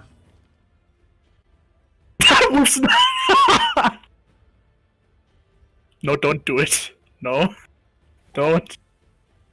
Yes. Yeah, thank you. Thank you, Setro, for not making our lives harder than they should be. Yeah, this is the ultimate bravery indeed. This is definitely that, man. Oh yeah, this is done. Arson Larson is gonna go 1-1. And the question is, Winter Bliss, is Setro going to bring our Howlers once again or not? Are the Howlers going to pop up in this next matchup? Because I hope so. I hope so. This kind of gave me PTSD watching this. I really cannot imagine what it feels like for Setro though. So that's why I'm asking. Because okay, so by the way, this comp by Arson kind of may have baited out a strong composition potentially from Setrar, so that he might have like a chance in the next match. But this being said, still you have to win with this later. You still have to win with this later. Why would I be ordering another pizza, Mr. Rank? I did order mine already. It's coming. It's coming. I'm gonna have my pizza now. Why would you say it was? Oh, maybe the previous thing just stayed there when I was swiping for the countdown. No, the pizza has been ordered, guys. The pizza is on the way. And I really need to eat, so it better be good. It better be good. So this is gonna be Winter Bliss and me casting game number 3, and then Winter Bliss will probably go to her own game as well. Yeah. Oh, we have the results as well, so your game is ready. But I think we'll cast both semis. I think we should cast both semis. Okay. We're basically done here. It would suck to kind of tell those guys to start playing. So I'll tell them to...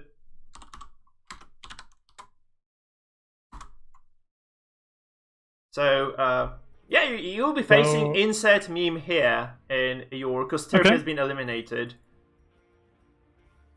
So, Mike, a really slim chance that Arson is gonna pick the comp again. Yeah, I think if he's gonna pick it again, what would you think about it? Throwing. Maybe he just doesn't want to play later or something. If he has like dinner. I came far just to troll. Yeah.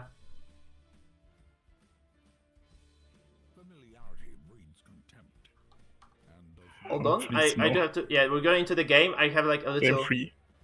Shit, I'm also misclicking a lot here now. Okay, no. It's the leopard comp.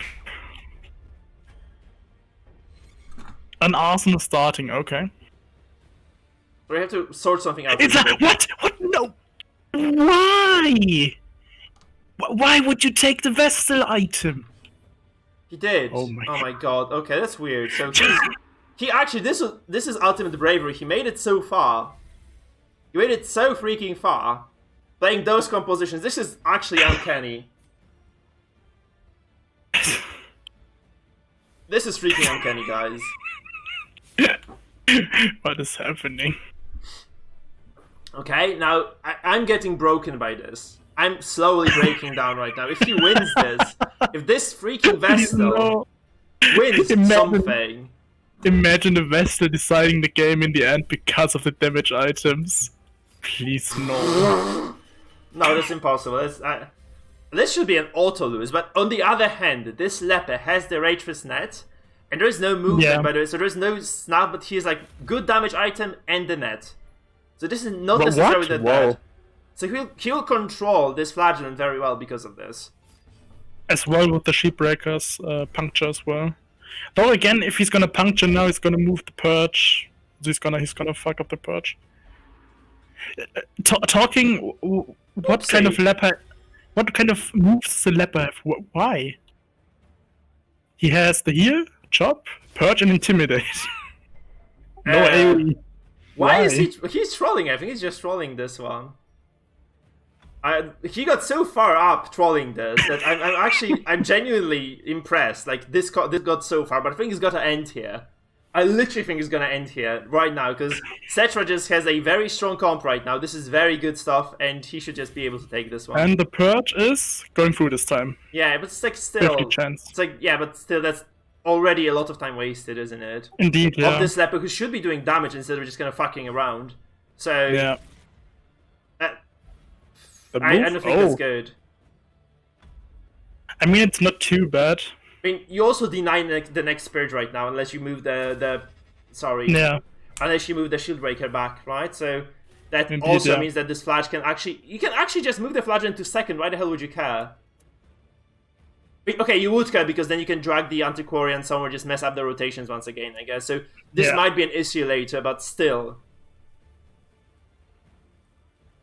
That's weird. That's kind of strange, honestly. So we get a restoration again, so you get like a lot of healing. I think like Cetra can play this slow.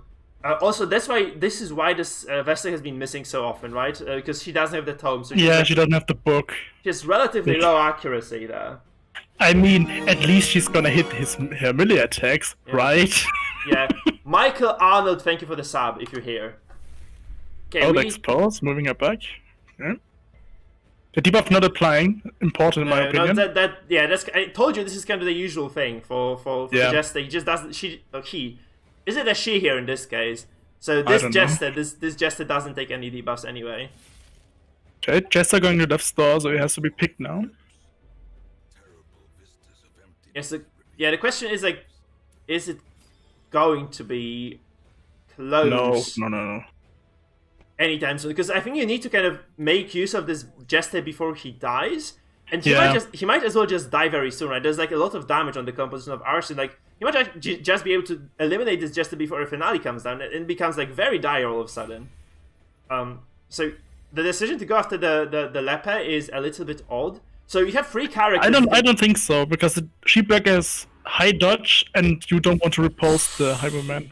But this is good. Okay. This is actually good for Cetra because this was the highest execute that Arson has. I think there are no more. I don't think there's a finish on the Shieldbreaker, right? No, that's not. So this actually means that you have like 25% chance and then a 40% chance to get the kill, right? So this is unlikely to go through. Yeah, 40. Yeah. So I mean, you're saying that now. But you know the odds. Yeah, it's gonna just be one shot now. Oh, whoa, that's just a 0 okay. Now. This is very odd. I really do not agree with this move. Yeah, it's gonna be real bad for Arson if the Vestal's gonna not hit now with the dazzling light. Yeah, you have like a 25% chance plus whatever is on that Vestal in terms of the accuracy, which is gonna be low, I think. It might not be even a kill. It's like it might not even kind of stun him, right? Which is very important for Cetra. Like if he's able to keep this Jester alive for a 10 longer, and but alive and stunned, right? Yeah, stunned and alive. Yeah, but it isn't. Oh, actually, it is pretty bad because it's gonna be his turn now. Oh, yeah, that's bad actually. Yeah, that's true. So this might be an execute coming down, right? That's the problem then. No. No, just go back. Yeah, just don't lose any more HP. But this actually is not looking that hot for Cetra now. Yeah, it's... Losing this Jester so soon might actually have like real implications. What? Why not Wicked Slice? Can you explain to me why not? You can Wicked Slice from third, right? You can Wicked Slice from third. You can, yeah, you can. So what the f is going on? Why? By the way, wasn't the Jester 1 HP? No, he was he got Deathstorm. 6. He was Yeah, okay. Yeah. I see that now. Because he has, okay, that's 0 HP He's again. Deathstorm again. And he's just gonna die now, right? But I'm kind of baffled by the fact that there is no bleed on the other side. Like, there's literally no bleed at all. This kind of he got the fledgling got denied all the time because of course. Of course, but still, this kind of other, like, the fledgling has been unable to do anything for 3 turns straight, which is, come on. Which is a very big achievement. This was obviously going to be a kill. Okay. There's the block again. Oh no. Man, that's rough now, because you want to duelist advance to get the repose up, but then you kind of deny your own flagellant again. So maybe you just want to wicked slice the whatever. Man, Cetra might just oh my god. This is looking bad. This is looking bad for Cetra, actually. So he lost a character from nothing. Obviously, there was like some damage traded around, but there is like some healing on the vest. Like, I think you can just heal this out if you're Arsene here. Like, and the composition of Cetra just runs out of steam. At the same time, like, I've just noticed, since both of them have a highwayman, a shield breaker and a leper and a highwayman, for example, or like a flagellant. Oh my god, sorry. Wow. And more characters that like move forward are kind of a bad decision always, especially if you have to have like the leper in first, for example. Yeah. Because you're gonna cancel that out always with the highwayman or the shield breaker. Yep. Man, it's so unfortunate this finale never came through. It was like a crit repose, now 10 crits here. I think like, oh my god, we might be seeing the end of Cetra here. No way! Not so imperishable, right? Not so imperishable. No longer having the stealth move, right? Yeah. Or was it the second one? Yeah, it was the second one indeed. So he does salvage the Death's Door, but this is like so much damage. So like, how do you make it through that? Like, this is unlimited healing on this Vestal, and we just keep healing this. You just keep healing this, or just stunning if the game allows you to do so. I think this is a mistake actually for Arsene, because he wouldn't prevent any damage with this stun. I think you should just be healing right now. Imagine those 2 turns that were wasted effectively by the Vestal on doing shit damage. Leper. Okay, so there is maybe the leper can easily heal, but still. Yeah. But gonna force out of here. You see where I'm coming from, right? Because he could have been healing for 2 turns straight. Now this would have been like, I don't know, like 30, 40 effective HP gained. Oh wow! Speaking of 40 HP gained. Oh my god. Jeez Louise, that's insanity. Yeah, shit. It's like that first game was very unlucky for Cetra. I think here it's just composition that doesn't work for him. Yeah. It feels like this comp is just getting unmatched by what Arsene has, despite like all those weird moves and trinkets. This still feels like very competitive of a composition altogether. With the exception of, the melee on Vestal. Yeah. That's disgusting. It looks like Cetra will be joining us on the desk for good now. Return to Monkey. Yeah. Oh wow. Wow, 51 stress from the left side. Oh man, it feels so bad for Cetra at the same time. I'm like, holy shit, this guy's actually playing so well. Like, Jack the Pumpkin is playing so well of this comp. Yeah, actually, the Intimidate not being a bad option altogether, because it looked pretty bad at the start. You should probably force guard now. Or, just drop the reject, because you have 95% death blow resistance, for God's sake. You can just take that death blow. Potentially, obviously, she would probably have just died to a single wind, like a single, what the fuck is it called? Gust of wind here, but yeah, it's unlikely that she dies. So I think this was a bad move. Like, he could have just definitely dropped that regen there, and just hoped for the best, right? I don't know. Maybe she just was afraid of getting dragged into the thick of things by the shield breaker. Shield breaker probably gonna use Serpent Swear now. Yeah, of course. So there are so many defensive options here for Arsene Larsen. Like that, I don't feel like he's going to lose any characters anytime soon. Like, there's this Vestal, who, by the way, definitely should have been healing for the past few turns. Yeah. I find it's like really uncanny that she hasn't. Healing? Nah. Glasses off, man. Glasses off. Nah, fam. What is this? What is this shit, man?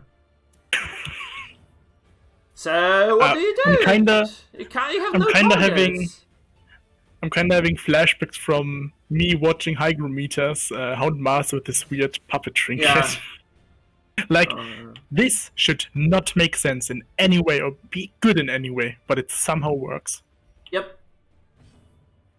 I mean, this Even is, though the vessel is trash. This is just such a bad trinket choice on the vessel. Oh my god, no, please, no, don't, stop, Vestal, please.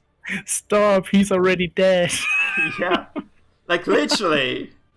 Oh my goodness, that's done, isn't it? This is just freaking over. You just dropped the reject here, and so what? And now watch the 5% kill. Please, I kind of want this. I just want it at this point. Yeah. Come on, intimidate, do it. Do it. Yes, come on. No, it doesn't go through, no. Look at this, this doesn't lower this because this is cap 95%. Yeah. So it doesn't go below because like so many take covers stacked that it's just not gonna even penetrate that, and this is not gonna lower the devil to 80. Another? Now it's 80 finally.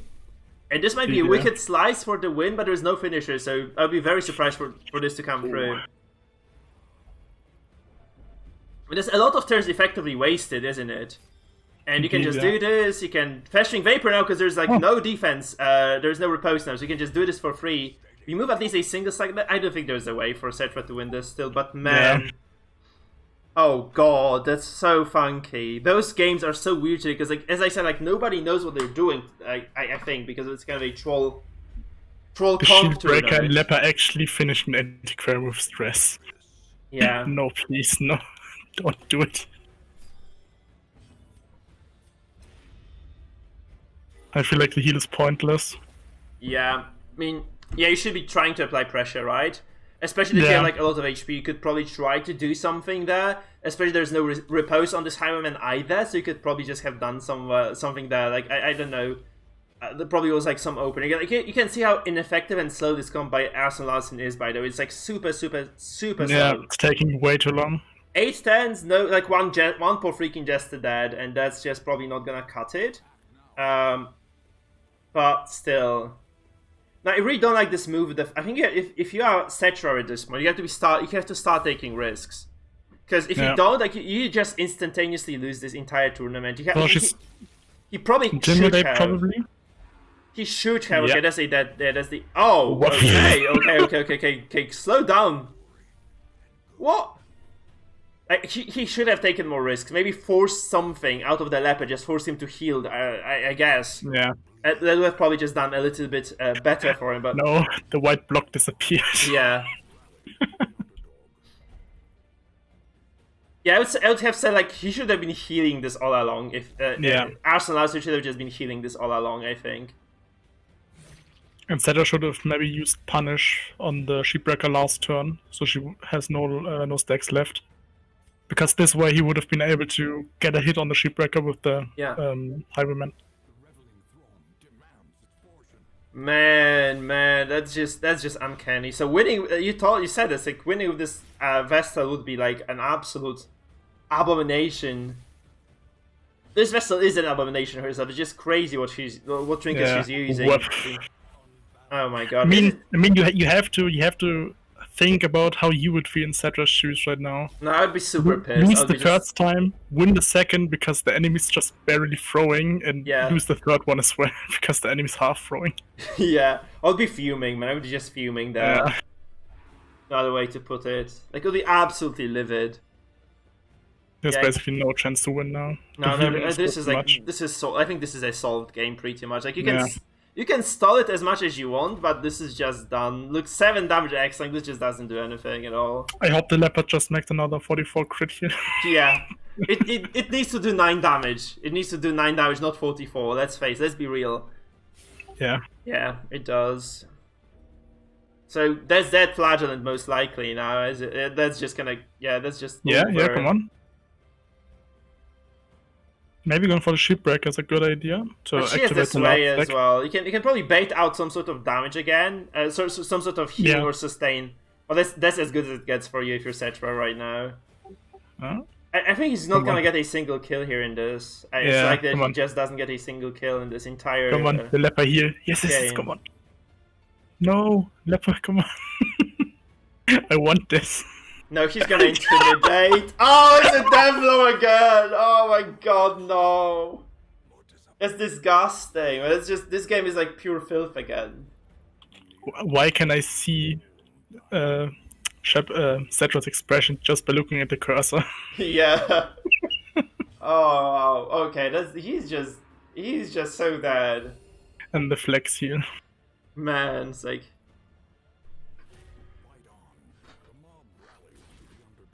Man, it's like a 420 composition winning, getting into the finals. Like those two comps are just full 420.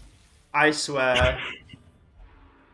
Expose, repose, and heal. Oh, this is a block actually. That doesn't matter at all. Like, you can probably even stun this guy now. Come on, So go what for I it. would go for actually is not the pet. Oh. Or just that's kind of smart. You deny more repose from being thrown around. Yeah. But yeah, that's okay. That's a smart one. I have nothing to say about this. You go like okay, well, What? fuck. He probably didn't want to get like extra damage there, so he just kind of plays it safe. This is super over. It's like okay, Cetra knows it, we know it, but Cetra refuses to leave anyway. To let us, enjoy ourselves a little bit longer. I suppose that he's gonna be done. Okay. He's out. He's out, guys. And the first finalist is Arsene Larsen. And that's the story of today's tournament. That's the story of today's tournament. So we have the first final being done, and we're just gonna go into the next game. And so it's gonna be you versus insert meme here, and I think he's gonna be streaming. Hello everyone, I'm back. Hey, well, yeah. Apparently I am streaming the final. Casting, I mean. Yeah, you're casting the final, absolutely. Shit. That was brutal, that final. What did you think when you saw that Vestal's trinket? I was very, very confused. I had no idea what was going on. Probably a misplay on him, like, to bring those trinkets. I don't know if it's a misplay. That was not a misplay, a insanity. mistake. That's what I mean. The second match was just purely to troll you, basically. Okay, Winter, we need you to leave now. Because you're playing. My lord. You are? I know. Okay, I thought you were Goodbye, arguing, Winterbliss. arguing with me, so it's got to be insert No. meme here. You're playing now, aren't you? Winterbliss.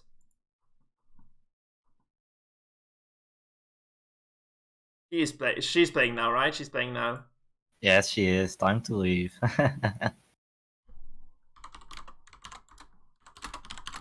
So what Jack told me is like he said that he doesn't like that book trinket because it's unfair to play against, and he just picked another one for the lulz. Yeah, that makes no sense Really? in my opinion. That's like next level. That's just next level, man. Wow. Okay. Unbelievable. I mean, even if he doesn't like the book, why doesn't he just take like the brass knuckle or something? I have no idea. Or, I like have no only idea. accuracy. So I'm gonna get insert meme here and into the chat, and Winterbliss prepare and leave the cast. Yeah. Okay. So you have to prep. Hello. Hey there, man. I'll- So. Yeah, we're just gonna set things up now, I guess, since it's gonna be insert meme here versus Winterbliss. I'm just gonna get his compositions in. And I have no idea what those pictures are, by the way. Fuck, that's weird. Those are some really weird pictures, so we have to kind of decipher this as we go forward. So insert meme here. Oh We're yeah. just- The that's mods. weird. I'm just gonna use, guys. I know this is not gonna look good, but I'm just gonna use those pictures that we have on Discord instead. So please brace yourselves because this is gonna take a little bit. As the guys are setting up for the finals, they have to message me the bands. For instance, Cetra, can you message them to telling them to message me the bands? Okay. I need to get the will. bands from both of them. So as they are setting up, I'm just going to get those compositions somehow into our into our stream here. That doesn't work, so I have to just save this then. Make like a new. So one. insert meme here banned pineapple pizza. And I have Once no idea. again, banning the stress comp on Winterblizz's team. Interesting. Okay, yeah, I'm gonna hold my beer here because I do need to get those things in place. So insert meme here. I just need to set the frames up properly before we do the bans.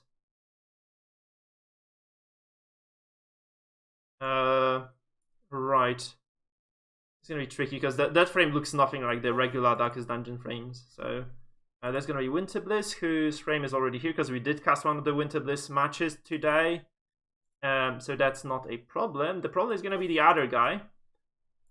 Because I'm just gonna use the icons that he posted because this other thing is just completely illegible. So it's gonna be shit quality, guys. Sorry about this. That's just as good as it gets for us, okay? Those are compositions. Please don't use skins in the tournament. That just kind of is bad man. Okay, obviously not bad manners, but it's odd. So Arsen Larsen comes into this one, gets to the finals. I'm just gonna mark this on the bracket here, and we're just gonna watch the penultimate match of the day then, or matchup of the day with Winterbliss versus insert meme here. And that's gonna be interesting, I think. Well, So we already have the teams here. Banning pineapple pizza, it's a stress team with pulls and pushes, so maybe he doesn't want to get disrupted. And insert, I don't know what Winterbliss has banned yet, actually, so we shouldn't probably be announcing this. Do you know what Winterbliss has banned? No, I didn't, but he announced it himself on the Discord server. Where? No, where? Shit, where? On the general chat. Shit, I'm not paying attention. Okay, I don't have everything open. I'm trying to kind of do the production bit as well.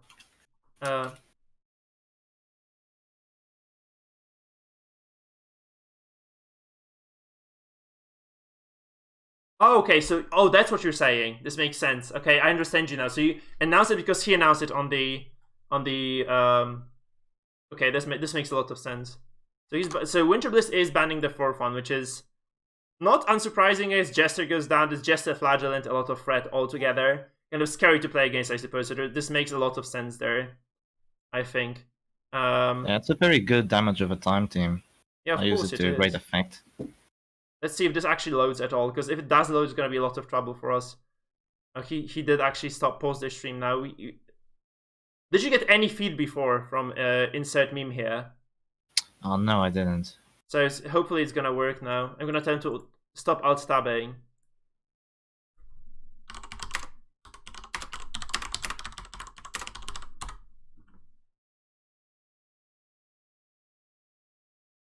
Yeah, the problem is the skins, guys, because we cannot see through the skins. Yeah, there are some really weird skins on the side of who's playing right now. Hopefully you want to use them in-game. It's gonna be very difficult to decipher them. Yeah, it is. I literally have no clue what I'm looking at. Yeah, that's definitely the case. So I hope that this actually loads, and we're gonna see that match momentarily. Because I'm gonna tell you right away, getting Winterbliss to stream is gonna be a very difficult endeavor. I was there, I was on that boat before. Okay, it works. Perfect.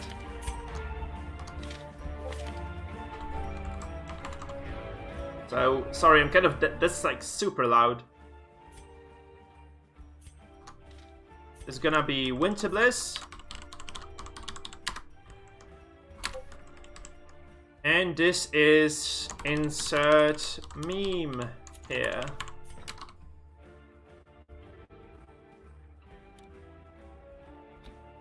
Yeah, that's that. We're set to go, guys. We're set to go, basically.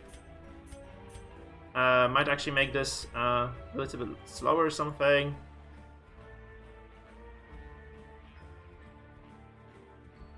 And we're good to go. So I'm just gonna message the players telling them that we are indeed ready to start. Oh yeah, thank you Zapin for saying that, yeah. But you should probably have a rule from the next tournament on that no skins are allowed. Because that's just super confusing.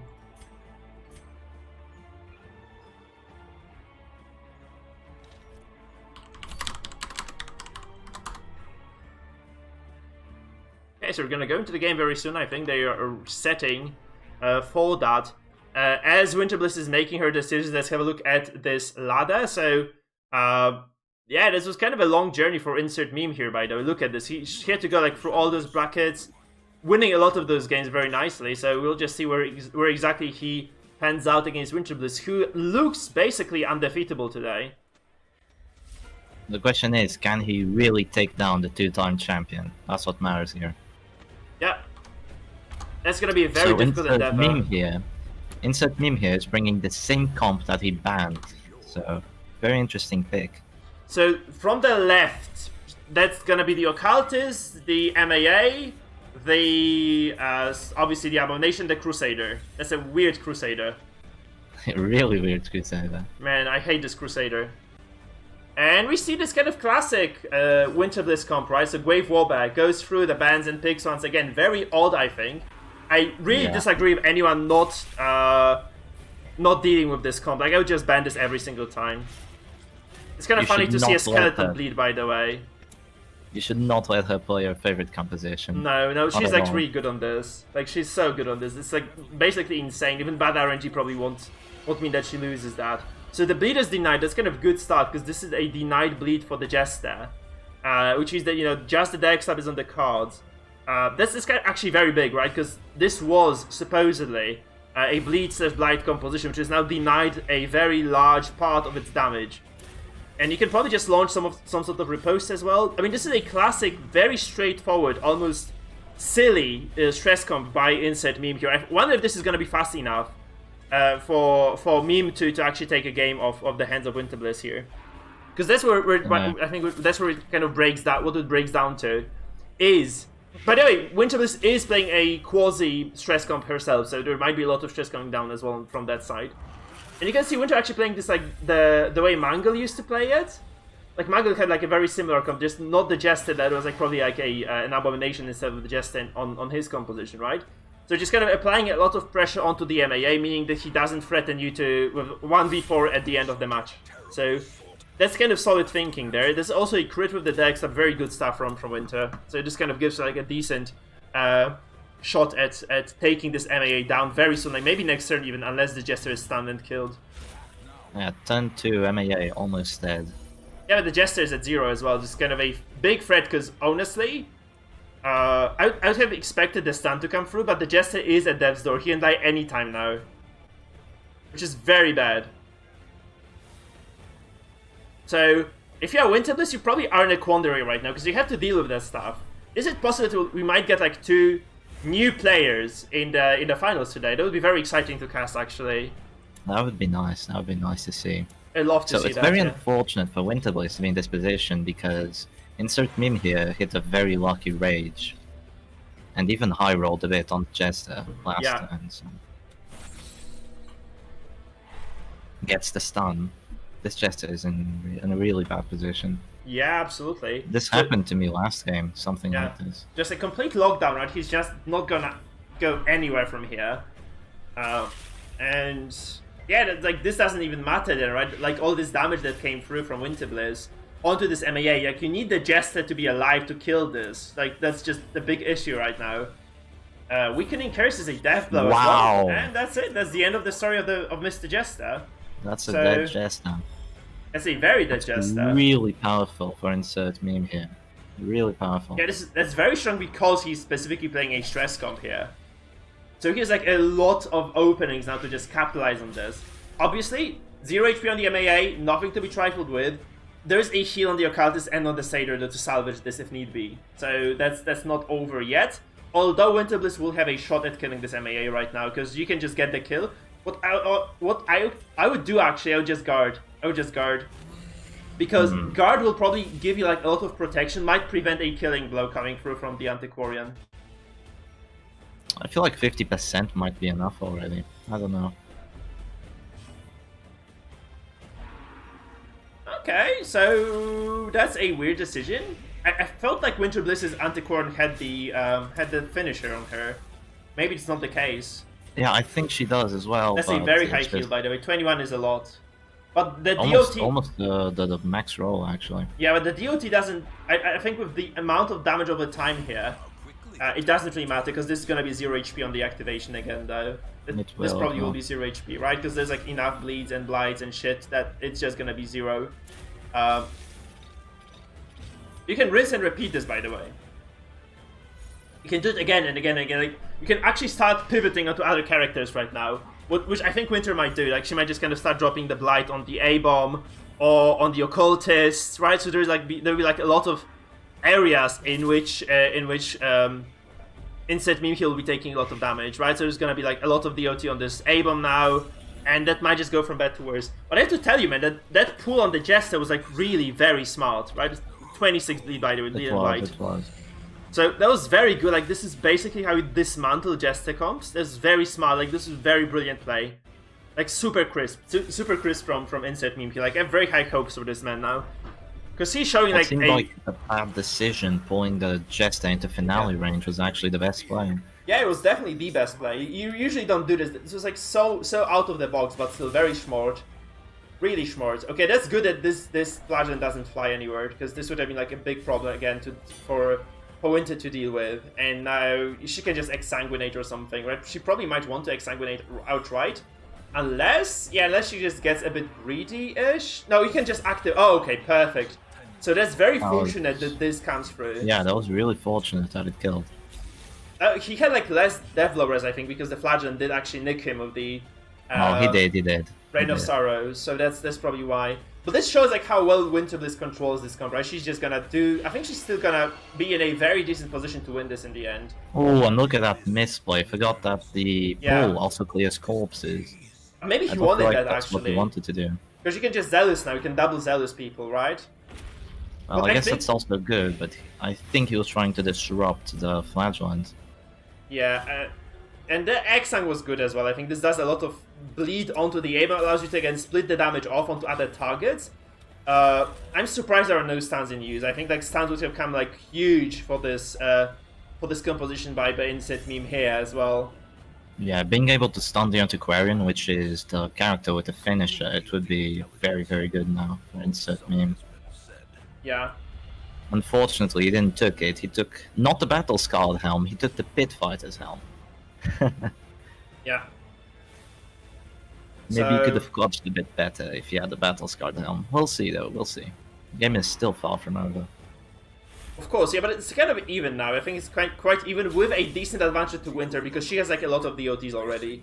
They have DOTs placed in her enemy they're just gonna be paying dividends. Like it's a very good investment like over time, where you'll be just getting a lot of shots at those devlos, or you'll be forcing like those very unfavorable turns out of their characters, right? Because Absolution here definitely not something you'd like to be using if you're Insect Meme here.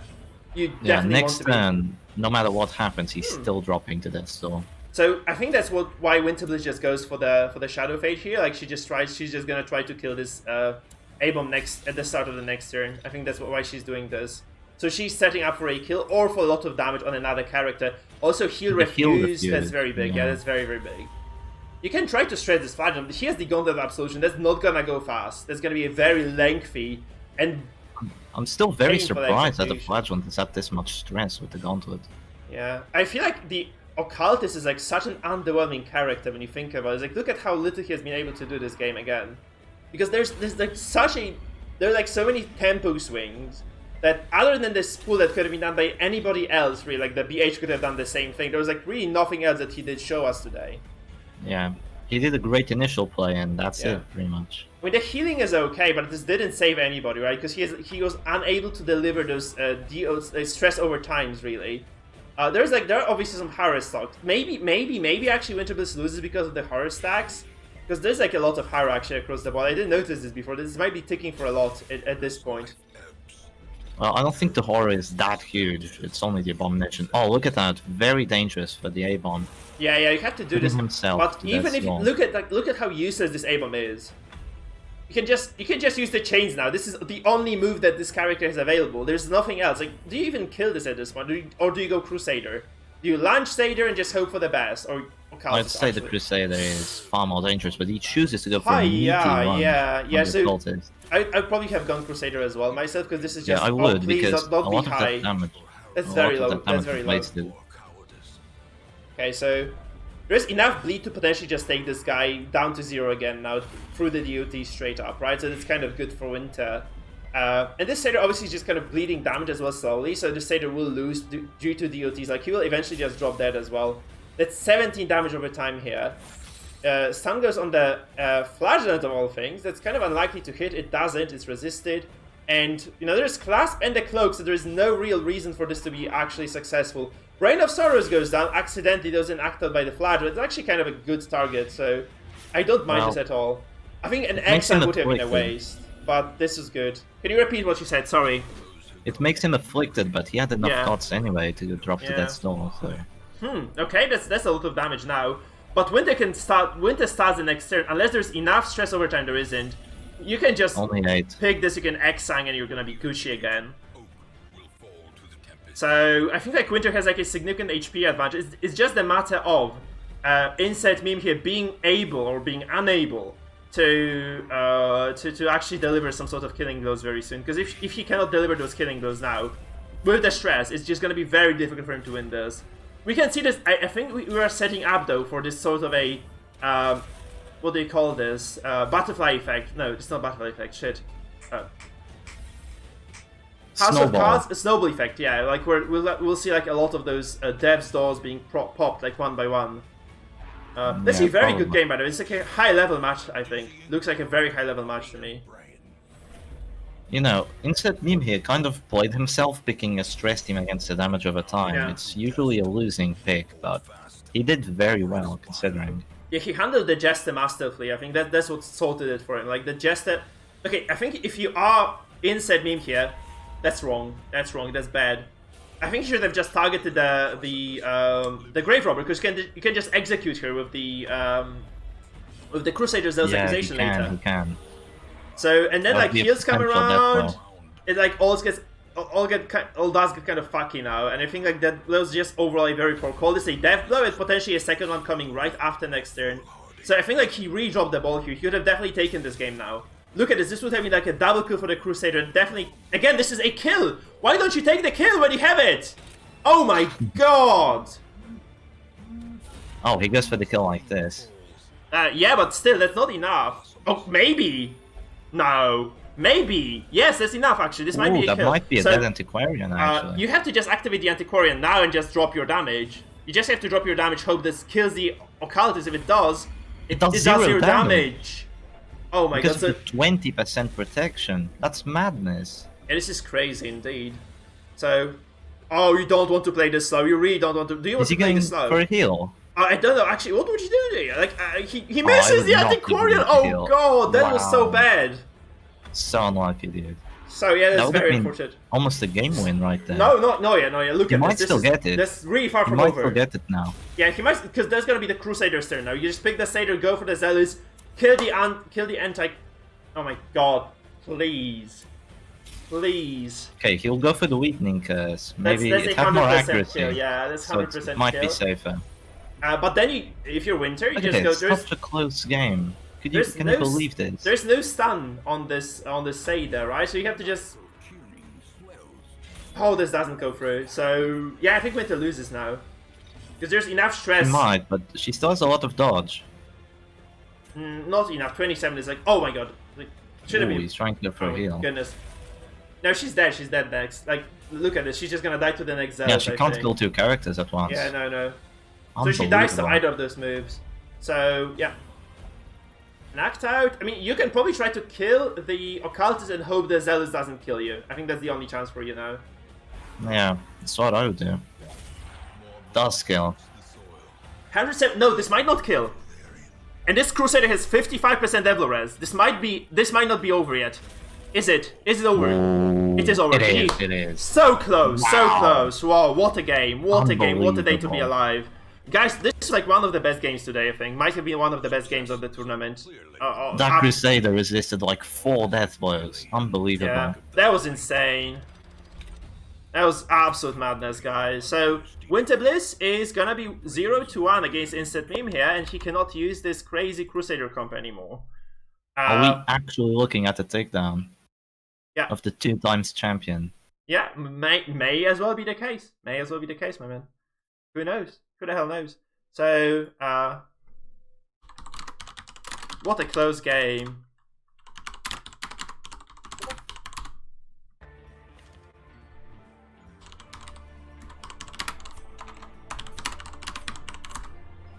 Holy crap. So glad to have you, by the way, Seth. You're saving the day. You maybe don't know this, but you're literally saving the day on the cast here. Thank you about that. It's alright. So really glad to have you around. So insert meme here is put down to 2 teams only. One of them, wow, I think I've played against that today already. Something very similar, the one with the Plague Doctor. That Noli Plague Doctor with the bleed. That was a really weird match as well. Arson Larson has very weird teams. Yeah, It'll he be does. very interesting final. Yeah, it will be. Like, yeah, with both those guys, yes, it will be a very interesting final, man. I don't know if I want to watch it or cast it, but it will be interesting nonetheless. Oh man, that's gonna be fun. That's gonna be a fun day. That's a breath of fresh air, I think, for all of us. Okay, coming to game 2, Winter Bliss on the verge of elimination versus Insect Meme here on the verge of taking into the finals. Winter Bliss bringing potentially my favorite team with the Flagellant and Shieldbreaker up front, but that's a weird without the ass exotic Leper. snuff. That's a Leper, isn't Look at that it? stun. What do you think of that stun? Smart prevents any sort of displacements now. I think that's good. That's pretty good from Insect Meme here, honestly. That's pretty solid of a choice. I like that. I really like that one. This is an extremely control-heavy team for Insert Meme here. And I don't believe Winter Bliss took a lot of protection against stuns. Yeah, look at that. 2 stunned characters. Well, this is gonna be very dangerous now. So obviously the DOT comes down. The Crusader resists the bleed as it is supposed to go. That's a heavy stun comp actually, yeah. But the problem with those stun comps usually is that they just don't do damage at the same time. So maybe Winter Bliss will just out DOT this. However, like there's a Vestal here. She could probably just handle a lot of this damage. So it's a question she has mark. very it's a good question healing. mark. That could come in handy as well with the Crusader. Not forget both the Aim Bomb and the Leper have self-heal, so it could be very tough to take down characters. Yeah, absolutely. We see a miss here, totally expected. Yeah, so we have considering the Shieldbreaker has 65 dodge. Yeah, we have a few things happening here. First of all, very high dodge on the Shieldbreaker might mean that she never takes the stun to the face again. I would expect a dodge. It is actually what comes And through. she doesn't. I think she's gonna Serpent Sway now, or she's gonna pull forward. Oh, you have to pull this. You have to puncture. Yes, please puncture Yeah, this one. look at that. And this, it's resisted. 20% resist. It is resisted. My God. Wow. This was gonna be like such a pain in the ass for Insect Meme here, because this not only puts your Vest out of position, also actually moves your Abomination to 4th. And it's such a huge opening that just kind of means that you usually win the game of this singular play. So this doesn't happen though. And there's another stun on the Flagellant actually. That's so surprising for the Flagellant to be stunned twice in a row. Yeah. Or is it, yeah, this is the second stun in a row, isn't it? Or is it the first one actually? No, I still think being on? he's still being stunned from round 1. Okay, and this Shieldbreaker gets stunned as well. Whoa, okay, this might be very sketchy now. Okay, so the thing is though, Winter Bliss. If you're Winter Bliss, you don't even have to be healing this, I think. Maybe just to kind of be safe on activations. That's a possibility, I guess. Yeah. Yeah, that was very smart heal actually. the Flagellant now. That was actually brilliant. That was smart. But you know, she's gonna go next turn with the Flagellant, who has 105% stun res, virtually not unstunnable, but very difficult to reach. And he can just exsanguinate someone and just do a lot of DOTs like over time. I think this is gonna be a very decent game for Winter here. Virtually impossible to stun the Flagellant now. Only a 15% chance. Yeah, so that is not even an attempt, right? It's just what is. I really don't like those zealous accusations here because it's kind of low accuracy. It doesn't hit the Shieldbreaker at all. This Flagellant here is gonna regen this anyway. It doesn't take any stress because of the Gauntlet as well. The Exan comes through. There's a lot of bleed and blight. Looks very rough for Insect Meme here. Yeah, Winter Bliss is looking like she just came into this round 10-1. She's ready to start fighting. She's at full HP and with regen. This is crazy. With the finale still available, and Insert Meme's here team is... Oh, it's not looking very healthy. No, and it's not gonna get better for this man right now, because there's like a lot of DOT still across the board. And more is to come, I think, so there's going to be a lot of trouble. Also, it's very smart. We have seen this before as well today, where someone would be putting the Flagellant in second instead of first because they were afraid of the Leper threat. So they didn't want to get pushed back, so they just kept doing this. I think this was... Makes sense. It makes a lot of sense. Yeah, let me see that. Let me see... Olocrat, I think, was doing this. Olocrat was doing this. That's how he eliminated Dino, I think. He just kind of went against the Leper in a very brilliant fashion in one of these games, just kind of preventing any sort of pushbacks on the Leper. It was very smart, and I do like this from Winter, obviously. Just kind of means that Leper is relatively useless. This push counts... Shieldbreaker finally gets pushed, but second time you in a row. can still click him. Yeah, she still has a lot of tools to defend herself. By the way, this actually sets up the Jester for the kill! Oh, yeah, Winter, I don't think Winter saw this. The Jester could have just got... Like, this was the easiest finale in the world, I think. This is... By the way, this is Avon in the fourth. This is... I really don't like this Avon's position. Like, this Avon should have gone forward way, like, a really long time ago. I don't think Winter gets the opportunity to get the finale off again, but I don't think that's the problem. He has the finisher on this Antiquary, and she's just gonna use this right now. She's gonna get the kill, probably doesn't. But still a lot of DOT thrown across the board. Stress as a look at this. There's like a lot of damage. The whole team is pretty much dead at this point. So what is Inset Meme's composition supposed to do here other than stunning and just waiting to die? Because that's what it's doing right now. It's just kind of stunning and waiting for Winterblues to just deliver those killing blows. It has not achieved anything. Control. There's no controlling the Shieldbreaker. No. She's so flexible. Yeah. She can do so much stuff. There's He so didn't much try to versatility, control the Jester once. He only did it this turn at turn 4. So he's been racking up finale damage, and now he's going to use it. Yeah, Probably that's gonna be to like... kill the Crusader, I would say. Yeah, that would be a blast to kill the Satyr, or... Yeah, because Abam is 4, so he's not gonna be an issue for like a few... for at least 2 turns now. This is... Yeah, that's it. This is G. That's where you press the white flag and just go next. Seriously, like, Winterbliss took 0 damage. Like, seriously, she took 0 damage altogether. Decides to go for the Leper. Also probably was more likely to... Yeah, probably was just more likely to go for it. Like, you don't want to waste a finale at this point, right? That's probably a bad idea to waste a finale. Because this kind of turns the game on its head again, and you really don't want that to happen. So she took the best possible shot. This Shieldbreaker does what Shieldbreakers do, dodges a lot, and that's probably it. That was still objectively a bad move, because she could still just regen. She had 1 regen left, and we see a killing blow.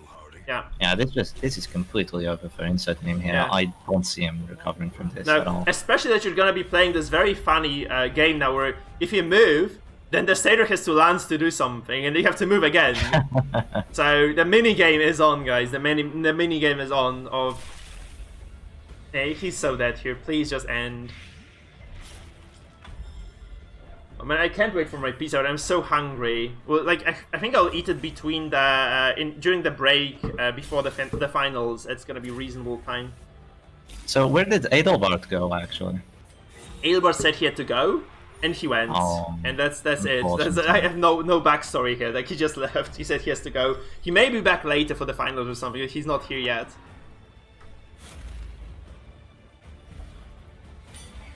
Yeah, pull again, making the A-bomb useless once more. So Winterblade is definitely not looking to take chances. She wants to take this game 100%. Yeah, it's crystal clear for us, right? She's just putting all the effort into this. There's nothing you can do as Inset into this particular matchup. I think this is super clean for Winter. Where Inset played a very clean game 1.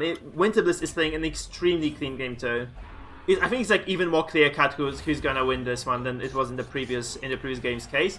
Though you have to give Inset Meme a lot of credit there. Like she actually won against the signature comp of Winter. So the problem with this though is that Winter can bring it to the next match, and she can just win probably with that DOT compo. Yeah, she is likely going to do that. Yeah, I think that's super likely. Because the only difference between this comp and the other one is the Shieldbreaker, by the way. This is the only difference between the Wave Wobber and... it is.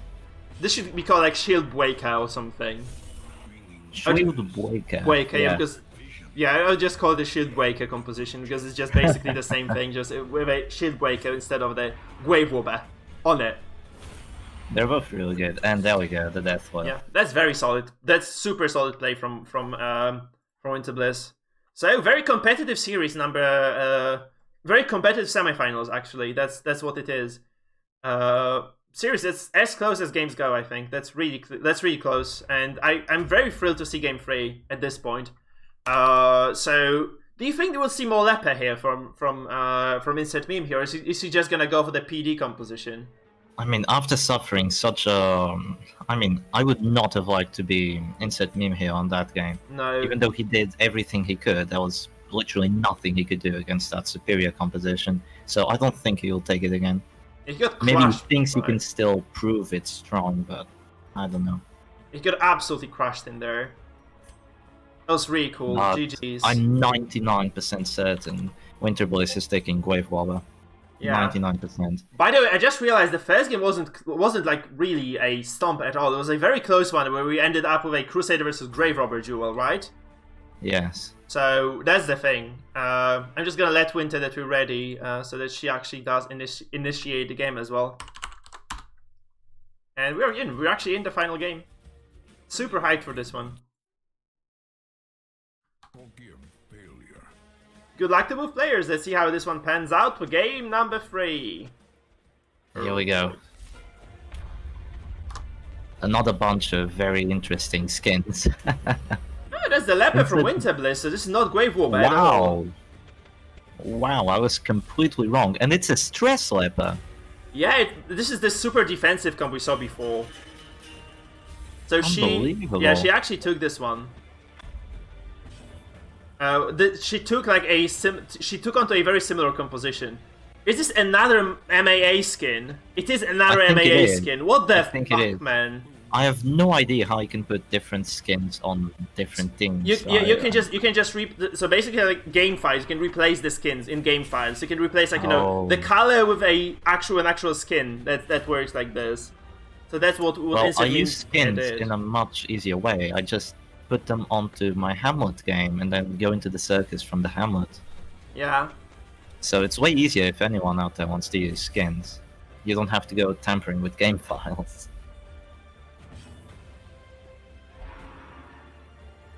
Okay, my chat actually crashed, sorry. I just need to kind of go back and see what's happening with the chat. So what do you think the win condition is going to be for Insert Meme here's comp? I really don't see what he's trying to do. So that's a weird comp. I think there's like a bleed DOT something composition. That's like I think it's gonna be like a stress combo, right? Whereas Winter is just gonna be trying to stay alive as long as she Winter can. is definitely a stress comp, but with a lot of protection, so maybe not the correct play here. Yeah, Strakna UK, thank you for the follow, by the way. Welcome to Dungeon. So, yeah, it's a weird one. It's a very weird one. I think that's what a lot of people are forced into, really, when we kind of announce those rules, right? We're kind of forced into doing this. So Winter Bliss is telling me to check the Man-at-Arms and the Plague Doctor because it's the same trinket setup as Arson Larson. Okay, were they practicing together or something? Because that's gonna be PTSD for you. Yeah, maybe. I did beat this composition though, didn't I? Yeah, you did actually destroy that, absolutely.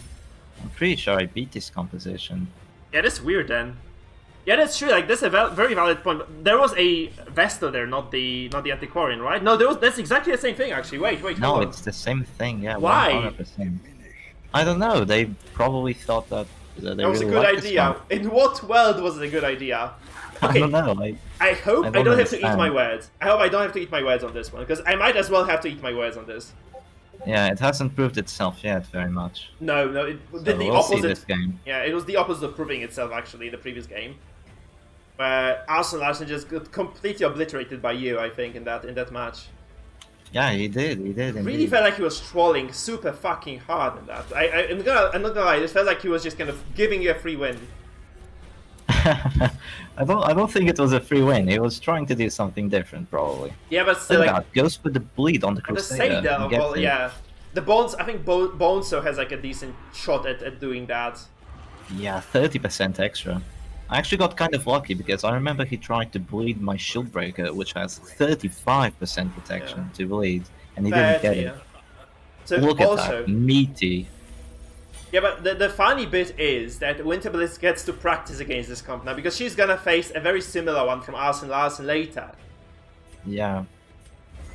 Would be funny if this is like, can you imagine this is us and Larson playing on the second account, and he's just kind of playing the same tournament on two computers, and then he's just like, he might have, he would be close to getting to the finals alone.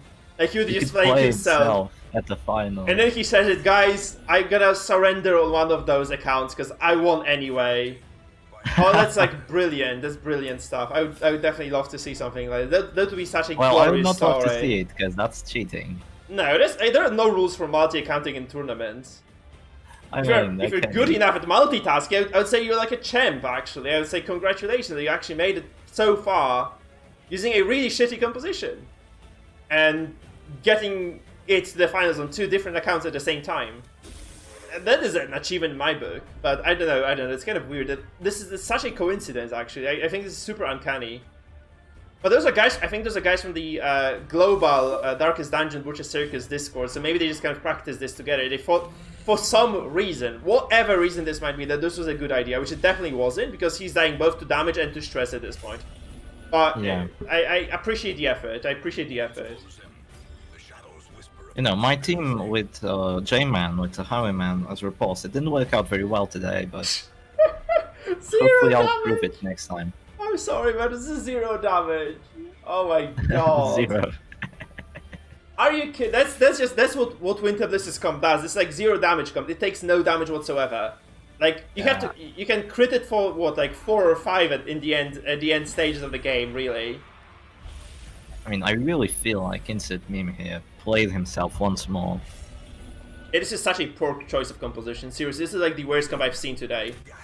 No, like there is no competition there. Like, this is definitely #1 worst comp ever in the tournament play. I think Omni comp would make more sense than this. So I'm kind of surprised this went so far. We might, I guess, we might be surprised by this nature. Like maybe it kind of deals with something specific very well, but that's very weird. That's super weird.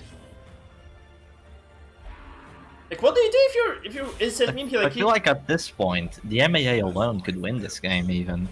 Winter Voice is MAA. Yeah, you can probably just start passing with everybody else. But the problem is, like, he's not alone. Like, there are like 3 other characters, and they're doing like metric shitloads of stress. So, Winter Voice is saying that this comp is the Halo counter. Is it? How? It just dies, doesn't it? Yeah, she's joking, of course. Because, like, it doesn't have the mark removal. It has, like, 3 super squishy targets. It has single guard. Okay, that's over. That's like wonderful. So over, man. A crit for 8. That's not good. Yeah, feels PD, man. Feels PD, man. That's over. You know, the Jester still has a chance, maybe, of using a good finale and then maybe pulling something off. This has to be a crit right now. This wow, an act out finale. Because there's so much damage reduction, man. There's like so much damage reduction there. There's like so much damage debuff, and there's the Aegis as well. There's like no way in hell you get this finale. This would have needed to be a crit, I think, to actually do something. And that's the final nail in the coffin, I think, for Insert Meme here. He had this. He actually did set this for himself, right? Winterblaze is telling me, get Leopard. Yeah, the Stress Leopard strikes back. It's actually funny because... 1 damage crush. Enough. Because the Leopard has been super efficient today, actually. I think like the Leopard is probably, alongside the Grave Robber, those are the 2 of those characters that performed super well today. Like the Stress Leopard and the Grave Robber. I really don't believe they're one of the weak characters, to be honest. No, they're like B+ tier, I think, both of them. So I actually I had like this super nice Grave Robber comp before that did work pretty well, so I think this is still the case here. Yeah, the only problem with your composition is that it gets screwed over by anything with protection, like Winterbliss is using here. Yeah, definitely, it just gets completely demolished. Or anything super tanky as well, because it relies on those very early one-shots, right? So that doesn't kind of come through here at all. You have some lag, but I think this game is pretty much solved, wouldn't you say so? Yeah, if there is some kind of desync, we don't need to do a rematch. No, definitely. This is like as over as a game can be. Winterblaze is telling me she's gonna try to go for the 100% damage debuff. Yeah, okay. Looking forward maybe to try and do a 0 damage riposte. Yeah, Jack, like, okay, this guy's just kind of continuously outstabbing. So sorry about the quality, but we just have no control over what our players are doing with their Discord. And they are doing no good. Guys, the pizza is in actually, so... Winterbliss passed.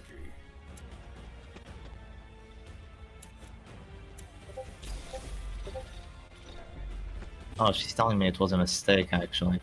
Okay, I'm glad she didn't DC, because I think she deserves this. This doesn't ever...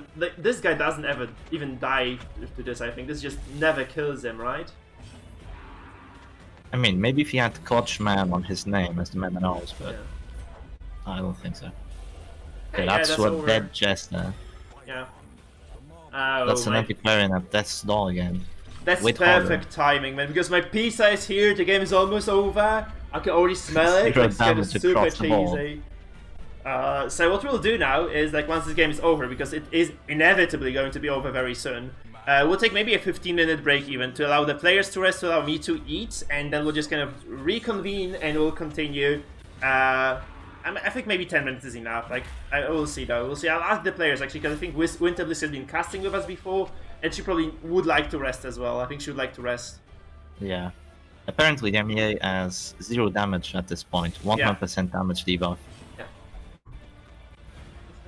Is he going to try to go for manacles to prove it? Oh no, she isn't. She isn't. Yeah, no, that's just over though. This is super over. It's just sad having to watch at this point. Yeah, it is. We Especially both that she's know it's alt-stabbing a lot, so it's kind of painful that the image is shredded. Okay, I'm gonna just start eating my pizza now, man. I have nothing else to say here. It's just gonna be me eating pizza with my and speaking with my mouth full of that's beautiful. It's pepperoni. It's I do onion. have good news though. Adelbart is coming to cast next time. Oh, lovely. Will you stick around though? Here I am. Here I am. Oh, he's here. Lovely. I'd love both of you to stay for the finals then, because that's gonna be 5 games. Nice. Hey there, Adelbart. So we're watching the final game of Winterbliss versus Instant Name here. Then we'll take a 10 to 15 minute break so the guys can set up, and so I can eat my wonderful freaking pizza.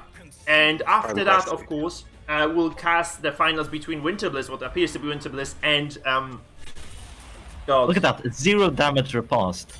Yeah, no, that's just impossible. And that's a dead man at arms. And a dead antiquarian in. No, not yet. It's gonna happen. It's gonna happen. Intimidate. It will happen. You can intimidate up to position 4. Yeah. And it's a dev blow even. It doesn't even have to be the stress. So Insect Meme here is dead, and this basically means that we're gonna go into the final matches. So we'll be taking. Maybe Dino will also join us, guys. So do you guys want to kind of switch places a little bit? So you can just kind of... We'll take a 10-minute break now. And it's gonna be Dino, Shepherd, Adelbart, and me. So we maybe just kind of switching a lot. So that we can just kind of rest between the cast, I guess. So congratulations to Winterbliss on moving forward. And we will take a 10-minute break right now, guys. I'll eat my food and... yeah. Very nice. I'll see you after the break then. Yeah, let's take a 10-minute break. So let's say 12. I'm gonna make it a 12-minute break, and then guys will come back for the grand finals, best of 5 between Winterbliss and Jack the Pumpkin. So that's gonna be lovely stuff, guys. I'm really looking forward to this. GG's to all the participants so far. Sorry that you guys had to go. I mean that you're out, but which does happen obviously. To the best of us, and we'll be taking a recess. I'm gonna eat my lovely pizza, guys. I'll take this moment to remind you that you can follow me on Twitch, subscribe to me on YouTube. There's also a join button and a donate button here if you'd like to support our casting and our work.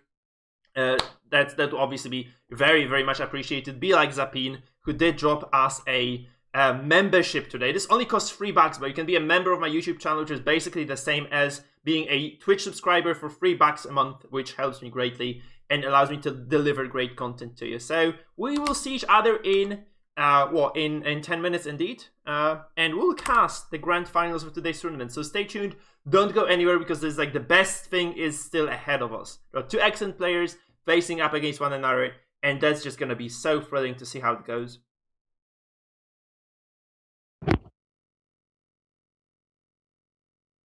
Good. See you in a bit, Mike.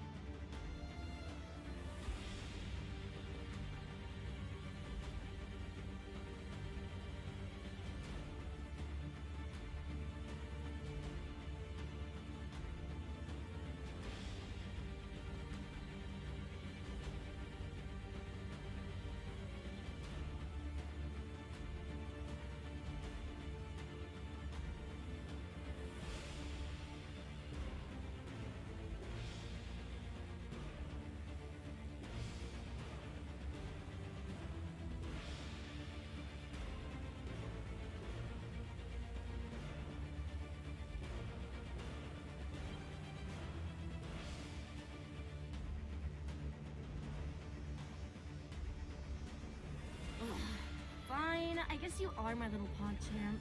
Come here.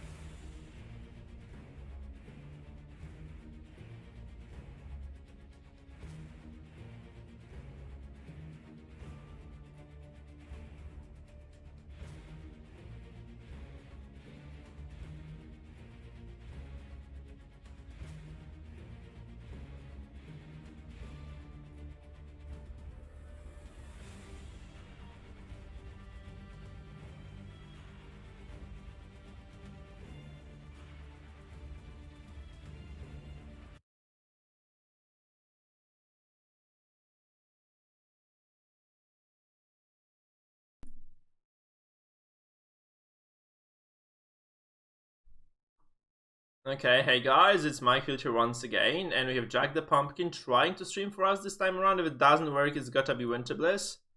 We'll be getting this one going. It's gonna be Jack the Pumpkin, aka Arsen Larsen, versus our beloved Winter Bliss, who did win her previous 2 tournaments. So she's looking at the 3rd win in a row. This is gonna be a best of 5, which means that there are like a lot of wonky compositions there. And the deal is that each and every single one of them that is unbanned has to win at least a single game. So if Winter Bliss and Arsen Larsen when they will be ready, will obviously begin the game.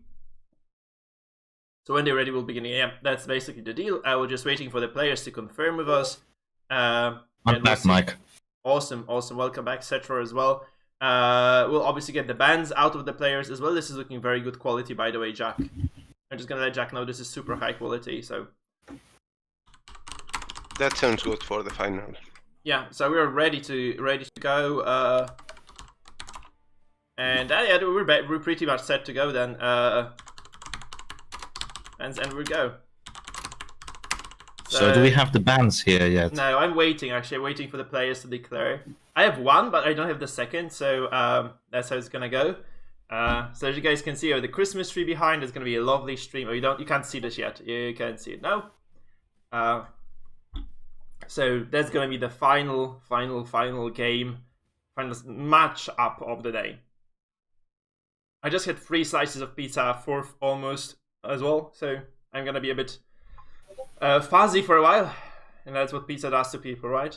It's like, where's in drugs, guys? It's like, where's in drugs? Oh my god, oh, this is, yeah. So let me just kind of get, sorry, I'm messing things up slightly with the UI, so I'm just gonna get the picks and bans on our... Oh, it is called Shield Breaker. She did this, actually. I didn't know she did this, but she called it Shield Breaker, see?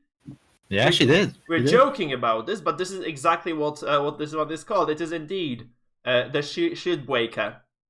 Shield Breaker. Once again, not banning Winter Bliss, his favorite composition. Whereas Winter Bliss bans the 4th one, which is the counter-offensive, and this is basically it. So I'm just gonna let the players know which bans have gone through. You know, I did the exact same thing. I also banned the counter-offensive team. It looks very dangerous with that double riposte and with the fire jaunt up front. Yeah, that's true. So that's not gonna be a problem anymore. Yeah, there's actually a lot of damage there, and there's the MAA to maybe alleviate some sort of pressure as well. You know, that's kind of a nice bit about the MAA alone, that he can actually just reduce a lot of damage, a lot of also a lot of the DOTs by the same token, right? So that does actually work relatively well. So.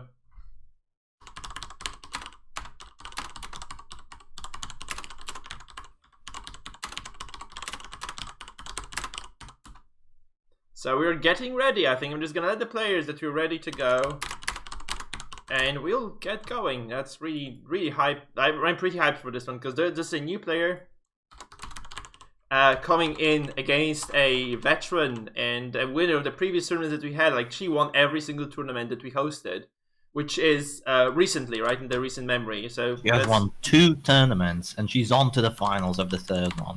Yeah. Can she actually even be stopped? Yeah. Dino might be joining us, by the way. That's gonna be awesome. We got like 4-man cast here. So you guys will be casting the first game because I need to finish my pizza still, okay? So I'll be just kind of munching in the background. I'll mute my mic, and you guys will be casting for me. That's alright. I'll just start. So I have like half of a pizza left, so let's just. Oh, I'm casting with Dino Boy. Yeah, hey there, Dino.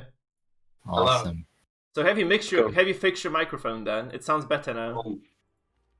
I tried to, but like I don't think it'll work. It's better than it was for sure, so at least that. Just holding it up to my mouth, so it might be better. So as soon as the lads are ready and the gals are ready, we will get going with this one. Yeah, those compositions that those players have brought obviously had to be a bit different. So the pineapple pizza has this is the first time this doesn't get banned on the day. What do you guys make of that? So this is like the first time this actually goes through the bans. Well, I think that's a very good idea, leaving it open. You don't want Winter Bliss playing her comfort comps, you know, the 2 damage over time teams she has. Yeah, but you definitely want to ban at least one of those. I feel like this is like the noob trap stress comp. This is what I used to play when I was starting playing the Butcher Circus, like very early on. So it's like, you know, the Occultist, seemingly the most powerful stress character, obviously super squishy and has like a lot of different issues that mean that he's not exactly as strong as it says on the tin. You know, leaving this open, I feel like Occultist must be... I would say like Occultist is like PD tier almost of bad. Unless Arayli aka Alimian plays that, because Arayli was able actually to show us like some really great Occultist play. But outside of that one person's use of Occultist, we have really seen like a lot of underwhelming ones, extremely underwhelming ones. It was like almost depressing toward those Occultists being played, to be honest. Like this was only one time so far we have actually seen an Occultist that was successfully just managing things. But actually, I know. What has come in? Could you please like improve your sound a little bit, just raising it up a bit? It's not. You might like cut out some words. No, it's okay because you can You can right click this. You can right click this. That's fine. Leave the sound as it is. Oh no, what have you done? Because it's okay. You can just click the screen and then up the volume yourself. You can adjust the volume then. That's absolutely fine. There's no need to change anything. I think we're on the loading screen. Yeah, I think the match is starting. We're in the game actually. And here we go, Mike. The first match of the finals. Let's do this. Yeah. So we see here the pineapple pizza coming from Winter Bliss against a team I personally hate. Yeah. With the leper up front and the Vestal, so a lot of control coming into this. Yeah, the memories, man. Birds on the leper is So what do you think Arsene Larsen is going to start off doing here? I'm personally ready for the Purge to send everybody into orbit. If you look at it here, he has a shield breaker. He could have instantly gone for a pull on the occultist, making the abomination useless. But you know, he decides to go for a leper purge, so maybe he has something else planned. Okay, That's now a big damage. A bit late. I think the comp is fine. He has a ton of movement there. He can just duelist advance with Highwayman and he's back to his normal comp. Yeah. Both teams are trying to take advantage of their movement abilities. That's the main reason why I chose Occultist. I just really wanted to, because I saw a lot of Leper comps, so I wanted to put him into like slot 3 or 4. Okay, guys, we have to regulate this because there are like too many people trying to speak at the same time. So let's say like it's gonna be Cetra and Dino casting this one. Okay, we'll just kind of switch places. I think like four people casting is too many people. That's cool, Mike. Okay, let's do it like this. So let's make it Dino and Shepherd. So guys, take it away. Okay, that's fine by me. So we see a slam there, not working. I haven't seen if Arsene Larsen has the snuff, but you know, if he did, good job. Especially going against something like Winter Bliss is definitely in a bad position with his Thunder Cultist on the first row. Oh, that's looking people dangerous. That Occultist is not going to give any value to Winter Bliss's comp at this point. Once 18, big hit. Yeah, we see here Arsene Larsen using trinkets to try and move his opponents on the leper. So he definitely likes to play the positioning game. And he's playing a team that can just like pick any character to kill at once. With anti-stealth, anti-guard, he can do anything he wants, really. That's He still has the guard, but like I think that's a bad turn order for Arsene Larsen today because Winter Bliss can now guard any. Arsene Larsen has a like rough time penetrating that guard. But never mind, I guess. Yeah, maybe you should have gone for a guard pierce instead of... Wow, a double crit that we see. Both dealing the same damage. Does it stun though? It does, it does. That's good. The riposte is negated now. And a 25% death blow. Wow. That's just gonna turn the game on its head. I don't think there's enough stress on Arsene Larsen's team yet. Yeah, I don't think so either. That Occultist literally did nothing. That's the problem with bringing the Cultist. Imagine if she had another Antiquarian there. It would have been so much better than this. Yeah. But Winter Bliss is just using the Man at Arms to debuff damage and then... Yeah, just using the Bellbolt as he should be used. Look at that. 10 damage crit as a leper. It tickles. Yeah. Completely useless. The Bellow is doing a very good effect. And keep in mind, there is no way for Arsene Larsen to reduce the debuffs. And now his Vestal is in death stores. So that's kind of the problem of this team. It's that if it goes against anything with protection, he's pretty much useless. All he does is normal damage, and you know it's gonna look really tough from here. So nothing's over at this point. It's anyone's game. We see here a transformation and the pass. You know, we have this little mini game with the Crusader and the Abomination at the end. Like if one of them has to move, the other can't.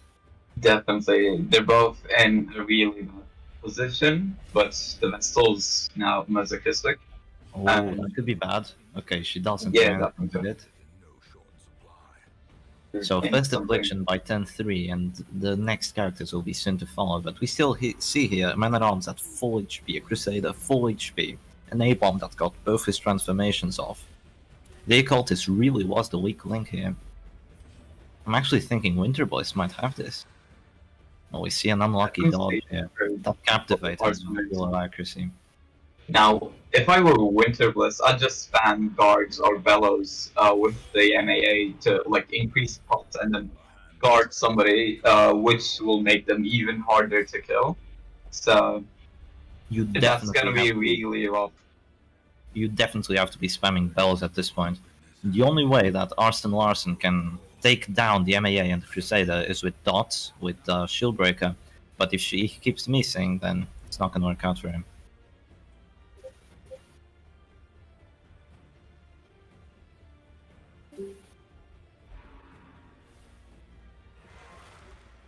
So a very unfortunate position for Winterblaze to have the A-Bomb on the last position. Yeah, the A-Bomb can't still do anything good. You know, we have a fearful leper, so maybe the dodge will come in handy. We'll see. 0 damage. At this point, trying to use the stress attacks, maybe to put a dent on Winterblaze's team. It'll take a lot more than that, though. It's not gonna be, like, good. Words. So 2 times masochistic on death's door and doesn't do anything. Arston Larson That's just a bit lucky. Yeah. Winter Bliss is gonna stun the 2. Or is he gonna stun anyways? Oh no. Going for the More protection, cost. I think that's a good move. I think that's a good move. The A-Bomb even has 40% protection. Yeah, the Highwayman and the Leper, they're not gonna do any damage now. At all.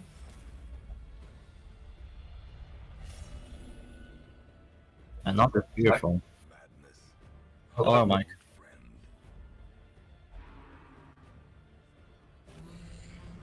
Was it a pineapple pizza?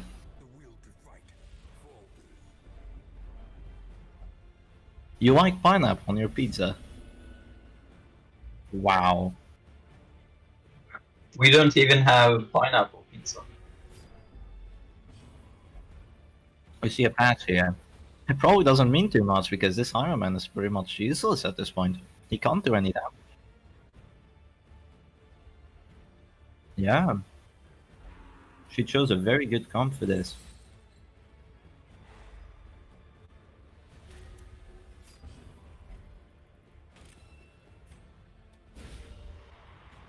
Zero damage. Maybe with the stress from the Leper and some dots from the Shieldbreaker, though.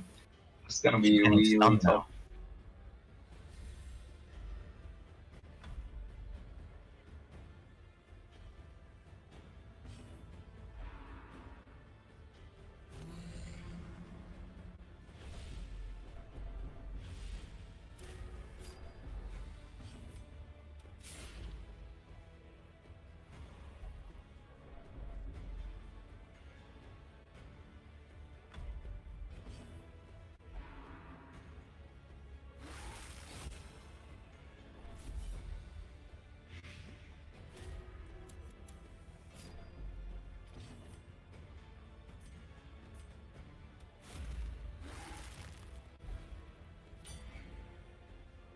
We're looking at 1 damage abilities here. 1 damage, 2 damage.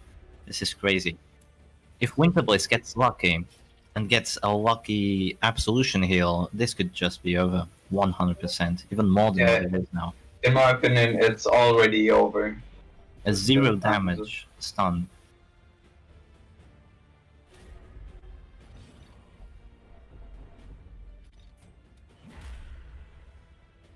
Zero damage as well. Look, this is crazy.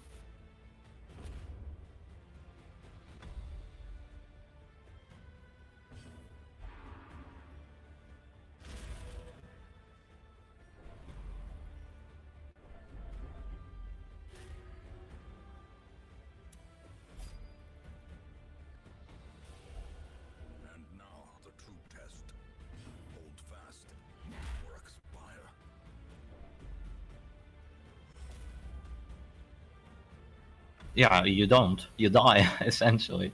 You just surrender and go next.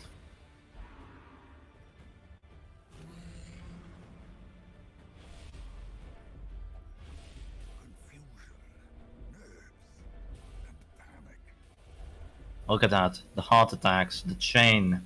It's beginning now. 2 characters at death's door and 1 is dead already. Ooh, there we go. I called it. 2 times masochistic from death's door, didn't do anything. 3rd time's the charm. This is looking like a very decisive first game. I don't think there's any chance now.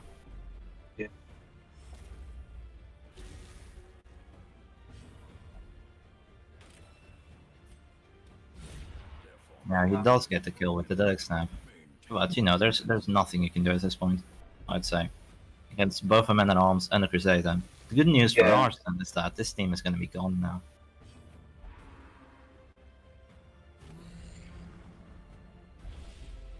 No, it isn't, it isn't. This is a decent team, but it just can't deal with protection. Yeah. Very bad matchup.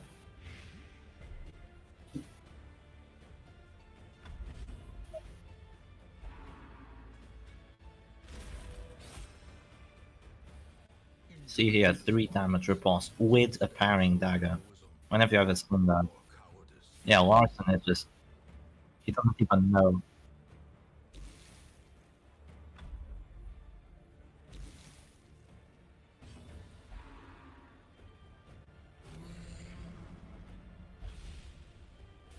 That's 1 dead character. And a pass. Going for a few heals, refusing to hit the corpse. I guess that's a good choice. So the H is here, completely useless against stress.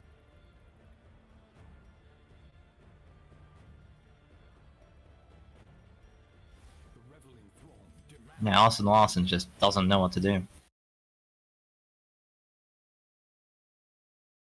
Maybe. Yeah, he stopped streaming, I think. Well, the game is pretty much decided if there was a desync.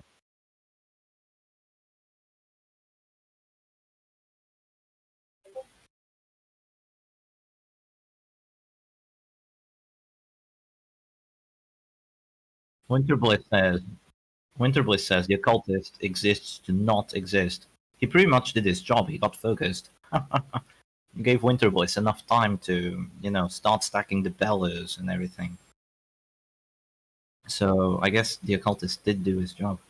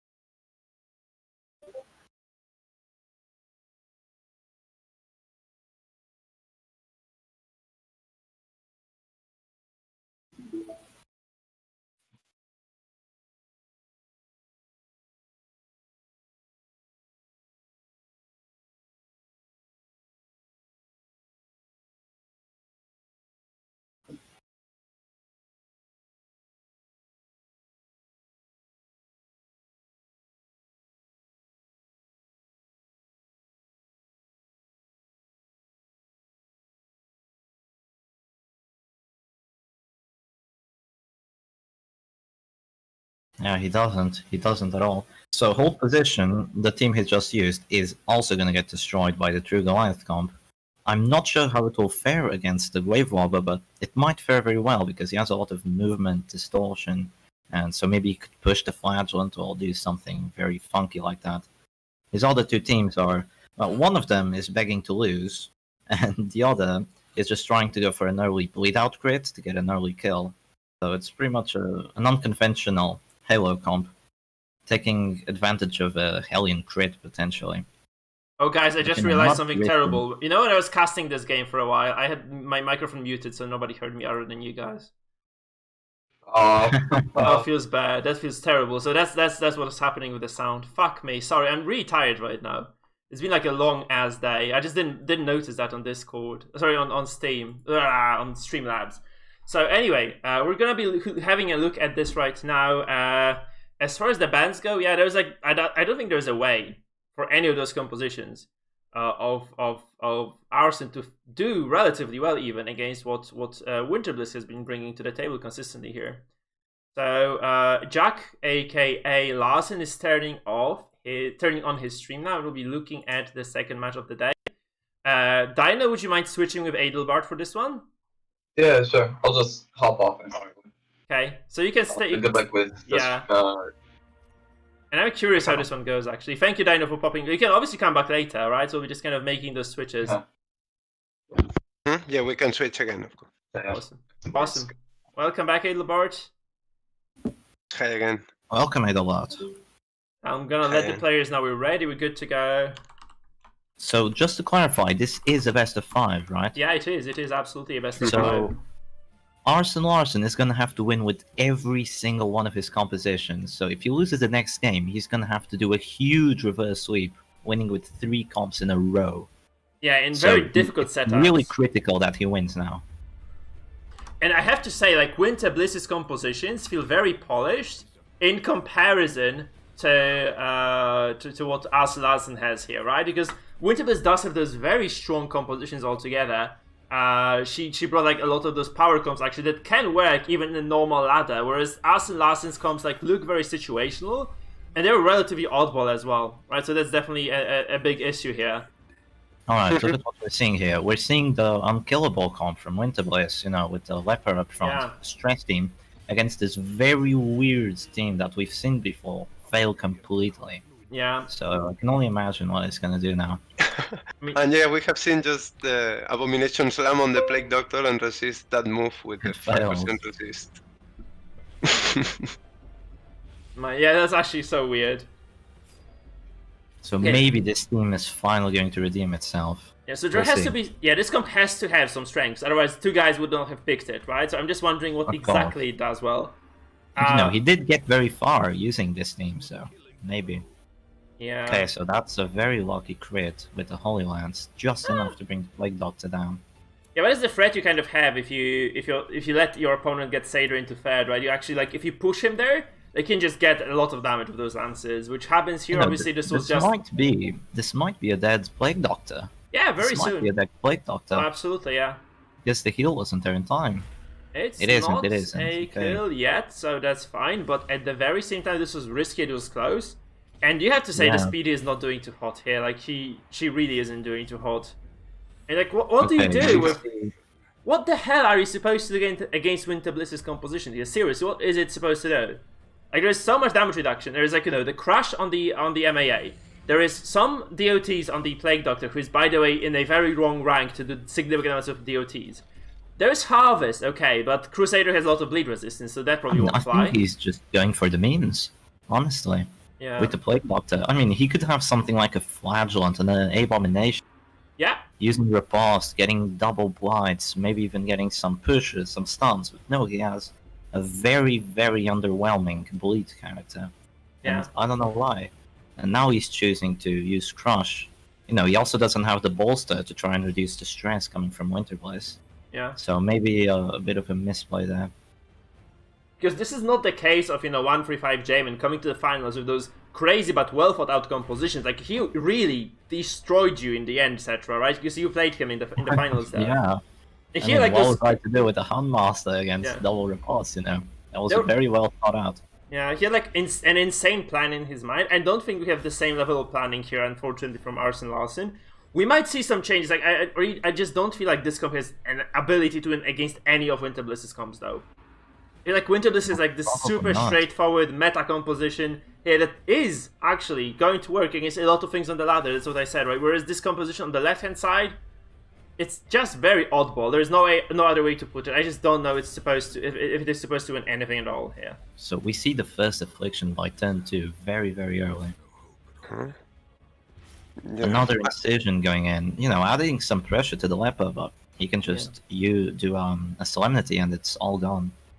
Yeah, because the DOTs here are just terrible on us. Like, this MA doesn't do any DOT, the Jester does like bits and pieces but not enough. The PD just kind of slices you with the knife and hopes for the best, but it's not really gonna do much because I feel like PD just performs way better from the back row. And then the Antiquarian is okay, but she alone is not gonna secure any significant HP drops across enemy team. Like, Should be better if Winterbliss was playing something like damage, but this is stress. The win condition is getting stress, not damage. So the regen is nice, but it's only preventing collateral damage from the stress ability, so it's not gonna win the game at all. And We see an abusive Jester as well, with plenty of damage. By the way, Mike, could you add some music to the game? I've only just noticed we don't have there it. is music in the stream. That's a good point. Oh, I'm sorry. I had the you have to the music is here. You have to just right-click the stream and up the volume a bit, because it's quite quiet, but it is there. Alright. Because you just kind of, you're getting the bad end of the sound. You just kind of right-click the stream, and then you have like the option to regulate the volume, and then you can kind of up it. Winterbliss is telling me right now that Jester has a 106% damage debuff, meaning that Finale will do 0 damage. Good luck then. I really hope to see that. I It really can want heal. to see that happen. That's negative. I wish negative damage would be healing. Can you imagine like healing someone with Finale? Just go Finale, boom, 34 healed. We have a new healer in the circus, boys. So he's doing 0 damage to whatever he hits. with the bird stab. Oh, this is so pathetic. Sorry. Oh my god, 106% 106%. remove. Oh my god. The This is finale so is gonna do 0 sad. damage. This is the most Even with pathetic PvP Jester stuff. I've seen. Oh my And he has a high god. debuff resist, so this is not that likely to happen, I think. I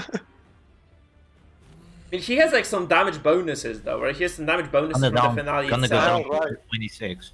I wonder if he's this at is the like, top, so even less damage. Oh, Is this- please show me those finale numbers. yeah, is the would be finale? nice to see, right? Because is the kind of damage reduction kind of definitive, or is it kind of added on the top of damage increases? 'Cause Let's see. I would be nice to see. 5 to 8. Okay, it's- there is yeah. some damage, but So there's master, so it's kind of you kind of have to subtract the amount of damage. Okay, that's over. Never mind. Let's not do any maths. This is over. This is so freaking over. He probably wanted a crit because there's like nothing else that could be done. This is like such a smooth game from Winterbliss as well. I think she's just gonna get like a 3-0 here potentially. Because ooh, and that's a death by Doctor, just enough. yeah, let's face it, There we go. Winterbliss. And the dead Jester. Oh, Winterbliss has left the strongest composition she Dominators has are falling. for the end. Yes, added to the positive buff. Yes, thank you, Pafnutzi. Right, so you just have to subtract the debuff from the buff, and that's the damage result that you get. Thank you.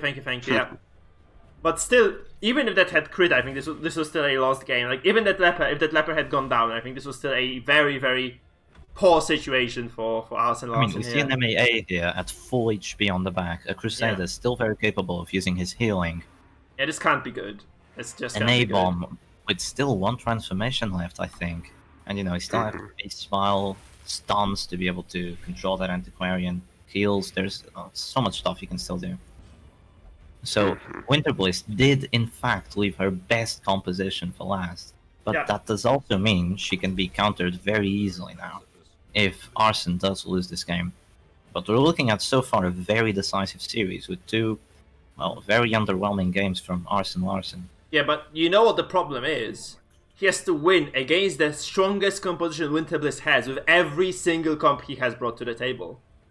Because Winterbliss has like this one ridiculously powerful composition, and Arsene Larsen has to take like all those 3, I would say mediocre at best comps, and take wins against the best comp Winterbliss, the 2-time champion, has brought to the table today. Do you think it's gonna work? Realistically speaking. I mean, he's got to very far. He's got to the finals. Maybe he still has a game plan. Maybe this team will be very much able to counter Winterbliss's favorite team. We haven't seen it in action yet. Maybe the Repose will do something. Winterbliss is telling me that she's going ballsy now. She's going with the 0 HP Leopard to see if they do 0 damage to him. Oh god. Maybe. Yeah. I mean, it's not only the matter of doing damage to the Leopard, but it's also the matter of actually getting the death blow check. 0 right? damage. It's a 25% chance now. She is going ballsy, and it is working. Yeah, it is working because she has like 100% damage, right? Because you have to remember that there is a Bellwork of Light somewhere on that composition at the same time. So that Bulwark of Light is also just kind of reducing the damage on top of all the damage reduction. So all those debuffs from the MAA are actually added on top of the damage reduction as well, which is very hard. Very nice strategy. If you bring a damage team against this stress comp, you better have very good piercing quarrel with the Obelisk, or it's not going to work out for you. No. No, this is... Oh, God. This is brutal, man. It's like, this is the... I think we never had a final that went 3-0. I think there's going to be a 3-0. Because I really don't see Winterbliss dropping a game to this approach, I think. We don't know yet. We don't know. It's a Butcher Circus. Yeah, that's over. And, yeah, Winterbliss just cleans the house. That was as clean as they come, I think. This was super clean of a game from Winterbliss again, but that's just a compositional advantage, I think. That was just that. She just kind of had a very strong setup, and it totally demolished this composition from Jack, right? This is very unfortunate, obviously, on the one hand, for Jack or Alison Larson, but Winterbliss is just probably having a day of her life right now. It's just an absolute feast for her. So... Yeah, I think, Mike, that we had a chance to see the Plague Doctor with the bleed, but it did not work out. No. This build did not achieve much for Jack, yes. It looked rather hopeless, honestly. Right, that PD was just the highlight of Paul. That is just, I have no idea what to say here. Not enough. It was just the pinnacle of awful, guys. It was just the pinnacle of awful. There's no way to put it. Yeah, I don't see it working personally, but we never know. So Jack here knows exactly what he's going up against now, so that's a good advantage that he has. Yeah. Is he going to be able to make it work? He has to counter dot, which is not easy to do. You know, counter stress, just go with dot. Counter damage, go with high protection. Counter dot, what do? You need to try and kill it faster than it can kill you. It's not easy. So he really needs to think very well here. Oh, they're going in already. And they're going in already. They're not taking very much time to think about stuff. Well, Winterbliss doesn't have to think about anything. Yeah, no, she has one. Her choice is rather, even not binary, it's just kind of straight up. Take the comp and smash, right? Whereas Alison Larson, I think, he could have taken some of those defensive anti-DOT trinkets. Maybe then pull through the fight. But honestly, that's going to be so brutal again. I feel like this is just going to be a cold-blooded murder once again. You know, he could have thought so much about this. He could have put the Highwayman on fourth to be able to counter both the Flagellant and the Jester's AoE abilities. You know, he's countering him using the Purge, which is also very nice. So he did prepare for that, and Winterbliss didn't. But you kind of want the Gauntlet regardless. So, very weird take cover there. I guess he's planning to use Shadow Fade. Yeah, I mean, I think he's just trying to reset what the damage that the Leopard did so far. But the problem is that this actually sets the Jester into the first again. This is what actually killed Winterbliss's comp before. That's what Winterbliss is dying to before as well. Coming here. Yeah. So that's a perfect setup from Jack here. Like Alison Larson's actually getting this game done very nicely. So that's a very strong start. You know, the A-bomb. Sorry. Once again, we see the Vestal with these very weird trinkets. Is he not taking this seriously? I don't know. I don't understand. Yeah, I don't understand that either. Well, if you're facing a Grave Robber and a Jester, perhaps makes sense, no? You can always have one of them stand without the use of the trinket, so... Well, you never end up in melee. In this matchup, makes sense to me. And the trinket is just so good. It gives you 15 accuracy. Yeah, absolutely and stun. Crazy. It gives you stun chance. It gives you everything. It lets you stun them twice. It's so good. Why is he not taking it? No, I understand taking a healing trinket, but the other melee trinket, he's not even trying to use it. I don't understand. It also gives 12 accuracy, but I'd rather take 15 and stun chance. Yeah, okay, this Grave Robber is actually... She might just die now, look at this. She might just die at this very moment here. Like, this is a death check from the Highwayman of Alison Larson. This might just be a death blow, it is. Wow, that is a kill, actually. So he does take the momentum in this game, at least. So even though Winterbliss maybe being a bit too ballsy with the take cover early. Yeah, of the probably. And yeah, the Grave Robber just got demolished here. And there's a healing as well that does negate all the damage that was actually taken by this shield breaker. So it's kind of a reset fight with a single character missing in it, and this is Winter Bliss's Grave Robber, which is a key character in this composition to be specific, right? It is. It looks like a very difficult task now, so this might be actually a 2-1 at the very least at this point. It looks like one small misplay from Winter Bliss might very well cost her this game. Yeah, very likely to. I think so, yeah. So you can't even, you can't even harvest this at this point because you just get reposted and you die. You have to respect the Highwayman repulse. Yeah, You're absolutely. just gonna grid for a lot. That's grim. Look at this 30 damage in crits, like just to the face of the Jester. He has already been activated, by the way, so there are 2 killing chances now for Awesomeness Larsen. He might just capitalize on this, just take down the Jester, and yeah, just take this game home. If he takes down the Jester, the game is over. Yeah. So Winter Bliss here is trying to up his dodge a bit.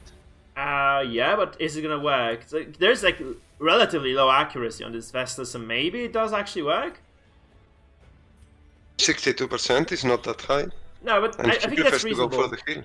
That's a good call, actually, just to get this done with. You probably sway here, and there's like nobody that can be threatened by the finale anymore. It's very solid decision making by Awesomeness Larsen, right? I don't think I agree with this. I don't think I agree with this. Now, I mean, she can just click and take good advantage of the regen.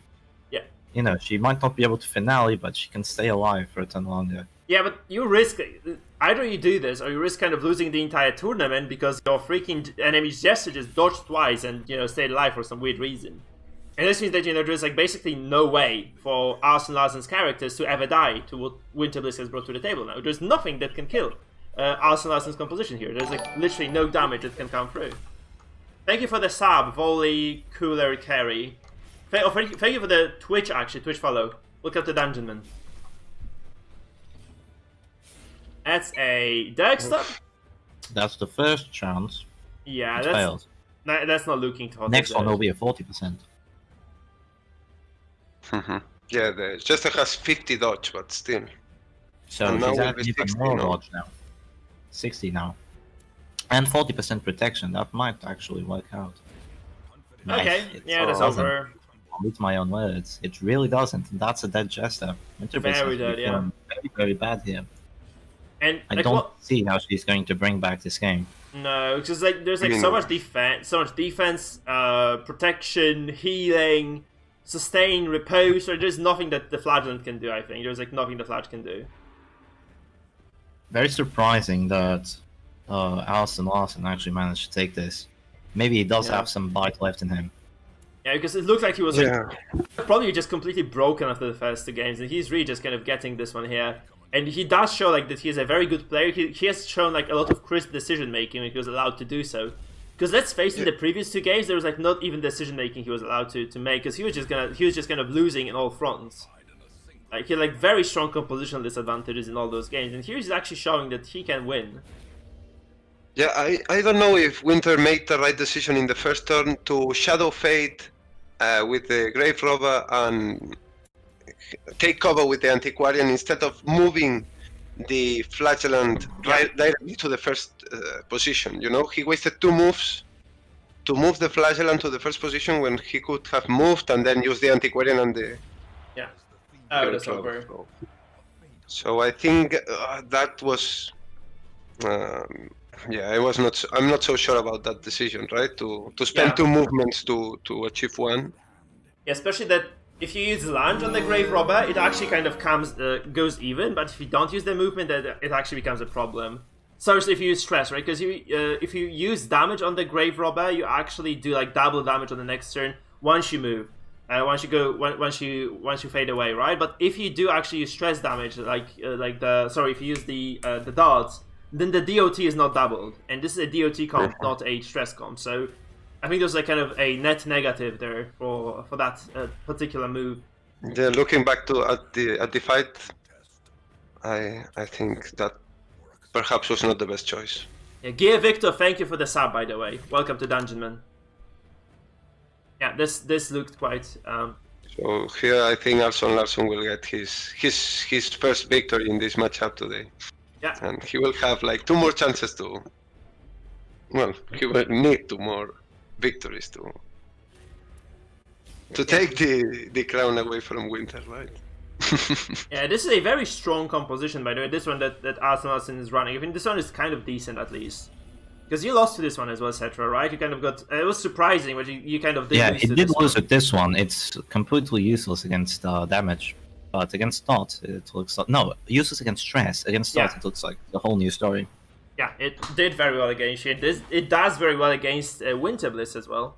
So... Dot has very weird... Oh, what is he doing now? Oh, he's going for the Mace Bash. Battle He won some kind of a remarkable victory. Oh he god, gets it. he got maced. Unbelievable. Look at Mace to the face, guys. Mace to the face. GG. And Arthur Larsen goes 1-2 in this matchup.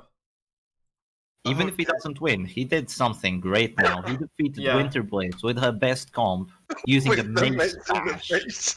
Unbelievable. Mace to the face. Chat, you are allowed to spam Mace to the face, please. I would take a lot of offense to this. Winter Bliss has to be fuming right now. Yeah, I would be. That was a good finish.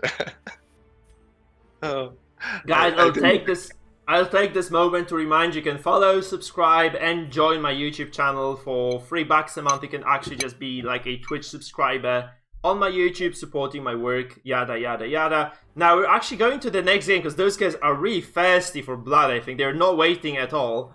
And yeah, we're just going to go into match number 4 of the series. Second not match thinking too long about their teams. Winter Bliss is telling me, not really. She's just gonna have him. She's just gonna let him have a bit of joy before she destroys him. That's what she's telling me. Sure, We'll but see. she got demolished. Let's face it, she just got absolutely ravaged in that fight. There's no other way to put it. She just got absolutely obliterated by that composition. So let's see how she fares against this one. That's a completely different animal. There's a Jester, Hellion, Crusader, and an Antiquarian here. And I'm surprised by the way. Very There's like capable team. He might be going for a round 1 kill on the Fire Jaunt. You know, oh yeah, he looks isn't- like it. He isn't able to potentially. heal. He can maybe get a bleed out crit and then a kill with Jester. He might be going for it. I also disagree with He's the fact. fucking the accuracy Yeah. a bit first. Very I don't important. like the no ballad approach here.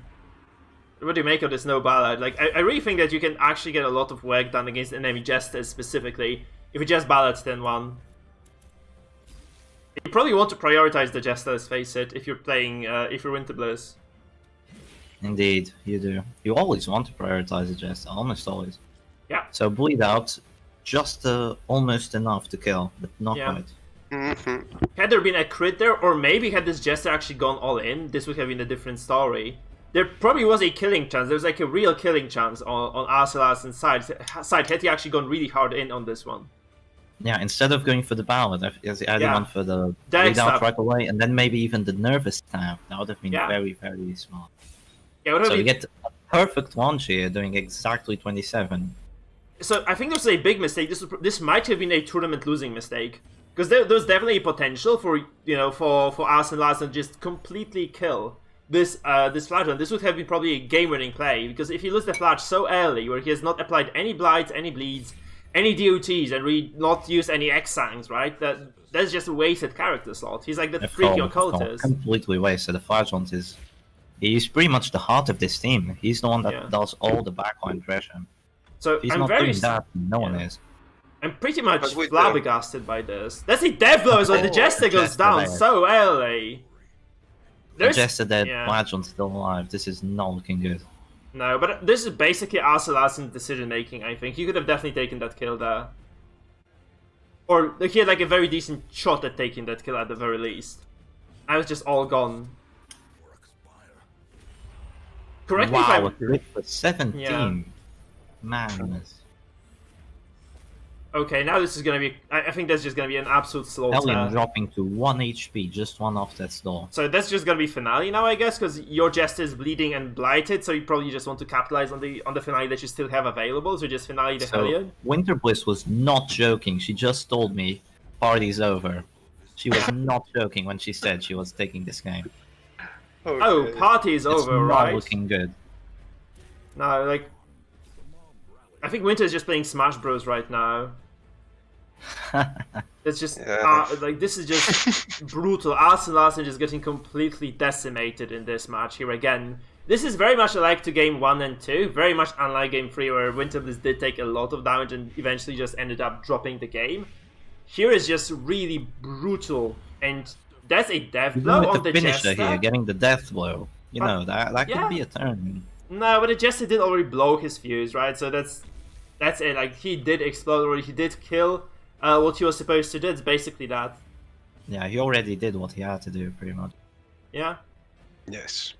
And Winter, I feel like she really deserves the #1 spot. Like, she has won 3 tournaments in a row right now. All of them were like super decisive. I think they're like very similar to this one, where she had this significant, like, not only composition but also like playstyle lead over her opponents consistently throughout those tournaments. It feels like this is gonna be very close to being over as well. Because how do you deal with this shit right now? Like, you can obviously try to stunlock the Grave Robber, but so what?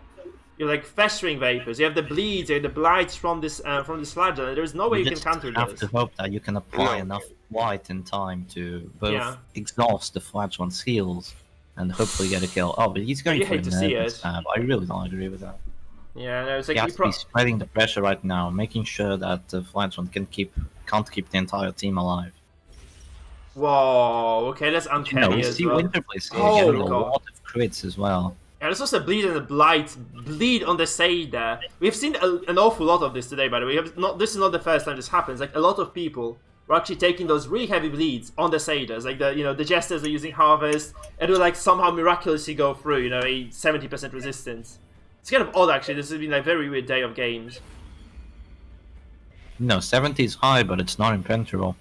No, of course not. It's very unlikely, though. Like, that's why you usually don't target those characters with bleed specifically, right? It just is not supposed to work. And somehow it does. Well, we usually notice more when it works and when it doesn't, so Yeah, it's in like the end, 1 out it of probably 3, no? does work out very well with the resistances. Redeem number So 2. going for another redeem, Yeah. even with the healing debuffs, that gauntlet is coming in handy. Yeah, it's just huge. So yeah, Winterbliss is just in such a good position right now. Like we have actually seen some very even games today, but this one isn't exactly even. This particular match that we're seeing right now, this is just very one-sided by Winterbliss taking this over. I'm kind of surprised because Winterbliss did go against Hygromancer before in the finals, and she went 2-3. She went 3-2. They went to all 5 games. And here it just doesn't look like that's going to be the case. Maybe the Antiquarian, she's able to pull off this clutch, but there's an Antiquarian on both sides, so I really don't see it happening. And a Flagellant as well, so... Yeah. No. You just have to think that tournament life is completely over for Winterbliss's opponents. Yeah. No one is going to take her down yet. We're going to have to wait for No, not today. Not today. I think in the beginning of the fight, Arsene Larsen took the decision of focusing the Flagellant and got him, like, stunned and 2 health away from dying. But when Winterbliss could get ambitious, but he wasn't ambitious enough. No. Exactly, like 2 health points away from actually getting it. Yeah. And as Lookup notices on the chat, right, like Winterbliss is just super consistent. I think that's one of the kind of feats of her. Like, you can be a good player, but you can be like very inconsistent, just kind of drop games randomly, which I think happens to Dino a lot. He's very inconsistent in his play. Whereas, sorry Dino. Yeah, you're like Dino. I think it's difficult to remain consistent when there is so much RNG. So I don't know. Perhaps has something to do with the playstyle or his favorite compositions that have something reliable to them, because DOT the game has a reliable. lot of RNG. So. I think DOT is reliable. Winterbliss came into this tournament with already very good comps that she was very much capable of using, like this one that didn't get affected by the one character ban. Yeah. But Dino Boy, I think he was more of a fan of the Halo comps and stuff like that, so... Yeah, that affected him poorly, I guess so. But Jamin was like super off meta and he still lost at some point, right? So Jamin got stomped, by the way. Jamin got just completely obliterated as well. Well, unfortunately, I wasn't able to watch all of it. Yeah, that was brutal as well. And Jamin was like such a good player as well. So Winterbliss just, I think it might have been Winterbliss, by the way, who took him out. Yeah, it was. Yeah, it was. She killed everybody, man. She killed everyone today. We have yet to have a rematch since I beat her down in the tournament like 4 tournaments ago. Yeah. Oh, that's just, it's kind of, yeah, that's just about the bracketing, right? It's just about the bracketing. Is Winterbliss just passing here? Oh well, she can't hit. She doesn't have any way of ignoring Oh, stealth. okay, Yeah. shit. I thought she was BMing here. Like, okay, I'm gonna pass now, fuck you. I'm gonna pass again, fuck you again. No, really. She's just kind of, yeah, she's just kind of biding her time, I guess. Yeah, exactly. Oh, Larson's no. just delaying the inevitable, really. Yeah. There's nothing. Yeah, I think so. If anything, this is getting worse for him with the heals and Shadow Fade now. So what are you gonna do now? You're out to take covers. Got to Yeah. show yourself to the world. Oh man, the launch, doesn't not kill enough, because not the enough. Deathblow res is so crazy high that, yeah, it's just gonna be a while. It's just gonna be a while, guys. Unless this is just some sort of a You know, the lucky Antiquarian does Deathblow. have the finisher, so I think Winterbliss did a good choice leaving her for Yeah. last. So probably gonna get the kill now. No, she Oh, heals. decides not That's to. BMing. That's Making BMing. it Man. easy. I think she wants to punish Larson for his mistakes.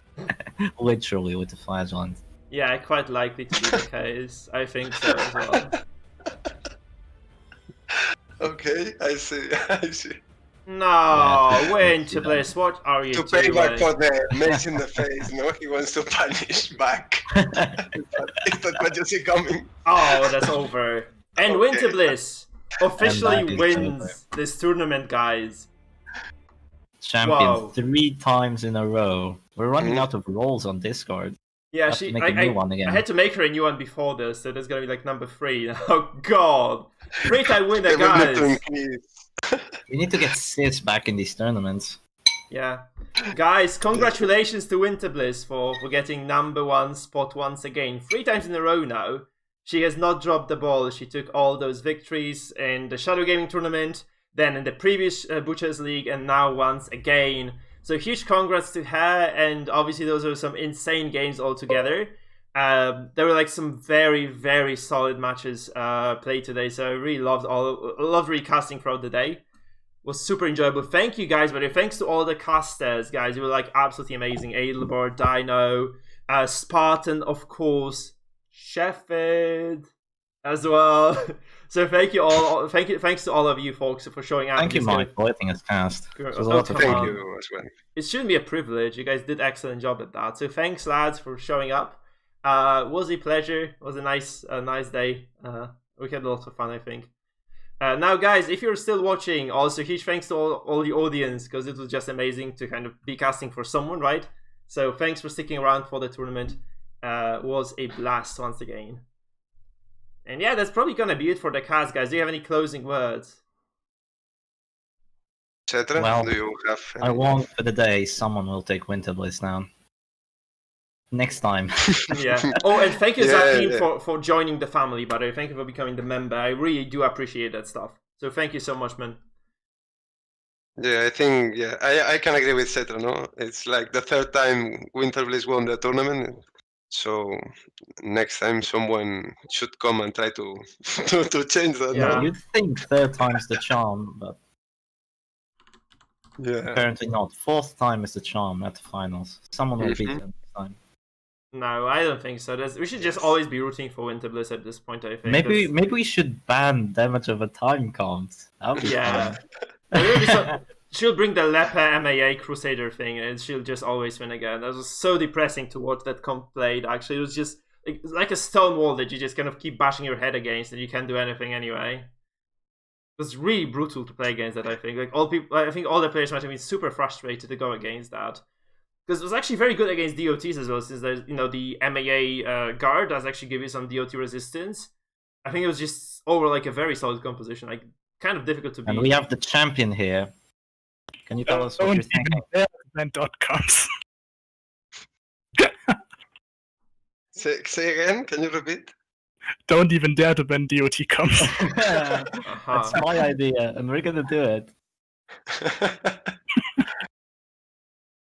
No, Next well time we're played. screwed.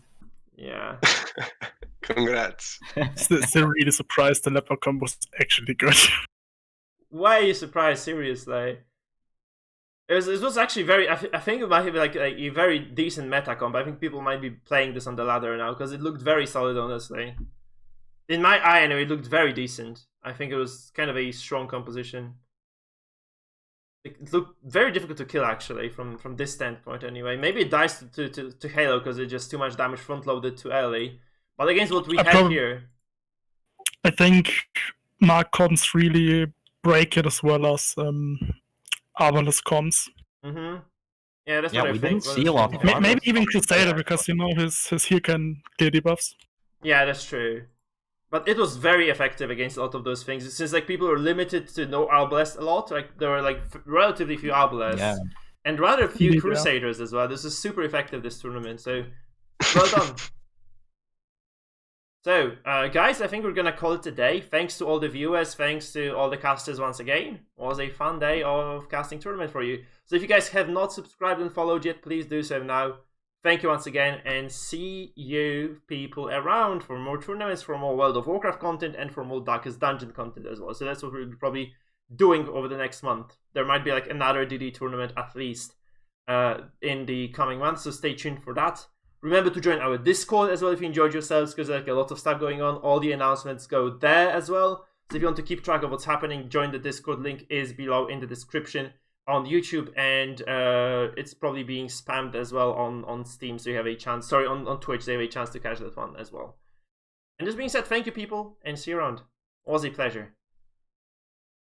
Thank you too, Mike.